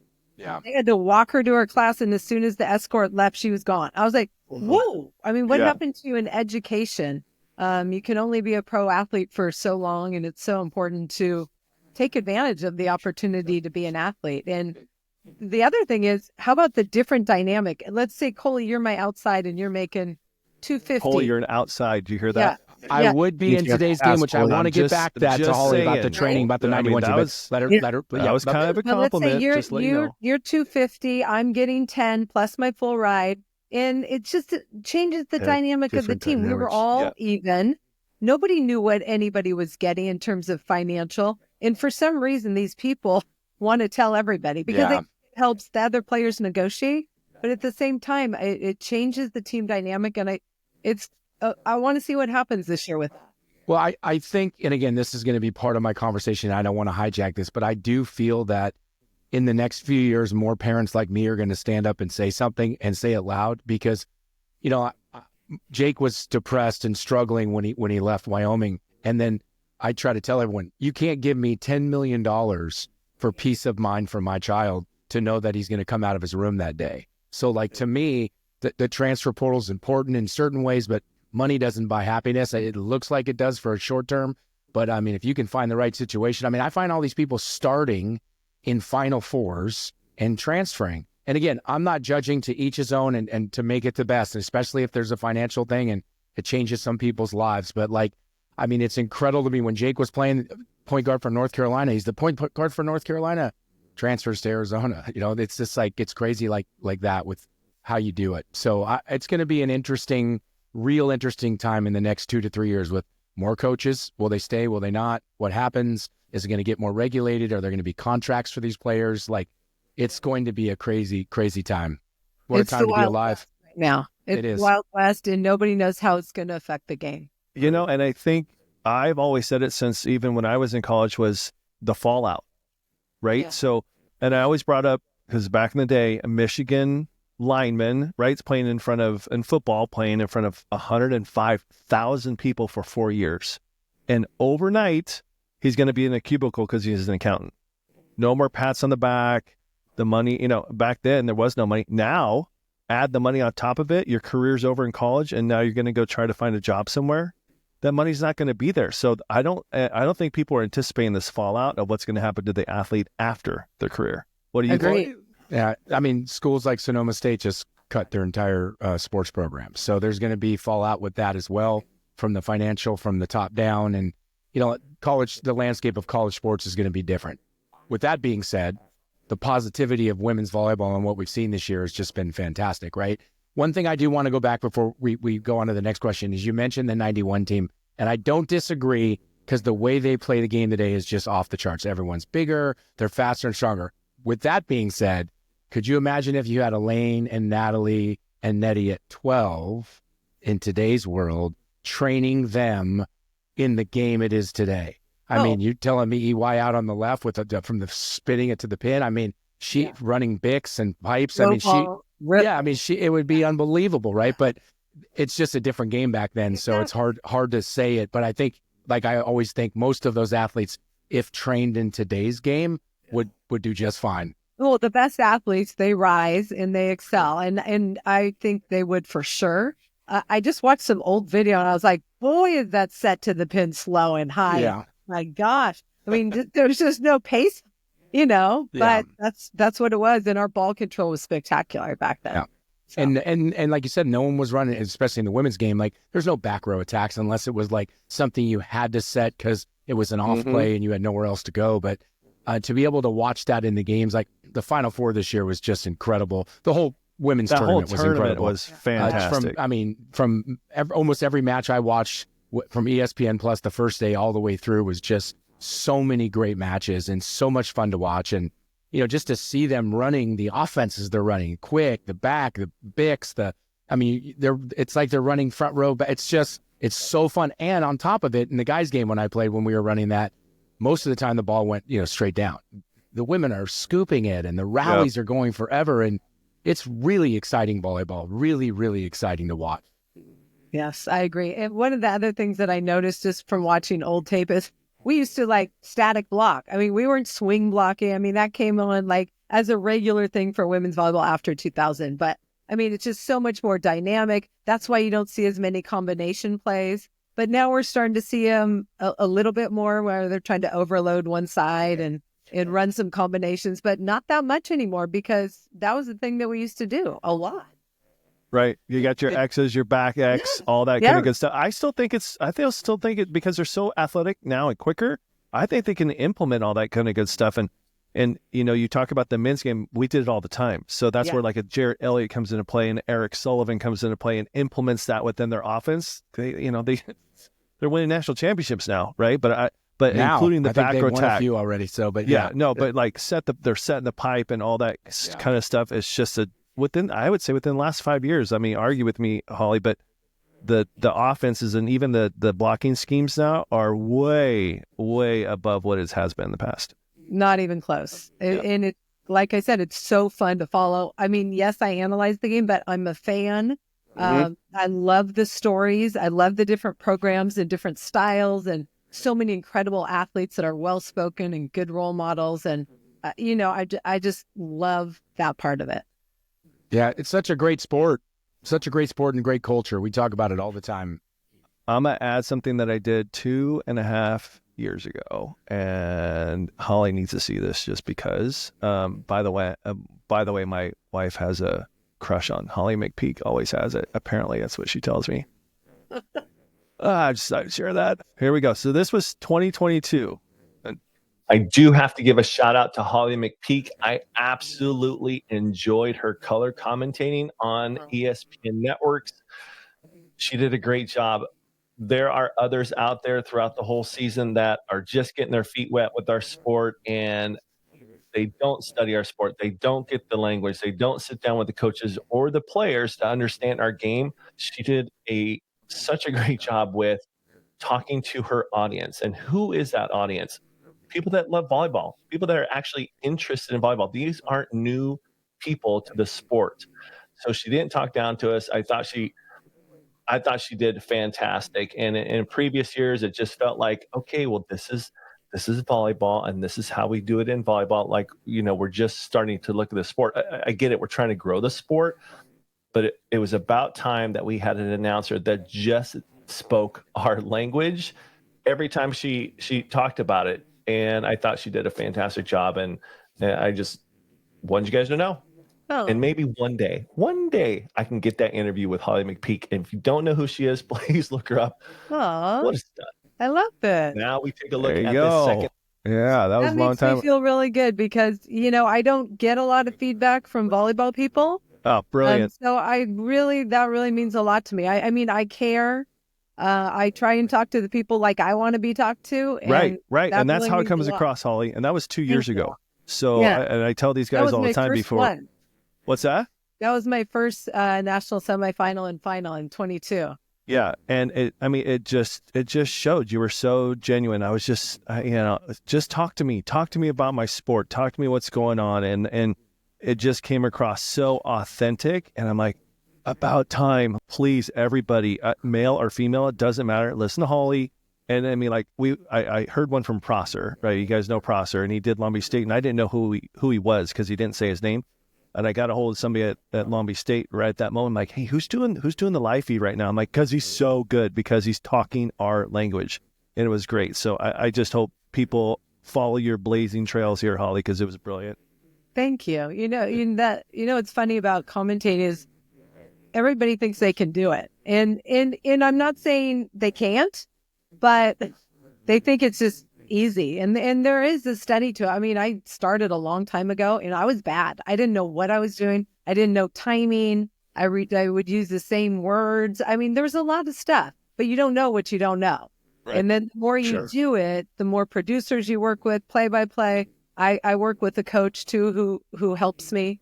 But yeah, it's a lot of work, and to be done well, it's not that easy. It does take work. A lot of people come up and say, "Oh, I love what you do. I can do that," and I'm like, "Okay." Right.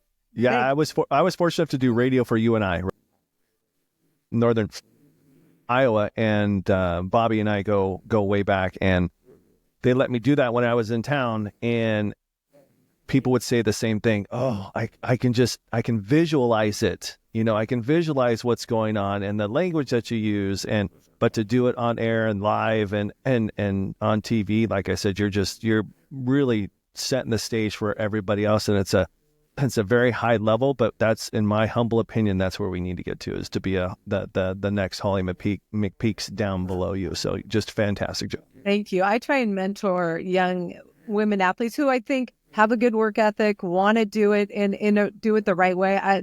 There's been some that I can tell don't have the work ethic. Yeah. I mean, I give them but it shows. Yeah.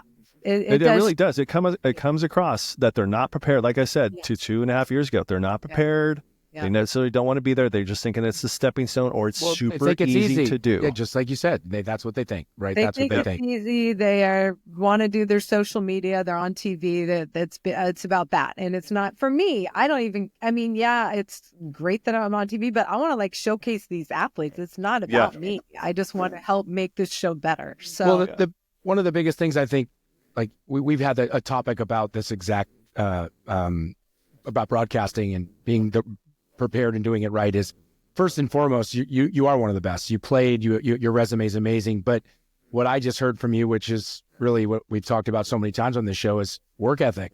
You want to be good. It's not easy to do. You have to practice. You have to learn. You have to study. You have to pay attention to who you're going to go do the match for. And it's not like just showing up and going, oh, 13 is Kaiman. Oh, Kaiman with the kill. You're doing research. You're working hard. You're talking to the coaches beforehand. You're maybe watching a couple games beforehand, depending how big the match you're calling is. And so, again, hats off to you for doing it the right way. And like Sully said, more importantly, mentoring others, because volleyball's growing and there's going to be a lot of opportunity for both men and women to call matches, to color commentate, call the matches directly, work on ESPN Plus. I could go on. So that's awesome. I think, we love listening to you, and I know you get the text from your chain, which is such a great. I'm amazed of all the amazing athletes that are on there, women too, but just the athletes that are on there. It's incredible. the incredible thing right now, I think, is our sport. You talked about it, right? ESPN, all this streaming service, and then all the TV services that are covering college volleyball. I mean, there's not enough announcers, right? So we're going to have to cultivate and some of the young girls that I'm mentoring are really motivated and have come a long way. Actually, the sideline reporter for the Final Four, Madison Fitzpatrick, she played beach at FSU, and she's done a great job, but it's fun to see. And then obviously the pro leagues, that's another level. So, I mean, you could almost work all year round now. When I first started doing TV, it was 10 shows a year. Yeah. It's incredible. And it's such a great, for just the boom of volleyball, right? It's just for all of it. You have camera people, you could go on down the road for, there's just jobs, referees, there's so much, and the athletes, right? The coaches, the trainers, so much opportunity and so much growth for it. It's been so fun. And, I believe you were calling the match. I think you were calling the match when Wisconsin was playing at Purdue. And I've mentioned it a few times on this, but they're playing on a Saturday on TV, and on the next channel over, Alabama's playing football. And when you grew up, would you have ever imagine that on a Saturday at noon in September during football season, when you're watching Alabama play Tennessee, for an example, and you turn it over and there's Wisconsin at Purdue in front of 12,000 people? It was insane. That was the loudest gym I've ever been in. Yeah. And then, 2 weeks later, I had Penn State at Wisconsin. Wisconsin crushed them. But yeah, the crowds have been amazing. And we're getting the exposure, more eyes on the sport, more people interested. And I think I thought maybe 40 attendance records were broken this year in the college game. So it's just so exciting to be a part of. This might be a tough question because you've been a part of it for so long, but what took it so long? I know through the beach game trying to grow when the AVP was down and then tried to come back. And, the Olympics were so fantastic, your bronze. And then, obviously Misty and Carrie's run and, Phil and all these runs. And it's just never taken off. And do you know why? Or do you have a reason or a thought for that? You're talking about beach volleyball? No, just volleyball in general. Just what we're seeing right now for volleyball. Still beach is still a little bit behind what we're seeing the growth for women's indoor, but right behind. The volleyball is good at, it's always been great. Even, back when we were talking about watching you guys play, it was great. Right. What do you think took it so long for people to catch on for this? It takes a lot of people who wanted to elevate us on the platform. More people coming to those meetings saying, we need to get pushed for better time windows for TV. We need to push for attendance records it takes every school pushing, to publicize those events. And then all the TV channels. Big Ten Network has done an amazing job growing that brand and getting their household names, those volleyball players, if they have Big Ten Network. And then you've got SEC Network, ACC, ESPN. And we have a boss now who grew up in Nebraska. Her name's Erica Galbraith. And she has really pushed the sport the last 3 years and elevated better time slots, more time slots. And it's really made a difference. And it takes time like that, every year a little bit better. But those are the kinds of things. It's everybody working together, feeling the energy and the growth of the sport. Working with club and private lessons, my big thing I would tell all my female athletes, I'm like, you have to realize when boys are little, they sit down with their dad and they watch baseball, they watch the football, right? We don't do that with our daughters for volleyball. We don't. So I make sure my parents know you need to sit, at least put it on. So my daughter, one of my daughters was really into volleyball. She wouldn't go watch it by herself. But if I turned it on, she'd sit there and watch it and really get into it. And I just don't think that's being translated to our youth right now, especially our female youths. But I agree with both of you how it's grown within the last 3 years. You're actually getting eyeballs on there from the youth. Because if we get them to go to matches or even watch on these networks, they're going to do it to their daughters and they're going to do it to they're going to have sleepovers and watch, the national championship together. And it's just so good to see because I just thought we were missing a window with our daughters out there. And I don't think people realize that what we do with our sons because of athletes, but we weren't doing that with our daughters for volleyball. And it's out there now. Like, go watch it, go learn, go listen to it. And I think we're getting more educated fans as well. I think hopefully you agree on that, Holly, because when I was at UNI, we actually went to Nebraska, right? It's intimidating to go to Nebraska just to go. But the crowd was amazingly educated. If there was a good rally and UNI won that point, they'd still go crazy because it was a good volleyball point, right? Yeah, pro Nebraska, no doubt. But they came up to us afterwards and goes, oh, that was such a great match to watch. And so I just can't wait till that type of education in every arena happens, because it's just going to explode. There was, for some reason, and I don't know why, there was a disconnect with the junior volleyball and our Olympic team, and maybe even college. I mean, I always grew up like looking up to the pros who were ahead of me, and I like that part of their game. I like that part. I always did. But like these young athletes, if you ask them, I would say 5 years ago, if you asked them, hey, who's your favorite right side in the college game? They have no idea. This one local girl who just committed to Wisconsin, she's like, I'm going to start watching volleyball on TV now. I'm like, you're just going to start now? Why? Yeah. And then she's totally into it. So it's interesting. I don't know what it is, but the more eyeballs on it, I think people get hooked and want to watch more. Absolutely. But you said it, Holly. And I think a big thing is like, obviously where we live, the volleyball, where you grew up is the pinnacle of high school volleyball. Yeah, for sure. To play at Miracosta in Manhattan Beach is the greats of all, a lot of them have played there. So we're around people that follow volleyball, but around the country, maybe they're not. But like now that you have NFHS for high school, Baller TV for high school, you do have it on ESPN Plus. You have, all of these different networks and streams that you can actually watch a high school game, right? Like we were out at Al's wedding and we're watching the high school playoff games like on a big screen TV through NFHS. And like, so you can actually you can do that now where you couldn't 5 or 6 or 7 years ago.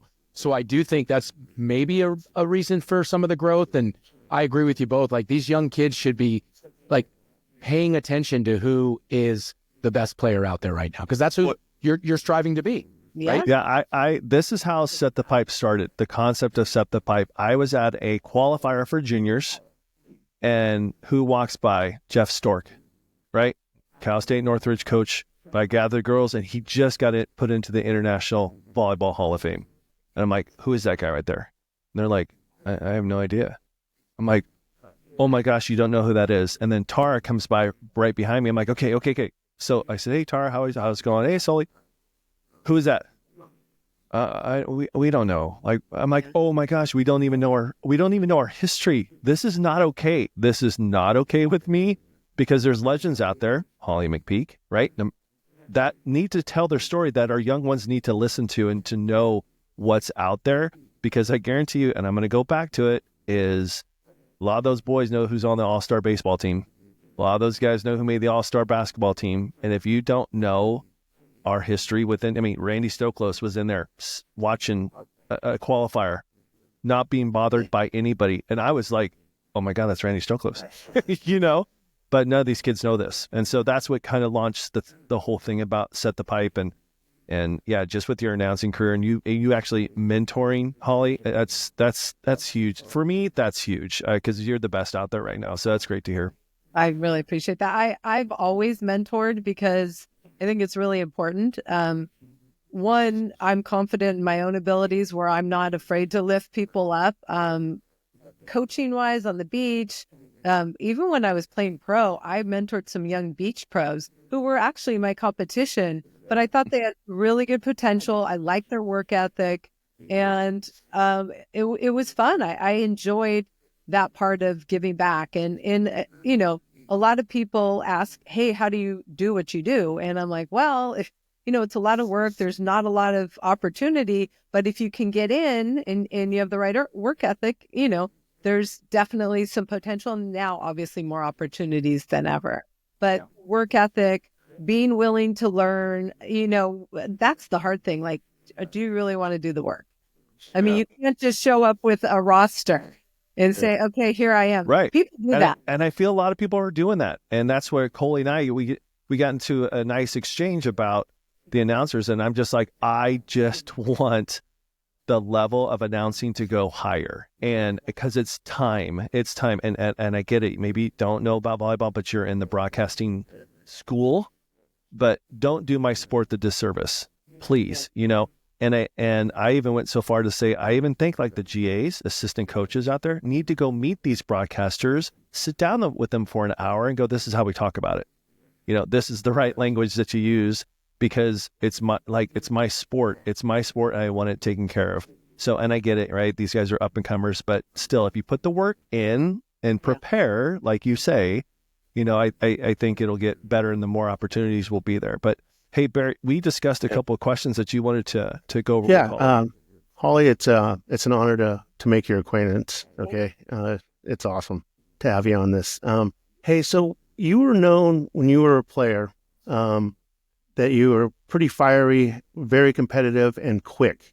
So I'm wondering, was that just natural with you, or did you're talking about work ethic? Was it coming from your work ethic, or how did all that come about? Your quickness and your competitiveness and your fire? Well, I have a twin brother and a younger sister, so I grew up competing my whole life and with my brother and his friends. So I had to, play hard in whatever sport we were playing.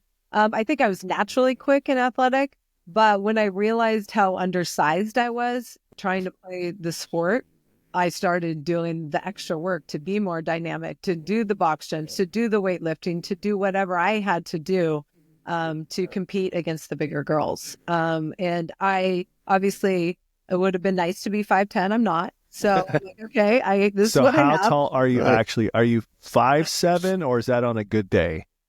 Yeah, come on. I'm 5'6" and 3/4" to be perfectly honest. But when I was being recruited, I think I rounded up to 5'8" or 9. And you're wearing shoes. They're at least an inch and a half. They really are. And that's what you play on in a court. Right. And my whole thing was, you know what? If a coach comes to see me play, it doesn't matter how tall I am. He's going to see that I'm a winner and that I can make the girls around me better. So that was my thing. So I'm like, I didn't care about lying about my head.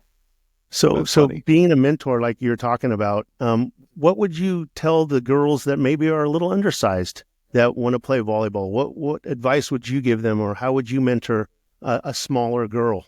Well, look, anybody can do whatever they set out to, but obviously it's more challenging when you're little. But now we have so many incredible role models. I mean, you've got Charity Looper, you've got Lekator Member Mena. I mean, these players are 5'7", 5'8", playing at 10'8" on a women's net. That's incredible. I mean, so dynamic. So there's lots of smaller role models that have done it before. And so I said, look at this player. What can you do that will set you apart from other players, right? For me, I was like, look, I'm going to be the best defender. I'm going to be the best setter. I'm going to be the best server. I'm going to have every shot in the book, and I'm going to outwork everybody. Mm-hmm. And that was kind of my, value proposition. So I tell people, look, if you are short and you really want to achieve these things, you're going to have to work way harder than everybody else. And if you're willing to do that, you can make things happen. Oh, very good. Great. That's a great lesson for everyone listening. By the way, make sure you hit subscribe for Set the Pipe. But Holly couldn't have said it better. I mean, she is on the Mount Rushmore of volleyball, and she's there for a few reasons. But one of the big ones is work ethic. And you just have to outwork people. And if you want to be great, it doesn't matter what you're doing.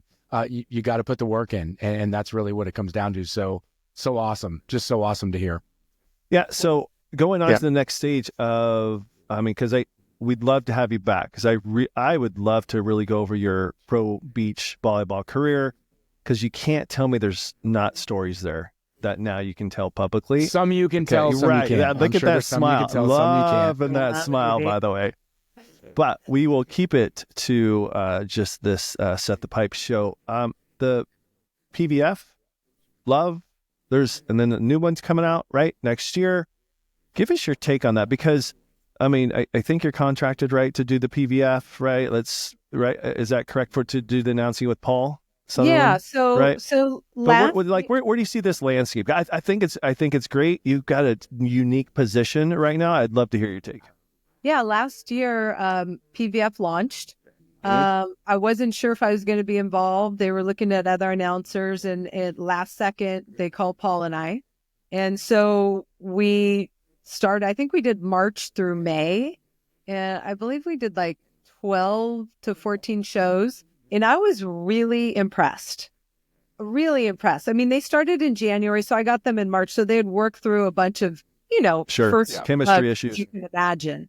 And I was really impressed with the product. I love the level of play. I love the fact that these franchises are owned by people in these different markets, so they're building fan bases. And I was really, really excited to be a part of it. And I loved every minute of it. So when they announced this year that they're going to have almost 50 nationally televised shows, in addition to all the rest of their matches on YouTube, I was like, I'm in. I actually talked to the people at Love as well, and the number was a lot smaller. The TV package wasn't even a quarter as strong. And look, I'm not for or against anybody. I want to see volleyball succeed. And so I'm trying to promote these great athletes in this incredible league that's put out, their second year, a really wonderful platform. I was just in Indy. They have a new facility called Fisher's Arena, and I was blown away. Great family event and sold out. And it's fun to see these women get the opportunity to make money playing volleyball in our country. And is that where they're going to have the All-Star game in Indianapolis? Yeah. And at that same arena that they just built? That's awesome. Correct. Shocked you're not announcing that. I am. Oh, you are? Yeah. Yes, Can we with Jalen Rose. Jalen Rose and Sean Johnson, the Olympic gymnast, they're our hosts. Oh, okay. They're the Doing the event. host. Oh, they're doing not the event. cup. And we got two great sideline reporters, and Emily Eman and Madison Fitzpatrick. So we're doing a big show. It's live Awesome. on CBS. Oh, that makes a lot more sense. When is that? That's February 22nd. Live on 22nd, CBS. Live on CBS. Awesome. And, So make sure you mark your calendars. yes. I'm not too far from there. there. I might get on the road and at least say hi to Yes, Holly please McPeak. Just do. kind of putting it out there. Please we're not too far from do. there, so I'll have to check that out. Yeah. But yeah, when I was a little bent out of shape. Okay. What? I'm like, you're going to have a hoopster and a gymnast do our color and an analyst of the All-Star match. Are you guys out of your He didn't freaking realize minds you when were have doing it. Holly and Okay. Paul, I had no idea. That's why I Okay. asked. No, I am that's- so relieved right now. It's not even funny. So now I might even actually go. So Yeah, but that's great. I mean, look who's hosting the event. Oh, yeah, no, for you sure. just said. And to go back to, I want to go back to kind of a Jalen's question good, about but yeah. the league. I mean, you have folks like that being a part of volleyball. It's live on CBS. It's a all-star game for women in a professional indoor volleyball league here in the United States. Amazing. Incredible. Huge. And you're calling it. Tell us about the league. Is it all domestic players? Are there international? Well, the level is obviously, I mean, I've watched the matches, but I think tell our viewers what they could see if they were out to go to a match. So most of them are domestic players who you've seen come through the college ranks. There are some international players as well, but the level is a one up from college, in my opinion. They're more physical. I mean, they're all the best, right? Yeah. So UVF actually held a draft. So they drafted. It wasn't just pick your friends and come be on my team. It was a true draft. And so I like the way they're doing it. I think it's been really exciting. Like I said, I love the level of play. And there's no easy wins. Prior to getting on this, I was making dinner, but watching the two matches that happened tonight.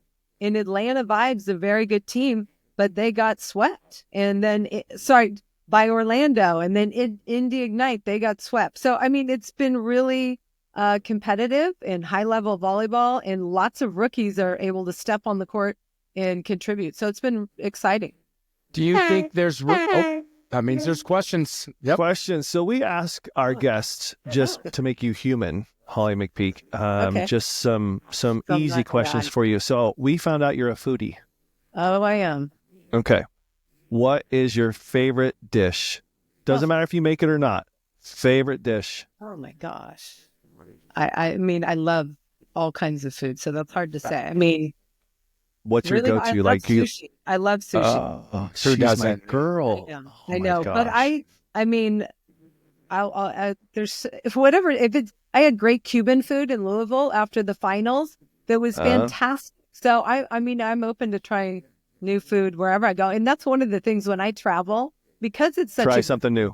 I always try to get to a good restaurant or a cute local coffee shop or get a little local flavor. That's really important because, the like local I said, food. I'm on a plane every week. So Yeah. Okay, Look so what what's your sports can do least? for you, though. It's amazing. What's your least favorite meal? My Like you will least not fa- order. Oh gosh. What do Like I you're not nope. order? I'm not touching that. Nope. Oh. See, it makes them think.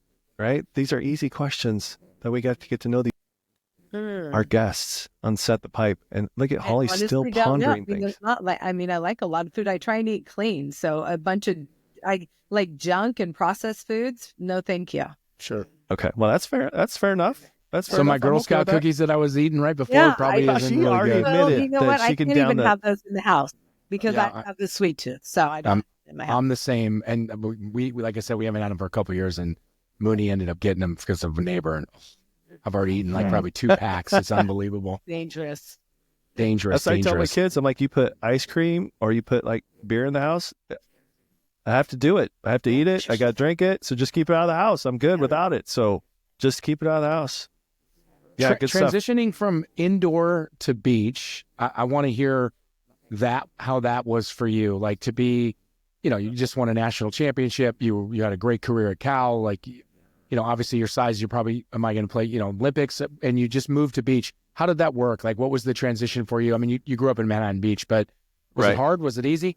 For me, it was actually easy because I literally spent every summer at Marine Street from probably 9 a.m. till 7 p.m. playing beach volleyball with everybody, men, women, children, you name it. And I was down there all the time. So all the pros were like, hey, Holly, come serve for us. Hey, Holly, set me some balls. Hey, Holly, I was there all the time. Patty Dodd and Jackie Silva were a team at that point. Wow. And they're like, hey, can you serve us? So I'm like, serve it. I was, 14, great. 15 years old.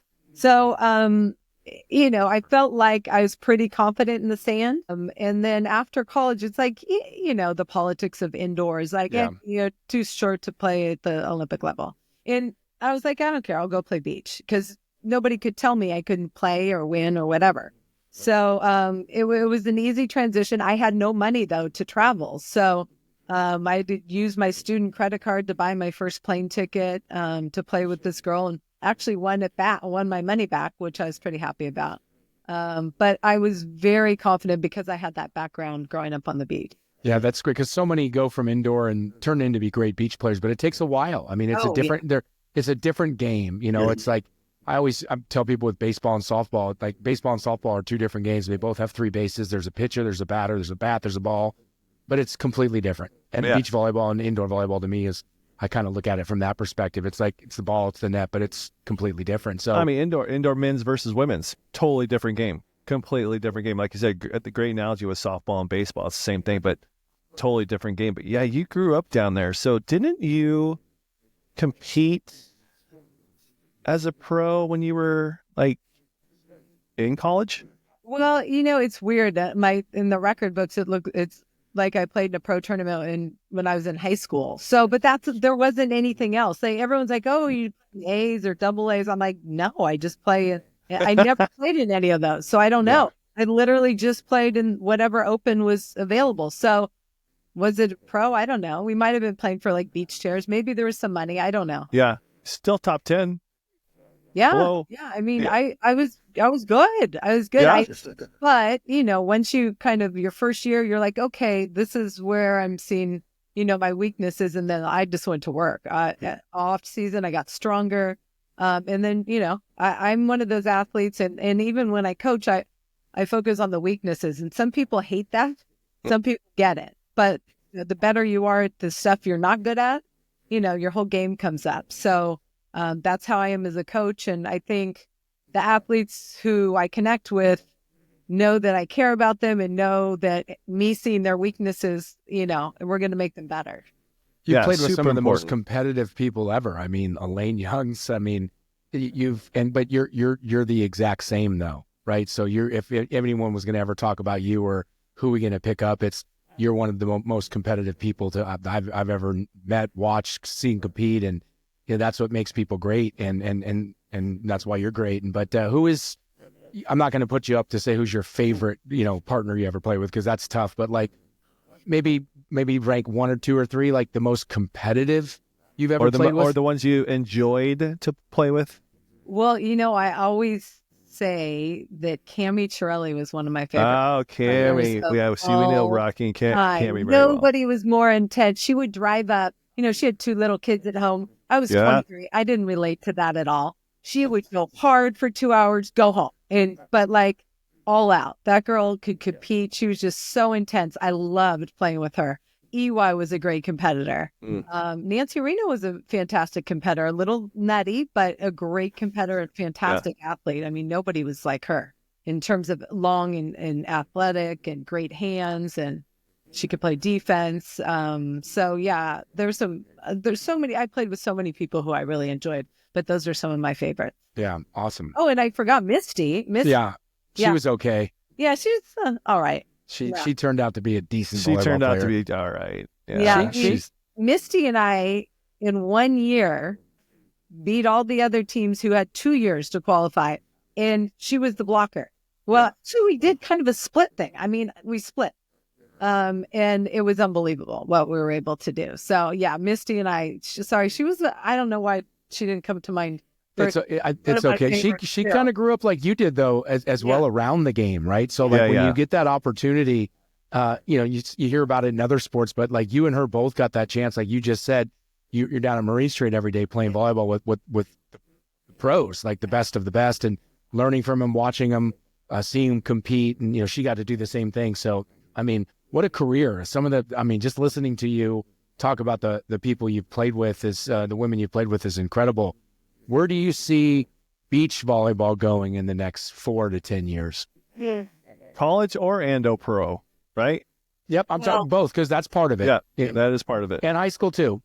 Here's what let's talk about college beach volleyball first. I think it is fantastic. When I first started covering it, I wasn't sure about the format. I'm telling you, it's my favorite tournament of the year.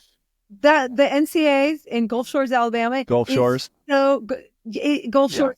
What did I say? You said Gulf Shores. Yeah. Okay, sorry. It's a great place. No, I've been there a couple times. Yep. But the venue is beautiful, but the intensity of the competition is insane.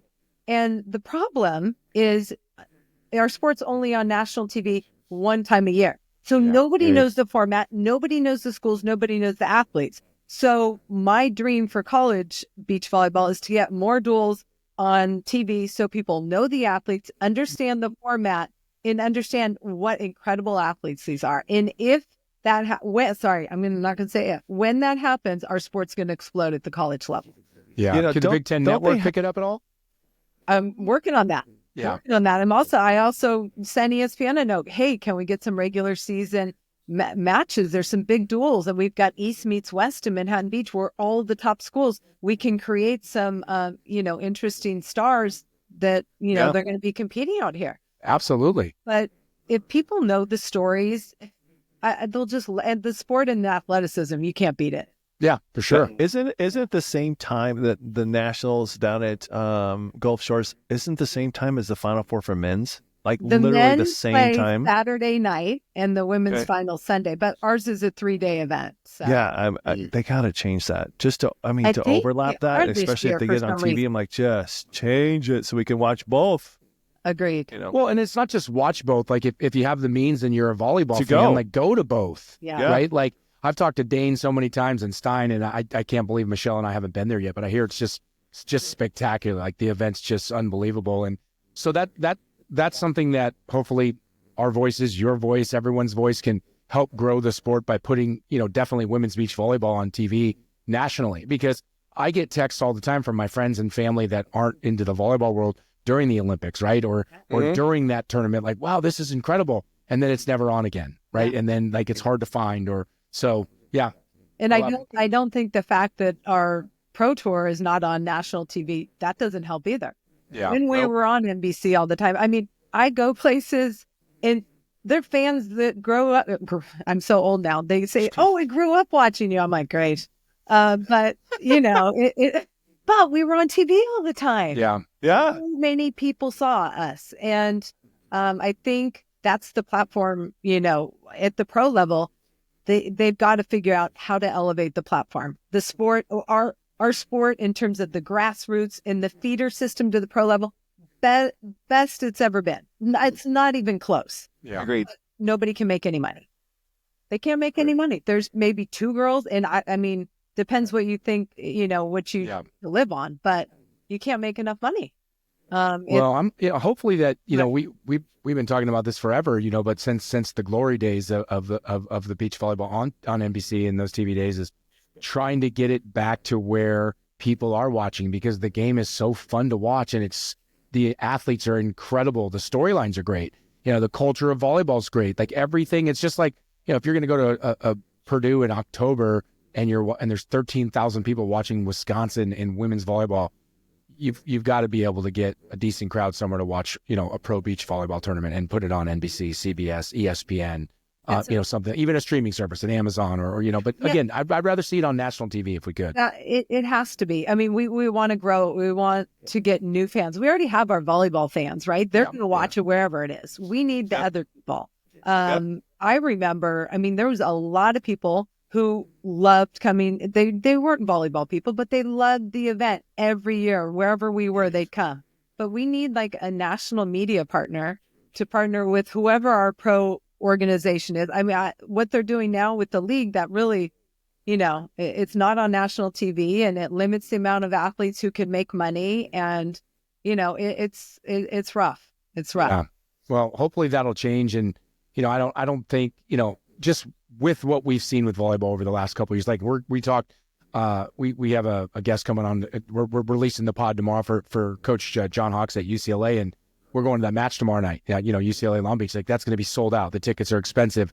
So volleyball's growing. People are excited to see it. And I just can't believe we can't get pro beach men's and women's volleyball out to the masses after all of these years, with all the gold medals, all the medals, all the fun, all the great rivalries from back then from you to Carrie, Missy. I could go down to the athletes today. Cindy. I grew up with that. I grew up with Hobby Dodd, Sinjin Randy, and then Paul Sunderland and Chris Marlowe.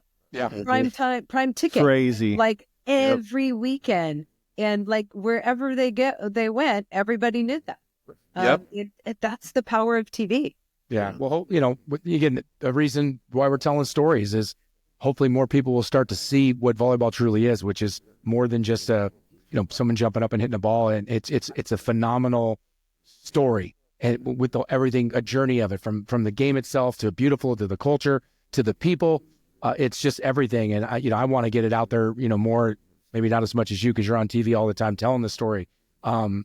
How was it to go from playing beach and being a superstar, growing up your whole life being an athlete, to hanging that up and getting into the broadcast world? Was that, you just said your jump from indoor to beach was easy? How hard was it to let go of a game that gave you so much, to still be a part of it, but to move on to a profession? Yeah. Because you were just a week shy of 40, right? When you retired from the... Remember, maybe. Okay. Yeah, well, it was like 15 years ago, right? She was or LeBron 10, before 8, LeBron was 8 LeBron. years ago. I don't remember. I had dabbled in some TV while I was still playing. So I had done some work. But what I actually did is I retired. I had my son, he just turned 14.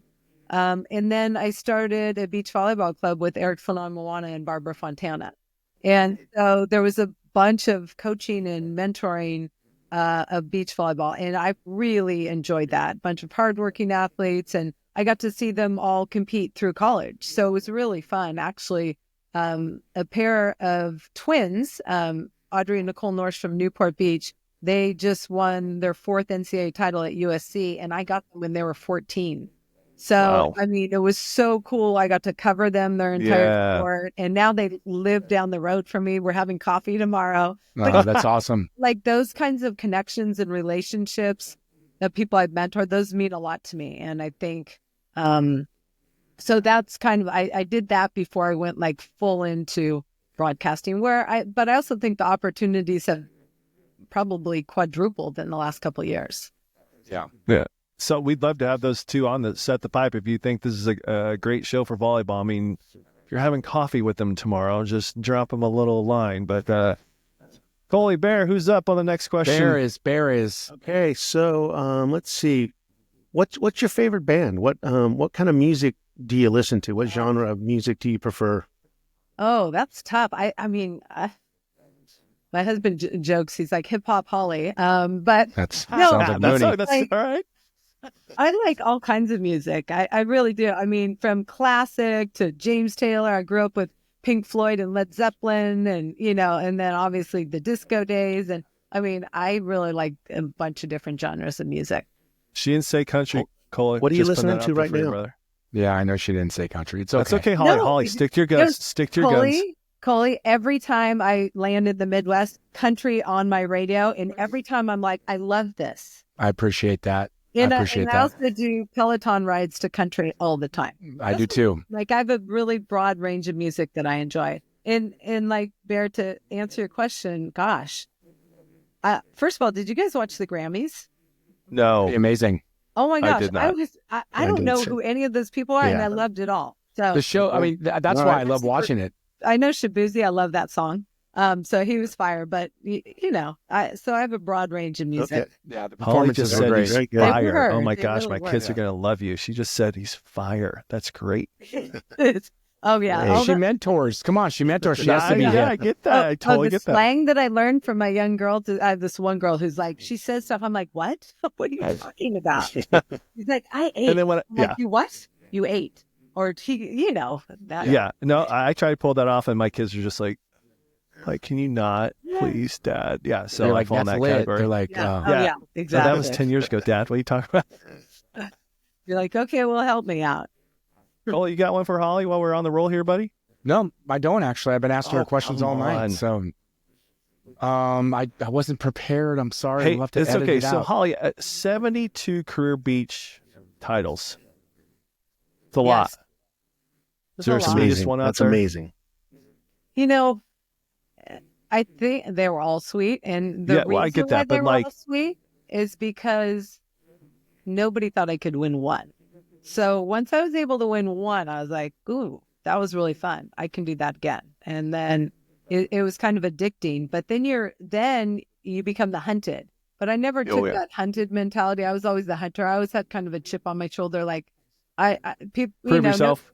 yeah, I felt like I had to prove myself always. I never, I was the same way. never relaxed. So, gosh, I think the Olympic podium, because my first two Olympics, my partners were injured. So that was kind of an elusive goal of mine. So being on the Olympic podium in 2004 was pretty incredible. And I happened to be on there with Misty and Carrie and Adriana Bear and Shelda, who are two of my best Brazilian friends ever. I spent a lot of time with them in Brazil. And then obviously EY. So that was a special moment for me. And you won that, and that's the thing about the bronze. You win that match, Yes, right? yeah. You have to play Go out to a win. winner. Yeah, you go out a winner. Yes. So awesome. Yeah. What a great story to have that, to be just with everything you've done. I mean, that's amazing to be able to get that and represent your country, and you did it 3 times, but to get up there on that podium and win a medal is congrats. I don't think people realize what a grind it is. I mean, every 4 years. So that's a 12-year period. Yeah. That was what I was trying to achieve. So it was a long time. It was a long grind. To be on, people's like, do you miss, competing? And I'm like, well, not really. I miss training. I loved training. I loved going to the gym. I loved competing hard. I loved working on my stuff that I wasn't good at. So you kind of translate it. And now I like going and learning about the teams and what they're working on, and so it's just kind of a different lane for me, but it's fun, and I feel like it's rewarding. And I think one of the most important things that I learned just throughout my career is relationships. I have had relationships with people from day one, and it didn't matter if they were shagging balls on my volleyball court, or, a lines person or a referee, I still interact with all those people, and we have great relationships because I've always treated them well. I think I should everybody should, but sometimes people aren't treated well when they don't think that person's going to be important, and you just never know. Right.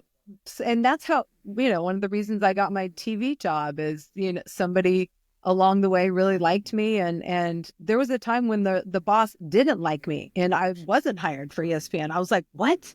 I couldn't believe it. And they were hiring all these. I was sitting at home going, I can't believe this. But it was just, that's the other thing with TV. Some people like you, some people don't. So it's just do your best and, hope it works out. Well, one thing you said is kindness. Kindness doesn't cost anything, and Don't you've burn your always been bridges. like that. I said that earlier. You through all these years of watching you, from being an athlete to coach and all of this stuff is you've always had that, and I mentioned it earlier, being like Bill Walton, because he had that just infectious smile and spirit, and just loved his fans and people that love the sport and him so dearly. And you've always done that. And I think that's why I go back to what you're saying is that's not why you're successful, but it's definitely one of the reasons. And, good deserves good. And, you've done so many great things for the sport, and you've treated people right, and you deserve to be treated right as well. So it's awesome. Thank you. Holly, you touched on something really quick that I never experienced. Coley has, Bear has, and you have, is wearing USA. I mean, these guys talk like there's John Hawks, same thing. Like there's nothing else that just comes close to representing your country like that.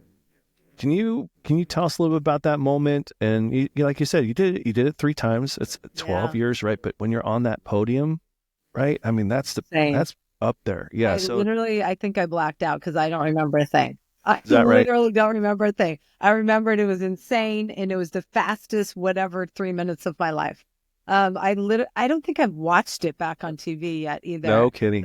No, and I don't know. I'm just it's in my heart. It's in my mind. I know. Well, we're gonna play it at the end of this show. Yeah, I'll find it for sure. We're gonna find it and attach this thing. Yep. Oh my gosh, I think I cried, and then I just can't remember the rest. But it was incredible. I mean, I think it's such an honor. And then you think about it, you're on this global stage playing the sport you love. So you are representing the U.S., but you're also representing your sport. So it's just such an incredible opportunity. And I'm grateful. When you were playing younger, before you played your first Olympics, and USA Volleyball starting to get a beach sport, and just when you put that first jersey on that said USA, how did that feel? I mean, is that just, I got to wear it a few times myself, and I still hold my hand over my heart when the national anthem plays at a game, and there's just something that's still in my heart that I get, you understand. How was it to first put it on? First time ever.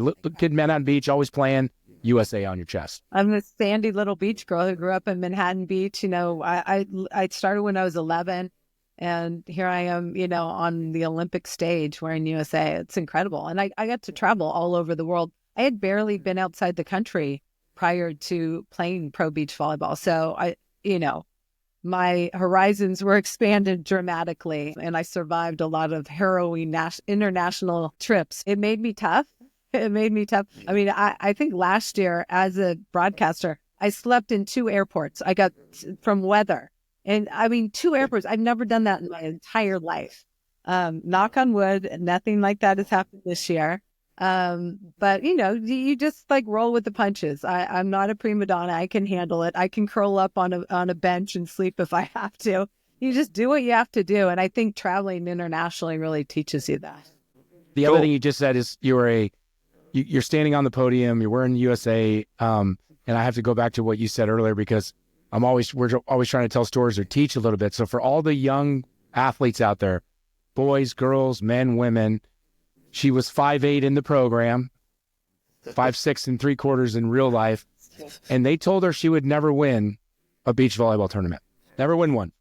72, I believe it was. 72. 3 Olympics and a podium, wearing a medal as the national anthem's playing. It's as good as it gets. That's why I cried, because it was wow, I've come so far. And it was just an incredible moment. It still doesn't seem real. I mean, honestly, it doesn't. It's, but yeah, I always tell my athletes, I do not let people put limitations on you. I don't care what it is. If in a sport, in a classroom, whatever you want to be, do not let people put limitations on you, because I just don't believe in that. I feel like go for it, and then if you fall short, that's okay. At least you went for it. But people should never put limitations on their athletes. Great lesson. I love this show. This is exactly why we do this, right? Stories out there, and so people like myself. I mean, I'm doing the show, and just to hear the emotion and about putting USA on and your career path, and this is why we're doing it. Everybody's got great stories, but I'm telling you, Holly, we have to have you back, because I know there's stories that you can actually tell now. Yeah. This was only a couple of years ago, right, that you were playing in the pros on the beach. But I know there's stories out there that we'd love to have you back. So many stories and so many different partners things. Oh my gosh, I'd have to really dive deep into my memory. Get some shoot. disclosure signed so we can tell some great stories. Possibly We've- my partners. We Yeah, find we can get a ourselves couple of telling them on stories there. on here, and Yeah. we're like, "Oh, can't tell that part of it." But Shoot, we can members get up to only, 8 I people guess, on this thing, so yeah, we can get as many partners as we want and have a good time with that. But Yeah. guys, Amazing. you got anything else? I think Holly was a wonderful guest. Thank you so much for taking the time to be on Set the Pipe, Holly. It sure was a pleasure. Shoot, I might meet you in a couple weeks if I head down to Please do. down to Indy. Please Yeah, do. so yeah, our that'd be fun. PVF season we start in January. We go through the second week in May. And the winning team wins $1 million, which Oh. is pretty darn cool. They won $1 million last year too. that's and it's awesome. for their salaries. So we touched on this. I'm just going to circle back. It's an incredible league. If you guys haven't watched it, please do. Every match is either televised or on YouTube for free. Saw that. Yep. And I really love being able to call a pro volleyball league in our country. Who knows what's going to happen in the future, but I just want volleyball to win in our country. And I think we're moving in the right direction. I would love to see all of us working together instead of different groups, but let's see what happens. So you have the team from Atlanta, Columbus, Grand Rapids, Indy, Omaha, Orlando, San Diego, and Vegas. So there are places out there to go see this top-end volleyball for sure. And actually, didn't Eric just hire one of your coaches to be an assistant coach on the national team? Hanif Park. She's the San Diego Mojo coach, and she is going to be one of his assistants. 6'8", 49er, by the way. Just putting that out there for you guys. Long Beach Stater for sure. Olympian. Yeah, I'm good actually stuff. heading to Orlando tomorrow to call a match. That's I rough. have Indy at Orlando on Saturday night, and then I'm taking my son to Disney World. Awesome. Oh, Yeah, How one nice of the is that? perks is working for ESPN. Yeah, and you should be doing that when you travel. That's the best part about it. I mean, you work so hard, you grind so hard, getting the opportunity to see the fruits of your labor and some great places in this country you get to do. And I'm sure you'll find an unbelievable food place to eat there too. Oh, yes, I will. Yeah, the foodie that she is. Yes. Cool, Holly. Thanks so much for being thank on you Set so the Pipe. much. Spread the word if you'd like to.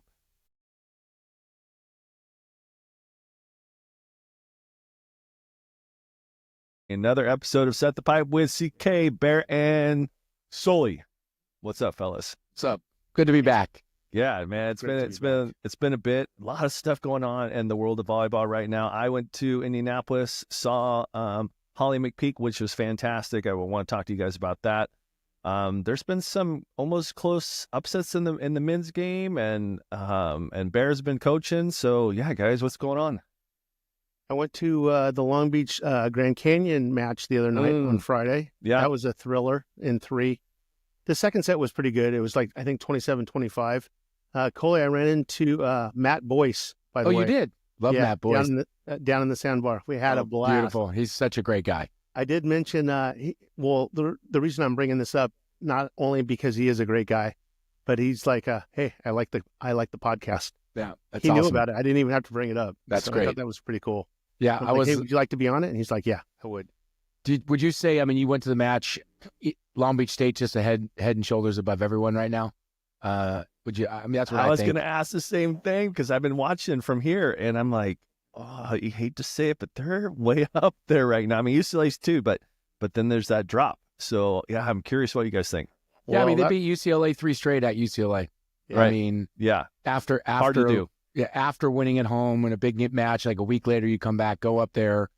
Great crowd at Pauley. Yeah. Well, actually, great crowd at Pauley, and they beat them and beat them handily. So In Pauley. in Pauley, I just That's don't huge. know right now if anyone's there yet. That doesn't mean the end of the season. There's Right. teams that won't be, but Al trains them well. They got some good players. I don't know if anyone's going to catch them, but we'll see. It'll be interesting. Yeah, what'd you Yeah. think, Bear? I mean, you finally got to see an 80-mile-per-hour. Yeah, that was my first first match of the year, actually, that I could catch. And the angle down there at the sandbar is great because you're down on the floor, and these guys are jumping, they're flying. The athleticism is unbelievable. And I caught an 80-mile-an-hour serve. I didn't catch it, but I saw it, and it was unbelievable. I don't think I could have caught it. Yeah, I don't think I could see it either back in the day. I was like lucky to just stand in the back and take a little jump serve, like roll shot, like he can absolutely, I mean, they all do, but, throwing it as high as they can, just take a step back and an absolute wrap. And when you're serving the ball that hard, it's hard to track it, let alone pass it. Yeah. And if that thing moves just a little bit, you're done. Yeah. Right? Because it's all topspin. If it just moves, you're like, I thought I had it. I thought I was in a good position to get it. I don't want to give this away, but here's one of the things that they're doing at Long Beach that I think is pretty amazing. When Nikolov is back row and they get like a free ball, they're basically setting him out of the back row. And he's got 17 Oh, so he has attempts. options. So he's getting kills out of the back row, or he just sets the ball. Yeah. Which is unbelievable. I've never even heard of that play before. And he's crushing balls. He's crushing Ds, or basically pipes, out of the back row. So they set the They're pipe. setting the pipe. That's as they to should. setter. How And by sweet the is way, that? Set the pipe. subscribe, baby. Coley was getting the same thing. It's funny because I get that all the analytics about every social media stuff that we're on and YouTube and everything, and we're getting views like crazy, and it's great. Just people just aren't pressing that button, right? Press that button or putting that bell on YouTube to make sure they know when the next session is. So yeah, all good stuff. So yeah, I'm glad you went, Bear. That's awesome, because Coley's got to be able to see the men's. I got to see the men, so it's good to hear your perspective. I mean, I went back to back seeing Long Beach State, at UCLA at Long Beach State, and then right to go watch USC at UCI, and Yeah. Two phenomenal matches with some great players, and then Northridge. My Matadors they've beaten Grand Canyon, they've beaten USC. Yeah. Theo's Some doing an great amazing job. They're starting to, maybe you heard what I said when I started about saying Northridge, and like I would never heckle the school, but like it's great. He's doing an amazing job. They're a tough team. Yeah. I mean, like you said, Grant, we said this a long time ago. Just the fact that we're mentioning Grand Canyon Right. in men's volleyball is rad. It's just rad for the sport. It's awesome. Yeah. It's a great school, great environment at the campus. But they have a great men's team now, right? They're one of the better teams, and it's great. So good for men's volleyball. Yeah, Long Beach met them in the semifinals last year. I mean, that's huge. And thanks to Theo for giving us a shout out too. That's awesome. Yeah, Yeah, it is. We're going to have him on here. I text him, and he said he'd love to come on. So I think he'd be a great person to talk to, just for a lot of reasons. He's kind of like Al at Long Beach. Played there, Stayed there, stayed coached there, was head an coach now. assistant Yep. there, now the Great head story. coach. Not the program didn't need to be turned around. I mean, it's always been, going in the right direction for the most part. But, Jeff Campbell, when he retired, he'd been there for a long time. And Theo brought new blood into this. And it's an exciting time there at Northridge. I'm excited to see, I think it's his second year there, second or third year as the head coach. And I can't see it going anywhere but up. It's good for him, good for them. Yeah, so I don't want to steal our East Coast correspondent, Dave DeTinley's thunder, but he did give us a rundown the D3. I think I sent that to you guys, but he says, and the number one team in the country, NYU, clashed with the number 6 Springfield last weekend. They won 3-0. Number 4 Stevens beat number 13 Hobart. And there's been some good matches. He's been giving us some great rundown, but right now he's in the midst of doing club with his son, so he's not available to come on here as much as we'd like. But just to give us a heads up, I want to give him a quick little shout out that we hear you, Dave. We're going to let everybody know you're doing some hard work for us. So all good stuff. Kind of a cool thing also today is one thing that I love about sports, and we kind of talked about this, or at least I did in my first pod, is just the camaraderie and the friendship you have. I mean, like us three are sitting here today, right? And, we played together 30 years ago, against each other 30 years ago. So today's just really random. I got a text about a week or two ago from a guy I played volleyball with at Northridge. I have not seen in probably 28 years. We had coffee this morning. No kidding. Great to catch up. Took a picture with him, and I put it on this text chain of about, he's not on this, but there's probably 25, 30 Northridge guys that played volleyball from the late 80s to the mid 90s. So during my time, little pre me, little post me, all the guys, Price is on it, Coach is on it. Awesome. Coach Dave Rubio, who was at Arizona for long, he's a Northridge guy. There's a lot of people on this text chain. And it just made me think of just the friendship and being part of sports and going through all of those things today of, just sending a picture of someone I hadn't seen, talking to all my friends, telling the stories about some of the things we were able to do in the 90s that you just couldn't do now. The hazing, maybe having drinks on a bus on the way home, like things like that, like people get arrested for today, but like just the joy and the fun of like having that on a text chain today. And just, I was just so grateful that we get to do this, especially today after, being on a text chain for maybe it was like 30 minutes, just the fun stories, like story after story after story after story. And oh yeah, it's just great, so. Yeah, real good stuff. We even talked about having the A6 Paul Mitchell kind of alumni. I mean, before us with Raymond Construction, after me, and that can go on forever, which is. And this was my awesome. point. See, I love to just talk and I forget my point. So on that text chain, you were talking about D3 volleyball, right? So that's what you're talking about. Yes. So on that text chain, Chris McGee is sitting, he's texting back and forth, telling stories. He's like, I'm watching my nephew play club volleyball for the University of Oregon, streaming.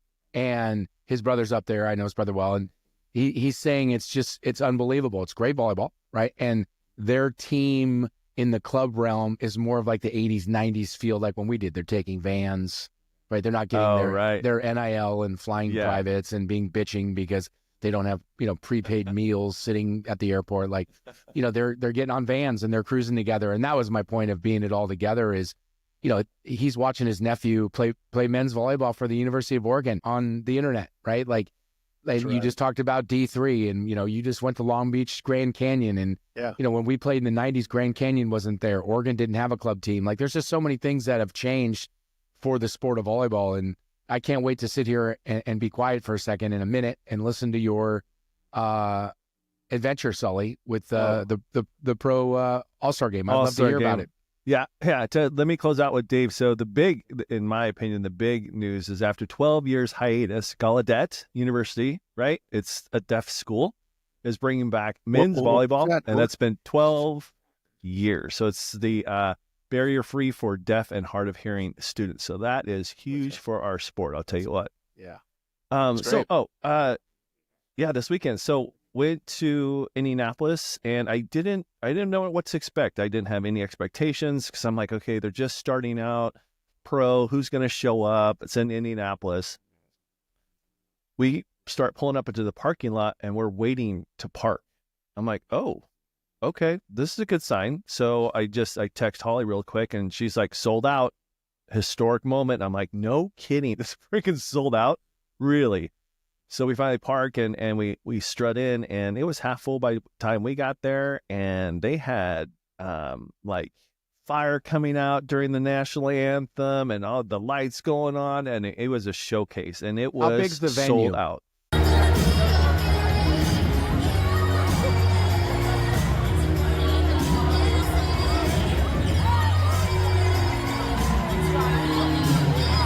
It was, if you had, give or take. ooh, that's $5 grand, $7 grand, No, less than it's- that. I think it. It's, you know what? Probably comparable to probably Long Beach State's type of attendance. I think about it's 7, I 19 think. rows high kind of thing on Oh, each okay. side, packed. I mean, it's all it wasn't bench seat. It was just individual seats, which was great. I had 4 or 5 teenage kids, boys behind me, which was fantastic. And then you had dads and with their daughters and the autographs awesome. So afterwards. cool. I mean, I'll show it on this podcast, but I just stood in one place and took a picture to my left and picture to my right, and you stitch that together. I mean, they were waiting for a very long time to get autographs with these pros, and it was a typical all-star type of play. Like, the chemistry is not going to be there. It's not going to be super smooth with the setters, but the defense was on showcase because they can just go back and play all the defense they want, right? Yeah. So, and like in the NBA or something, it's just not that flow. But besides that, I mean, even the national anthem was just, she was so good. Everybody went bonkers, and that's how it all started. So they had to do some things for TV in terms of time, but besides that, they showcased. They really did. And to have it sold out in Indianapolis, I was really impressed. And like I said, I just got to say hi real quick to Holly, just snap a picture. But she goes, "What'd you think? Was that awesome or what?" And I'm like, "Yeah, it really was." And it'll be interesting to see what the other leagues do and how they perform, right? Because there's 3-4 now. So, but worth the trip for sure. I would encourage anybody to go. Yeah, that's awesome. I'd love to see something like that. Last weekend in Kansas City, there was one of the biggest junior girls tournaments. It's Triple Crown, I think it's Triple called. Crown, yeah. It used to be in Salt Lake for a while. Yep. Yeah, and during that, they also did like a love festival. So they tried to do something probably similar to that All-Star game. And there was a big thing there last weekend. So it's just, looking at both of those leagues and what they're doing and just promoting the sport. And like you said, it was sold out. Yep. It was on national television. Holly's doing the game. It's great for the sport of volleyball. It's great for the sport of women's volleyball. It's great for the sport of volleyball. Jalen Rose that was there hosting, and then you had Division I's outstanding coaches. You had Dan Fisher there, you had Ulmer there, that's now at Kansas, and it wasn't necessarily who's, but they were there and they were vested. They were not on their phones. They were into the match. I don't think I saw Jalen Rose on his phone except on timeouts. Yeah, they were into it. So, like I said, it was really good to see. It was just a great event. How did it go? Like, what was was it in 3? Did it go 4 sets, 5 sets? Yeah, with the time it did was 2 out of 3, but just to 15, right? So, to 25. Wow, that was old school. Wow. To 25, so they could have won 25, 24. They could have, hold on. Nothing wrong with that. Cheers. I went to brunch today, by the way, Coley. So I've had a few. Juice. I got to go on a gnarly hike. Like, hey, we're going to take a walk. And the next thing I know, it's like 3 miles up and down. I'm dripping sweat. It's great. And then I get to come and go right into the cold plunge and come right to the pod. I feel great. Sweet. Thanks, Moons. Yeah, we're going to go on a real nice, mellow walk. Yeah. Right around the block. Right. Yeah. Just around the bend. I've heard that my whole life. It's just around the bend. And then 15 miles later, 36 bends later, I'm finally there. Yeah, just around the bend. So the third set with Bear, it really just came down to timing, how much time, they were going to end it at 8, and then they were going to go 15, and the overall winner had combined points. So there was a couple of twists here and there, and it was good for them to experiment. That was the time to do so. So instead of just saying, hey, we're going to try this out for everybody across the world. So it was different, but it was definitely towards the TV stuff, and I'm sure they put 2 hours into the venue financially. So was the crowd into it? I know that was packed, but were they like kind of into it? Was there exciting times to cheer for? Yeah, they had the wave going, which was cool. They had an MC going on in between on timeout, so it wasn't dead space. She always was talking to somebody or bringing, like, they had 2 not NASCAR but dragster women out there to interview them, to different type of people, but it wasn't. Like I said, so if you've ever been to an NBA All-Star game, it wasn't like everybody's going crazy because it's the home team. It wasn't the home team. It was everybody, right? Yeah. So, and then, you heard some people go, wow, I was really expecting the crowd to be really into it. I'm like, well, it's an All-Star. It's not, your home championship match. I think it would go off the chain if that was the case. But I thought it was typical for professional All-Star, but to have it packed for their inaugural, I thought was pretty cool. And the one-handed snag, by the way, that was impressive. You guys would have been impressed by me. They're throwing up these little volleyballs up in the stands. It was the first ball to go up into the stands. Did you lay out for it? No, I literally just stuck on my. Okay, Cole, you're gonna love this. It came in slow motion, right? Because I'm like, okay, that ball's kind of coming to us. Oh, it's like coming right at us. And I looked this way. I stuck up my hand that way and just snagged it in one hand. And I just was like, there you go. Got it. Sweet. All the teenage boys behind were like, come on, because I snagged it in front of them. Yeah. But they should have dove over you. They're younger. That's right. Well, they had another one come up and hit their hands, and it went off. I'm like, well, you guys weren't going to catch that first one anyway. Come on, dude. Yeah. But I was super impressed with myself. Bear, how's the team doing? We played Antelope Valley, who I thought we would have a chance. It was basically our only win last year, and they came in and they didn't smash us, but yeah, it's not good. I mean, we're young and we're getting better, but we're just not there. Do you need CK to come in and give him a little talk? That would be great. I think you should mic him up. I think Bear should get mic'd up. We had I think we were up 23-22 in the second and gave it up. Yeah. We're just. Yeah. They just lost in basketball, though, too. Your school just lost the championship. Oh, they did with Dixon, your guy Dixon. Yeah, I was surprised that they lost to Fullerton. So was that playoffs? Do you know? Because I thought they were in the playoffs. It was for the league, and now they go to the playoffs now. Okay, that was like winning the conference or whatever it was. So Because it'd be nice to get on center court for practice, even though we've been in the season for like two months now. those damn basketball players and we get basketball. booted all the I know, time. But Todd's running a great program there. He does. He's come in and he's done well. Is there another gym besides that big one, like another auxiliary place to practice or anything like that? Unfortunately, there's not. It's And just the big one. That gym is amazing. Yeah, it's by the great. way, I'd like to throw, just talk a little bit about it for a second for recruiting purposes.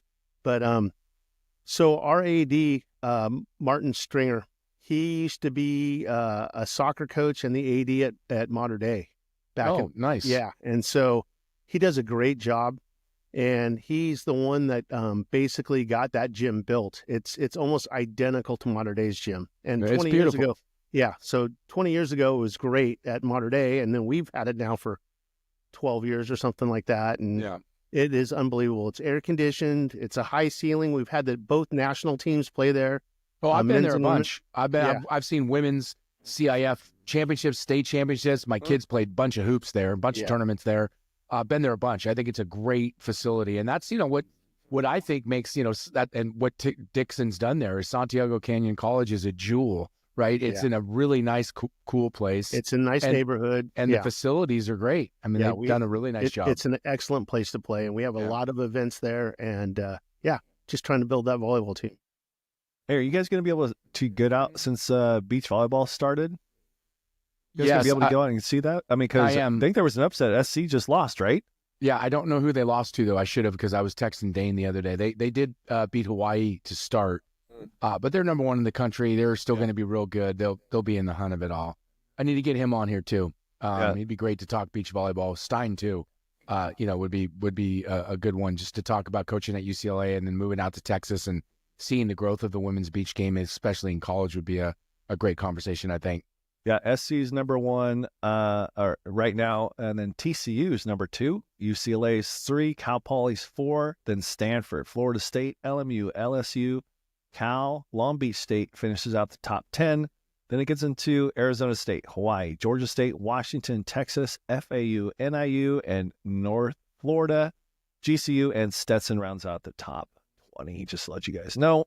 So there's a lot of stuff going around the country. It's just not even in Southern California anymore. It's all over the place. And Stein's at Texas, right? Yeah, University of Texas. And the other thing about women's beach volleyball, it's been, I think flag football will take over if it becomes a women's college sport, but it's the fastest growing women's, I think might even be the fastest growing college sport ever. I know it's clearly the fastest growing women's sport, and it's such a great game. And the format, that's another thing we should probably talk about. Holly brought that up in her interview. She brought that up about the format. Yeah, it's actually like, I used to go watch college tennis because I had friends that played it. So it's similar to that, right? It's like, it's team format, even though you're playing individual matches. Right.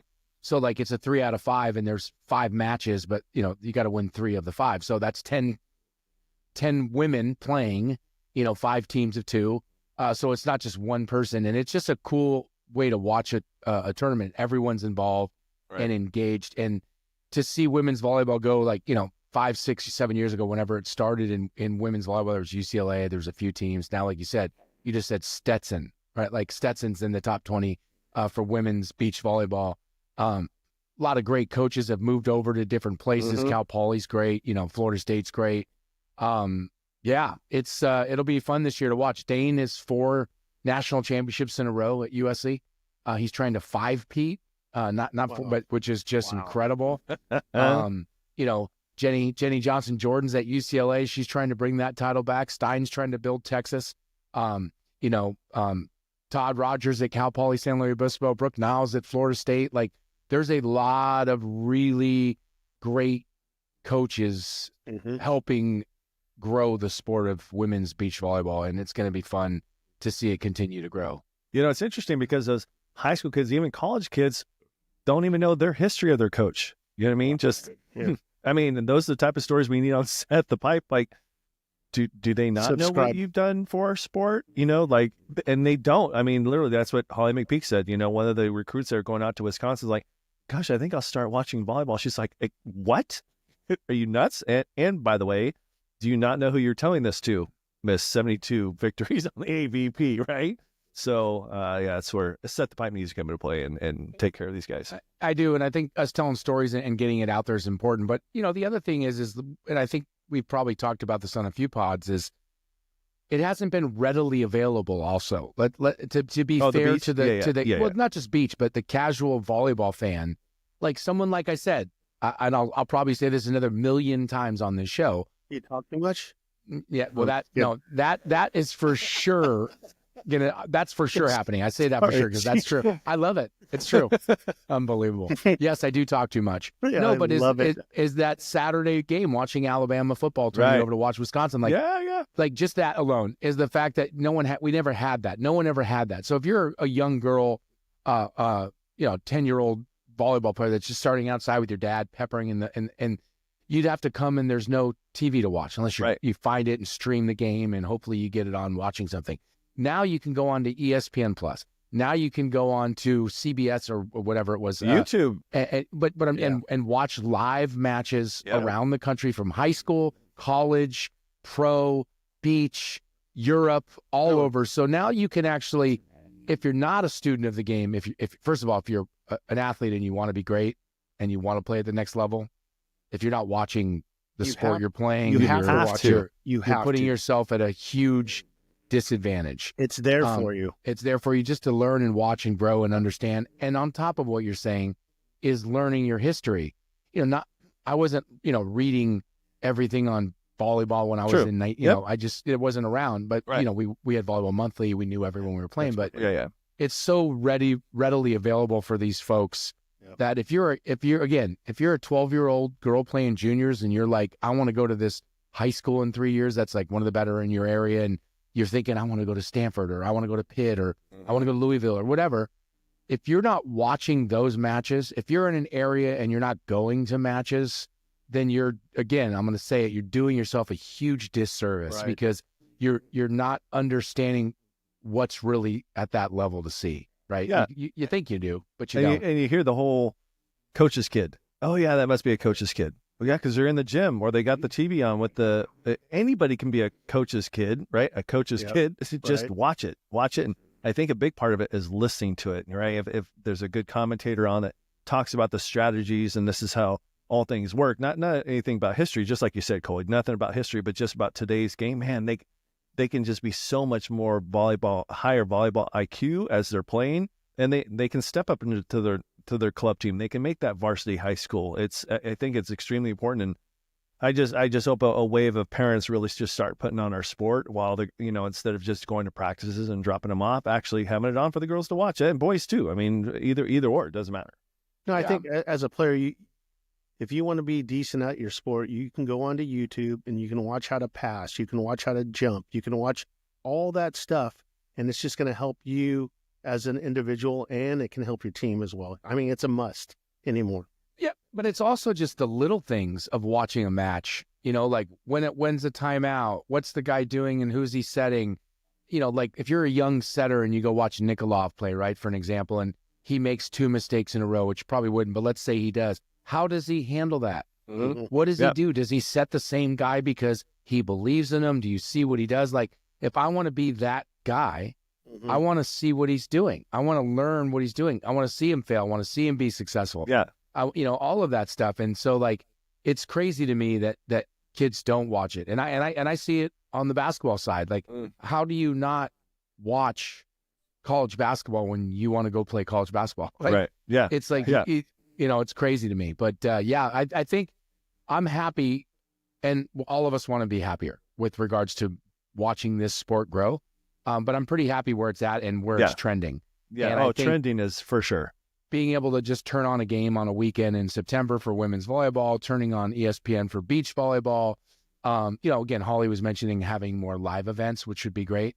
But yeah, I think it's great. The more kids can watch it, the more we can watch it, the more it's on, the more it becomes mainstream, the better it is for the growth of the sport, for the players, for the pros. I mean, everyone wants to be a pro, right? That gets more money, it gets more engagement, it gets more sponsorships, more folks wanting to be a part of it. All of that happens with the game being played and people watching it, right? And it's a fun game to watch. Absolutely. Yeah, for sure. Like I said, it was we got to get Bear in front of some women's games. So that's going to be the tide turning a little bit is getting him more educated with the whims going on. Because I mean, it's just not like how it used to be. Even if you went to Long Beach State every once in a while, good players, geez, top 5 in the country type of thing. The play is totally different now, Bear. I mean, so we got to get you in some kind of gyms. Even go to a qualifier for juniors. You're going to see some very talented high school kids that you're like, holy smokes, right? And so we all three got to get out there and just kind of check it all out. And it'll be fun. A high-level women's game today is played like the men's game when we were in the 90s. And I mean, it's really, that's the way I look at it. Like, it's bombing serves, bombing outside hits, running bicks. Like, the women are doing all of that. And we were just exploring that in the 90s, right? Yeah. Like, just Yeah. running a bick maybe, or shooting We the call ball. it low Like, pipe. and jump like serve. Hilly, the way Hilly would hit that fast set. Not everyone was hitting that fast set, but his arm and the way he could do it, like everyone hits that now, right? So like it's It's a dynamic awesome. game now. Yeah, it's really dynamic, and it's dynamic everywhere. Like you said, go watch girls juniors. I was blown away watching 12-year-old juniors last year. I was like, this is like better than my high school teams. Like, and these girls are in 5th and 6th grade, like passing, running slides, like. And it's a good hitting. wake-up call for the parents that think they want their kids to go D1, right? Okay, then, because I would do this when I was a director of club, and I'm like, okay, let's go look at the open. And they're like, okay, so where's our age group? Because they look like they're 17, 18-year-old, and they're 14, And I said, this is 14 open. Like this, they're like, oh. I'm like, yeah, you see that coach, see that coach, see that coach, see that? That's all Division I coaches because they're looking at this program, right? But it puts in perspective. Not that your kid can't go to the next level, but perspective. You need perspective. And we always talk about this as having a fit. So to go watch him nowadays, yeah, Bear, yeah, you got it. I'll definitely go. You want to jump into a little bit of UCLA and UCI? Hey, let's get into the rankings first, and then you'll transition to that. Cool. I don't know much about it, but no UCLA. Well, rankings come out soon right now, but as of right now, Long Beach State has all the first place votes for the men's volleyball Division 1 and 2. Then it goes to UCI, UCLA, Hawaii, SC, and BYU. Loyola at 7. Ball State and Grand Canyon come in tied at 8. Stanford rounds out the top 10. Pepperdine, Northridge at 12. Lewis. CSUN, baby. That's right. The UCSD. Matadors. Top 12 in the country. Ohio State at 15. Santa Barbara, 16. McKendree. Lincoln Memorial at 18. Penn State, and then Princeton rounds out the top 20. There you have it. Bear. But I'm thinking UCI is, UCLA is going to have to be in the second seed there. Did they just beat UCI? They beat UCI twice this week. They beat them at UCI in 3, and then beat them at home in 5. I guess it was a thriller. Wow. 15-10 in the 5th. But UCLA is making a surge there, so I got to think they got to jump up to second seed. You would think. I don't know. Yeah. I didn't watch any of it or anything. I just was reading it, but it seems like, Hawks is making a move. Yeah, they're good. I mean, like I said, I think all those teams could battle. I'm sure Long Beach could lose, but they're really good. And I think they're just a little bit better. They're older. They've all played, except Nikoloff's not old, but he's old because he's played at that level. That high level, for a long time. So it's gonna be tough to beat them. And but it could happen. And I'm sure they're not going to go undefeated. So someone's going to beat them sooner or later. I don't know this yet. Maybe you can pull it up, Sully. When do they play UCI? Long Beach. Let's take a look. Yeah. I'd like to go to that game with you, Bear. Yeah, let's do it. At UCI, you said, or either way. Yeah. So they've got Northridge at Northridge on Wednesday the 5th. Yeah, and then they play Northridge at the Pyramid on the 14th, which is a Friday. Yeah. It might be available. UCI isn't until March 28th. That's a Friday at Long Beach. I could maybe do that one. They go back to back with UCI. Friday and Saturday? Friday, Saturday. Friday at the Pyramid. That'll be exciting. UCI Saturday the 29th. Whoa. Wow, back to back. Damn. That's wow. Gnarly matches too. And that'll be right in the heat of it. They got Santa Barbara back to back. They've got Hawaii back to back. Oh, that's all they're doing. UCSD back to back? When do they play Hawaii? Oh, is that UCI you're looking at? No, Long Beach Long Beach. at Hawaii. Oh, Are we Maybe going? we should go to that one. I think Set the Pipe should. I would love to go to that one. Yeah, I think we should all go to that one. Maybe That do would be our first live podcast That would be a nice goal, fellas. From the That'd be a beach? nice goal, yeah. from the beach at the Outrigger. Oh yeah, that'd be How rough. about this? I'm working a camp with Niper, in Oslo, Norway, in a couple months. Oh, nice. That should be kind of fun. Huh? Yes. Yeah. Norway's a beautiful country. Okay, It so is. do you have a laptop? Yes. Dude, bring the laptop, bring It's your not till webcam. September, but yeah, Oh, bring your webcam and bring your portable USB. I'll bring everything. Yeah, you don't We'll do need a pod you don't from need the Norway. arm. You don't need the arm or anything. Just bring it and put it on a little stand and do it from there. Okay. Coming from Norway, Big Bear. Who's Hopefully next it to you, won't buddy? be as bad as his Park City debacle, but you know, they probably have better internet in Norway than they do in Park City. Kidding. Utah or Kidding. wherever. Kidding. Probably not actually. Probably aren't kidding. So as we're sitting here looking at things before you talk about UCI, UCLM, I got to just tell a funny story and see if you think this would go over well today in today's sports. Okay. We're playing up at Stanford and Pacific. We sweep them both. It's a huge weekend for Northridge. We're driving back on the Grapevine in the Matabus, probably 3 a.m. You guys Everyone's didn't fly?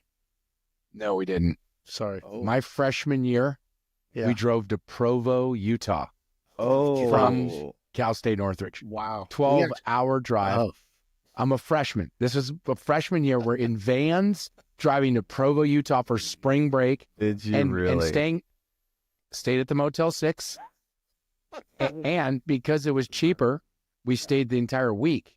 We played 2 matches. Oh, yeah. So we stayed like the entire week. So my first year in college, like, oh yeah, you're a freshman, spring break. We went to Cancun. What'd you do? I was in Provo at the Motel 6. It was in the fantastic. snow. And we drove there. But again, Wow. looking back, those drives are amazing. Yeah. I mean, the flight's fun, but so we're driving back from the Grapevine. We beat Stanford Pacific. I don't know how beers got into the back of the bus, but they did somehow. Team, coaches, everyone. It's like 3 a.m. We're driving. Me and McGee are in the back. Everyone's pretty much sleeping, and we're like not weaving in the bus. And those buses like the schools Yeah. would have, not the big ones, but The and all minivan. the mini bus. And we're looking up, yeah. and all of a sudden we're looking up at the top. Me and him were talking. We like look up at the and the guy driving the bus was an assistant football coach. Okay. And we're gonna leave names out, and Sure. was a great guy. All of a sudden, he has this huge jug of water. Opens it up, and me and him, Geeter and I, just happen to be looking at the front, and he's just pouring the water over his head. We're talking like a gallon stay jug awake. of water, so he can stay awake. So he can stay awake. That's hilarious. He wasn't drinking, of course, but we're in the Matabus, like the 90s in Oh, sports. wow. Like everyone would be fired. Everyone, oh my God, parents would be freaking out. Like it was such a fun trip, but like just thinking about like the difference of playing at Long Beach and Northridge in the 90s compared to a lot that of reminds places. me of a little bit of a story, Coley. When we were playing on Paul Mitchell, I think we were playing in Dallas, but we flew into Austin and had to drive up to Dallas and then had to drive back to Austin to fly out because it was cheaper. And the games you and Geeter would play in the van, like that 1, 2, 3 back to 2, 1. Do you remember any of those games that you guys used to play? They probably I still do. do These it. mind games, and Schroeder and I, it would just go. We're like, what are these guys doing? And then you guys would like repeat. Like I know a couple lines from movies, but oh you my and God, Geeter they're the knew worst like or the pages best. of One of the dialogue. heavyweights. I mean, where did all that come jeez. from? That was I know. unbelievable. Basically, Paul Mitchell. And I felt I was just so stupid because I don't sit in front of the TV and watch all these movies, and they would pull them out of their ass and know them like line by line and feed off each other. You're like, how do they do this? It was unbelievable. It was Your guys' unbelievable. dialogue. What Yeah. was the game though where you would count and it had to be an odd number and you'd start? That I don't I remember the game, but I don't remember like exactly specific, but we were doing it, and but listen, you had to manufacture fun. Right? Yeah. Like, and Yeah, that's the for thing sure. we talk about it No with phones. the kid. Yep. That's the thing. No We talk phones. about it with the kids today. Like, I don't know how I would do if I grew up in today's generation. I'm sure it'd be great to have the phone, be able to text your friends and all that stuff. But like we had to create and find things to Fun. do. Like you're in the van, you're in the van with 8 guys. You're driving 10 to 12 hours 10 to hours, yeah. Provo, Yep, yep. Utah. Yeah, There's yeah. no phones. You maybe have the old Sony Walkmans that just with like the yellow that had the tape. This is pre-CD, right? Yeah, And right. like you're doing that. Your Like you gotta have fun. And we did have fun. And that's the thing. And listen, if you're not watching movies, that's on you. I mean, I'll still watch movies. I still quote movies every day. Oh my gosh, you guys were funny movies. I mean, unbelievable. we love Fletch, right? We love Chevy. Yeah.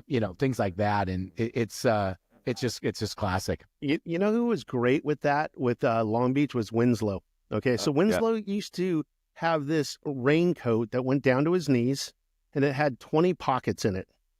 And he would wear it anytime we were going out of town for an away trip. And like in one pocket, he had a deck of cards. In another pocket, he had these bottle caps that had like little puzzles on it.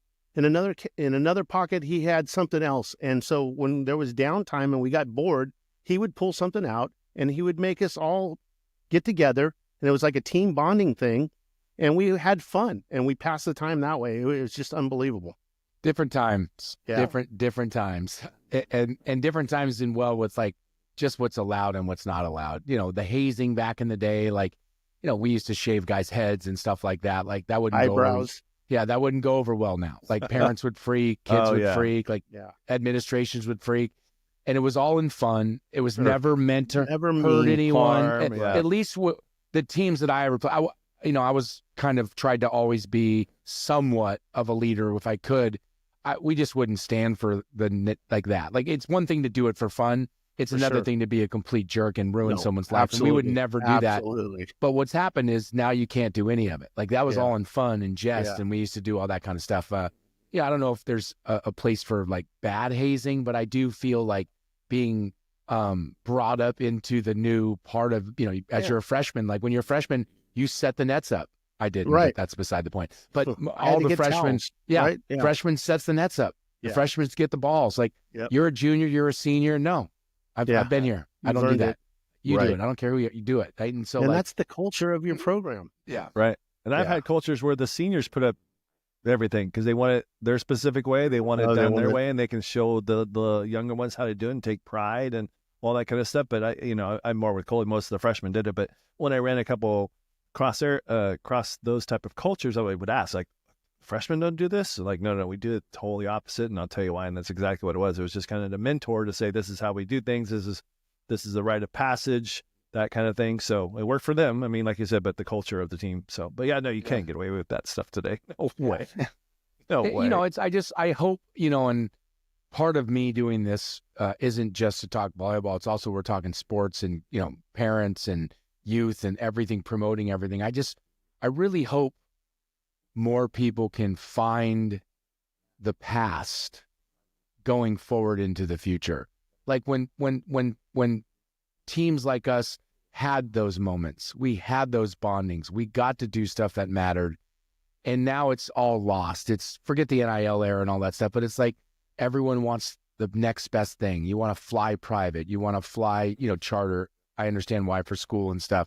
You want all of the best food and the clothing and all that stuff. And there's no no history of just finding the team and bonding together and enjoying that and experiencing that for your 3 or 4 or 5 years and having that be part of your entire life. And I think it's kind of lost, and parents just want to play. You just want to get paid. You just want to this, you want to start, you want to all these things. And you lose sight of all the stuff we just talked about. And then it's gone. The card games. Yeah. How many times were you in a van and you couldn't find the gym?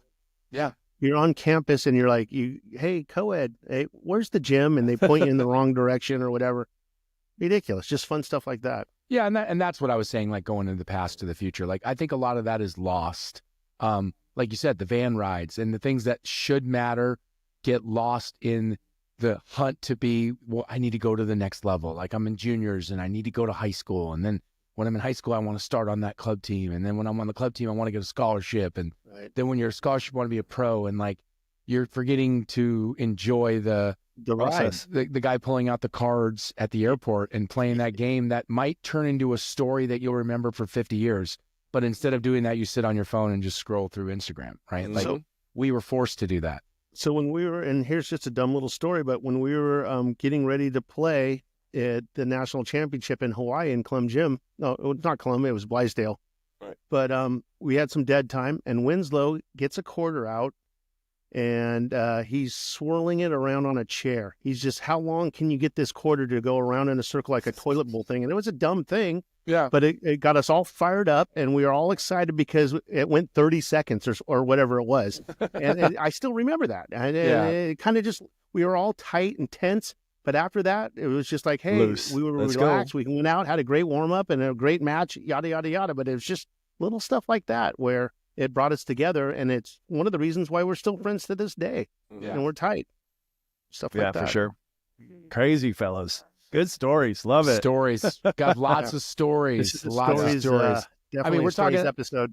on that same trip to Stanford when we came home on the bus with the coach pouring the water on his head.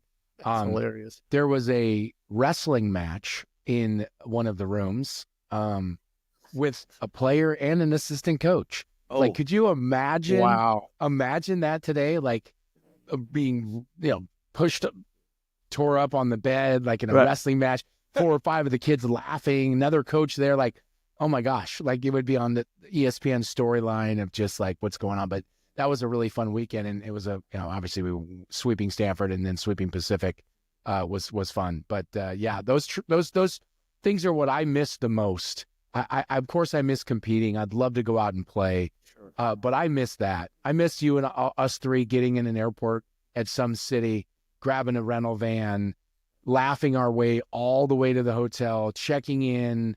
Maybe 5 minutes goes by, we're down at the bar drinking. Right. Sure. We're out at the club. We're up at 6 a.m. after going to bed at 5 and just siding out and winning and laughing and loving it. But like those that's what I miss the most is all of that, is the stories and being able to be a part of that. Freaking Schroeder has some stories, what he used to do too. And like, we were in Utah, Provo, Utah, and we were in a van. And we took it out that night. Why is it all Provo? I've got a BYU story too. Go ahead, Bear. Yeah. Love playing up there, by the way. Yeah, it was our first match of the year, and what is the field house? Is that what they call it? And the crowd was going crazy, and it was nuts. And we ended up beating them, I think, in 4. We lost in the first set, but we had one of those minivans that had a long nose. You remember that, like a long thing? And Schroeder got the key somehow, and we went out that night, and we came back. And you have to edit some of this out there. No, I don't think so. I just think it's like I was laughing at it because I asked Michelle, like, do you think I could tell some of these things on this podcast? Like, are we going to get anyone in trouble? Like, but that was 35 years ago. Like, probably not. But like, there's a lot of things that wouldn't even come close to happening today. No. Right. And again, we went to state schools in the 90s. Things were a lot different. Yeah. I bought a lot of oil on Ray's credit card, but that's another thing for my car. But anyways. So Schroeder, when we came home that night, he's parking the car, and there's a huge snowbank, right? And he just piled it right into the window. So it went like 4 or 5 feet into the snowbank, and we get out, we leave, and then we come back the next morning, and the thing's half buried into the snowbank. And he's like, what the Ray. He parked it 5 feet. Damn it. He parked it 5 feet into the snowbank. It was great. Oh, Ray Rattel. I love you, Ray. Yeah. Edit. Again, a lot of this would really go over well in today's sports. Hey, what are you guys doing today? We're going up to Stanford. Oh, yeah, we're going to drink on the way home with 40s. Guy driving the bus is just going to pour water over his head to make it home. It's going to be fantastic. We were talking about Rich Tolman the other day, right? Yeah. And we were driving home from San Diego after the San Diego tournament down there. And Ray was driving one of those minibuses, and it was just Winslow, Tolman, and myself. And everybody else went home with their moms and dads and whatever. We got Ray to pull over at the gas station because we had to go to the bathroom, right? And we bought beer. And Tolman's a freshman, and he gets absolutely faced on this ride home. Winslow in a freaking trash can and dumps it out the window. And when we pull into Long Beach, like Tolman is so hammered he has to throw up, but he's a man and he holds it. Winslow and I are seniors. Tolman's a freshman. And as soon as we park, he runs out of the van and goes to the back of the van and just starts puking. And Ray's like, what's going on there, guys? And I think he's just a little car sick, coach. And he's like, yeah, okay.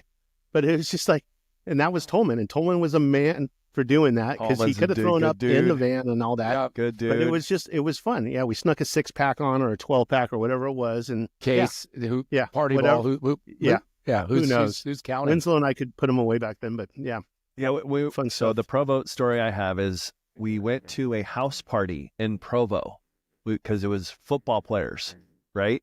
And so we go to this house party, and everybody kind of goes and checks it out. And I'm talking this one guy, football player, and all of a sudden Rhodes taps me on the shoulder. He goes, "So you got to get in here. You got to get in here." I'm like, "What is going on?" And he grabs me, and I'm like, "Okay, what's going on?"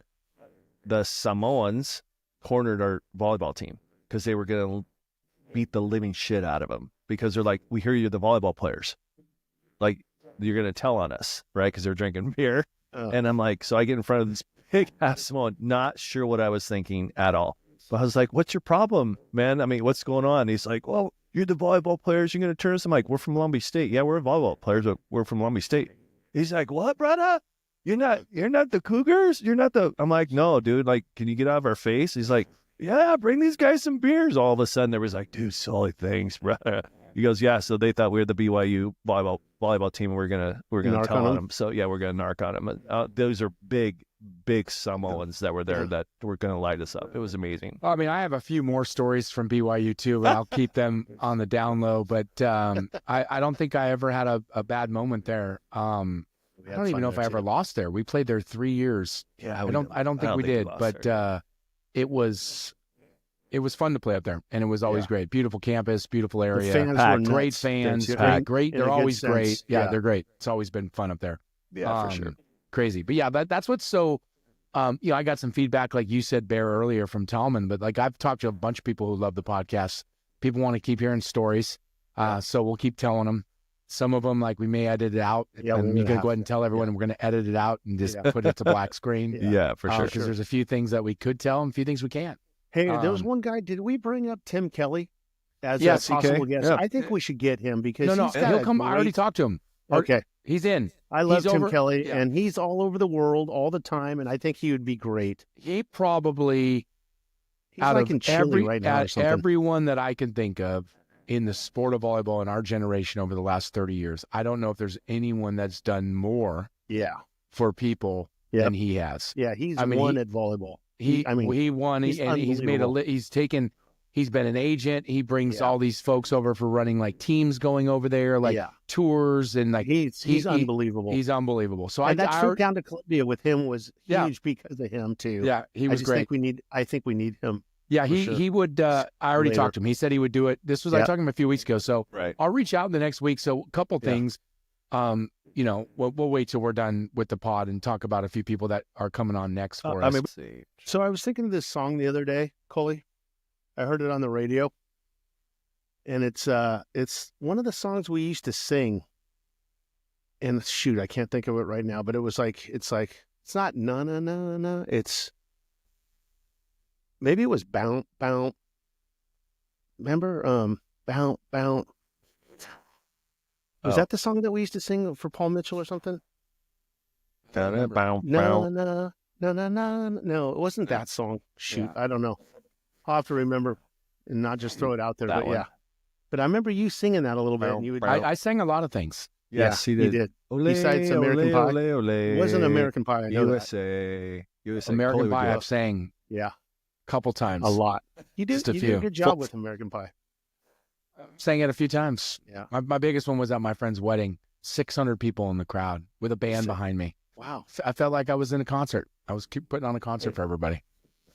I'm sure So they when we get appreciate Geeter on all of here, it. the first night I met Geeter was in, I think, Dallas, and we were at the volleyball premier party or whatever in the hotel, and there was a band playing in the hotel lobby, and it was a good band, and they were singing Brown Eyed Girl or whatever it was, and he got up and sang it, and I'm like, this guy's nuts. And I thought he was just going to get up there and just go Brown Eyed Girl, but no, he sang it, he kept tune, he was like, he Who was is this? in. It was awesome. Peter, Yeah. Geeter, do you remember really? That was doing the Geeter. Macarena in downtown Dallas? Do you remember Yes. that? Yep. Yes. I remember doing the big- Macarena in Columbia before Yeah, it we was did even, that there. yeah. Yep. And he, at the end, when we won, we were in some little podunk bar, and he got up with the band and sang, I think, "Whip It," a Devo song. Yeah, he with, did. In yeah. Columbia. I don't remember in Columbia, but like I think Oh we were no, in Dallas. it was at Nationals. It was in Dallas. You're right. He Yeah, got up yeah, I'm like, at that holy big shit, bar who is and this just killed guy? it. Yeah, Yeah. unbelievable. You know, most of the guys we've played with and we know are pretty shy, right? Like, Yeah. you know, they're all Yeah. reserved, very introverted, No fun. no fun, not really sure how to Yeah. talk to people. Yeah. You know, it's one of those things. He had Hey. just won the car on Price is Right too. Yeah. And we gotta go over that story too because That When was he, funny. when we get him on here, we'll have to show it on here. Oh, and for him sure. and I, we the thing is, and I don't want to steal the thunder on this, and you know, you could put this on like a little snippet, but one day we'll get him on here. The story of the day, of the whole day. I'm sure because you had like 20 guys from Northridge. It is I'm literally, sure it's a great story. it's one of the better days of our lives. It's unbelievable how it goes from, I'll just say this, we're up at like 6 a.m. We're drinking 40s. We're at Carl's Jr. at 8. We're standing in line. We're back in. We're singing the national anthem. Like, people don't know what the hell's going on there. We get on there and Geeter wins a car. When's his fucking car? And then later that night, we got and throw a huge rager. I mean, just like from 6 a.m. till, you know, it was just a pretty spectacular day. I've watched that video 20 times.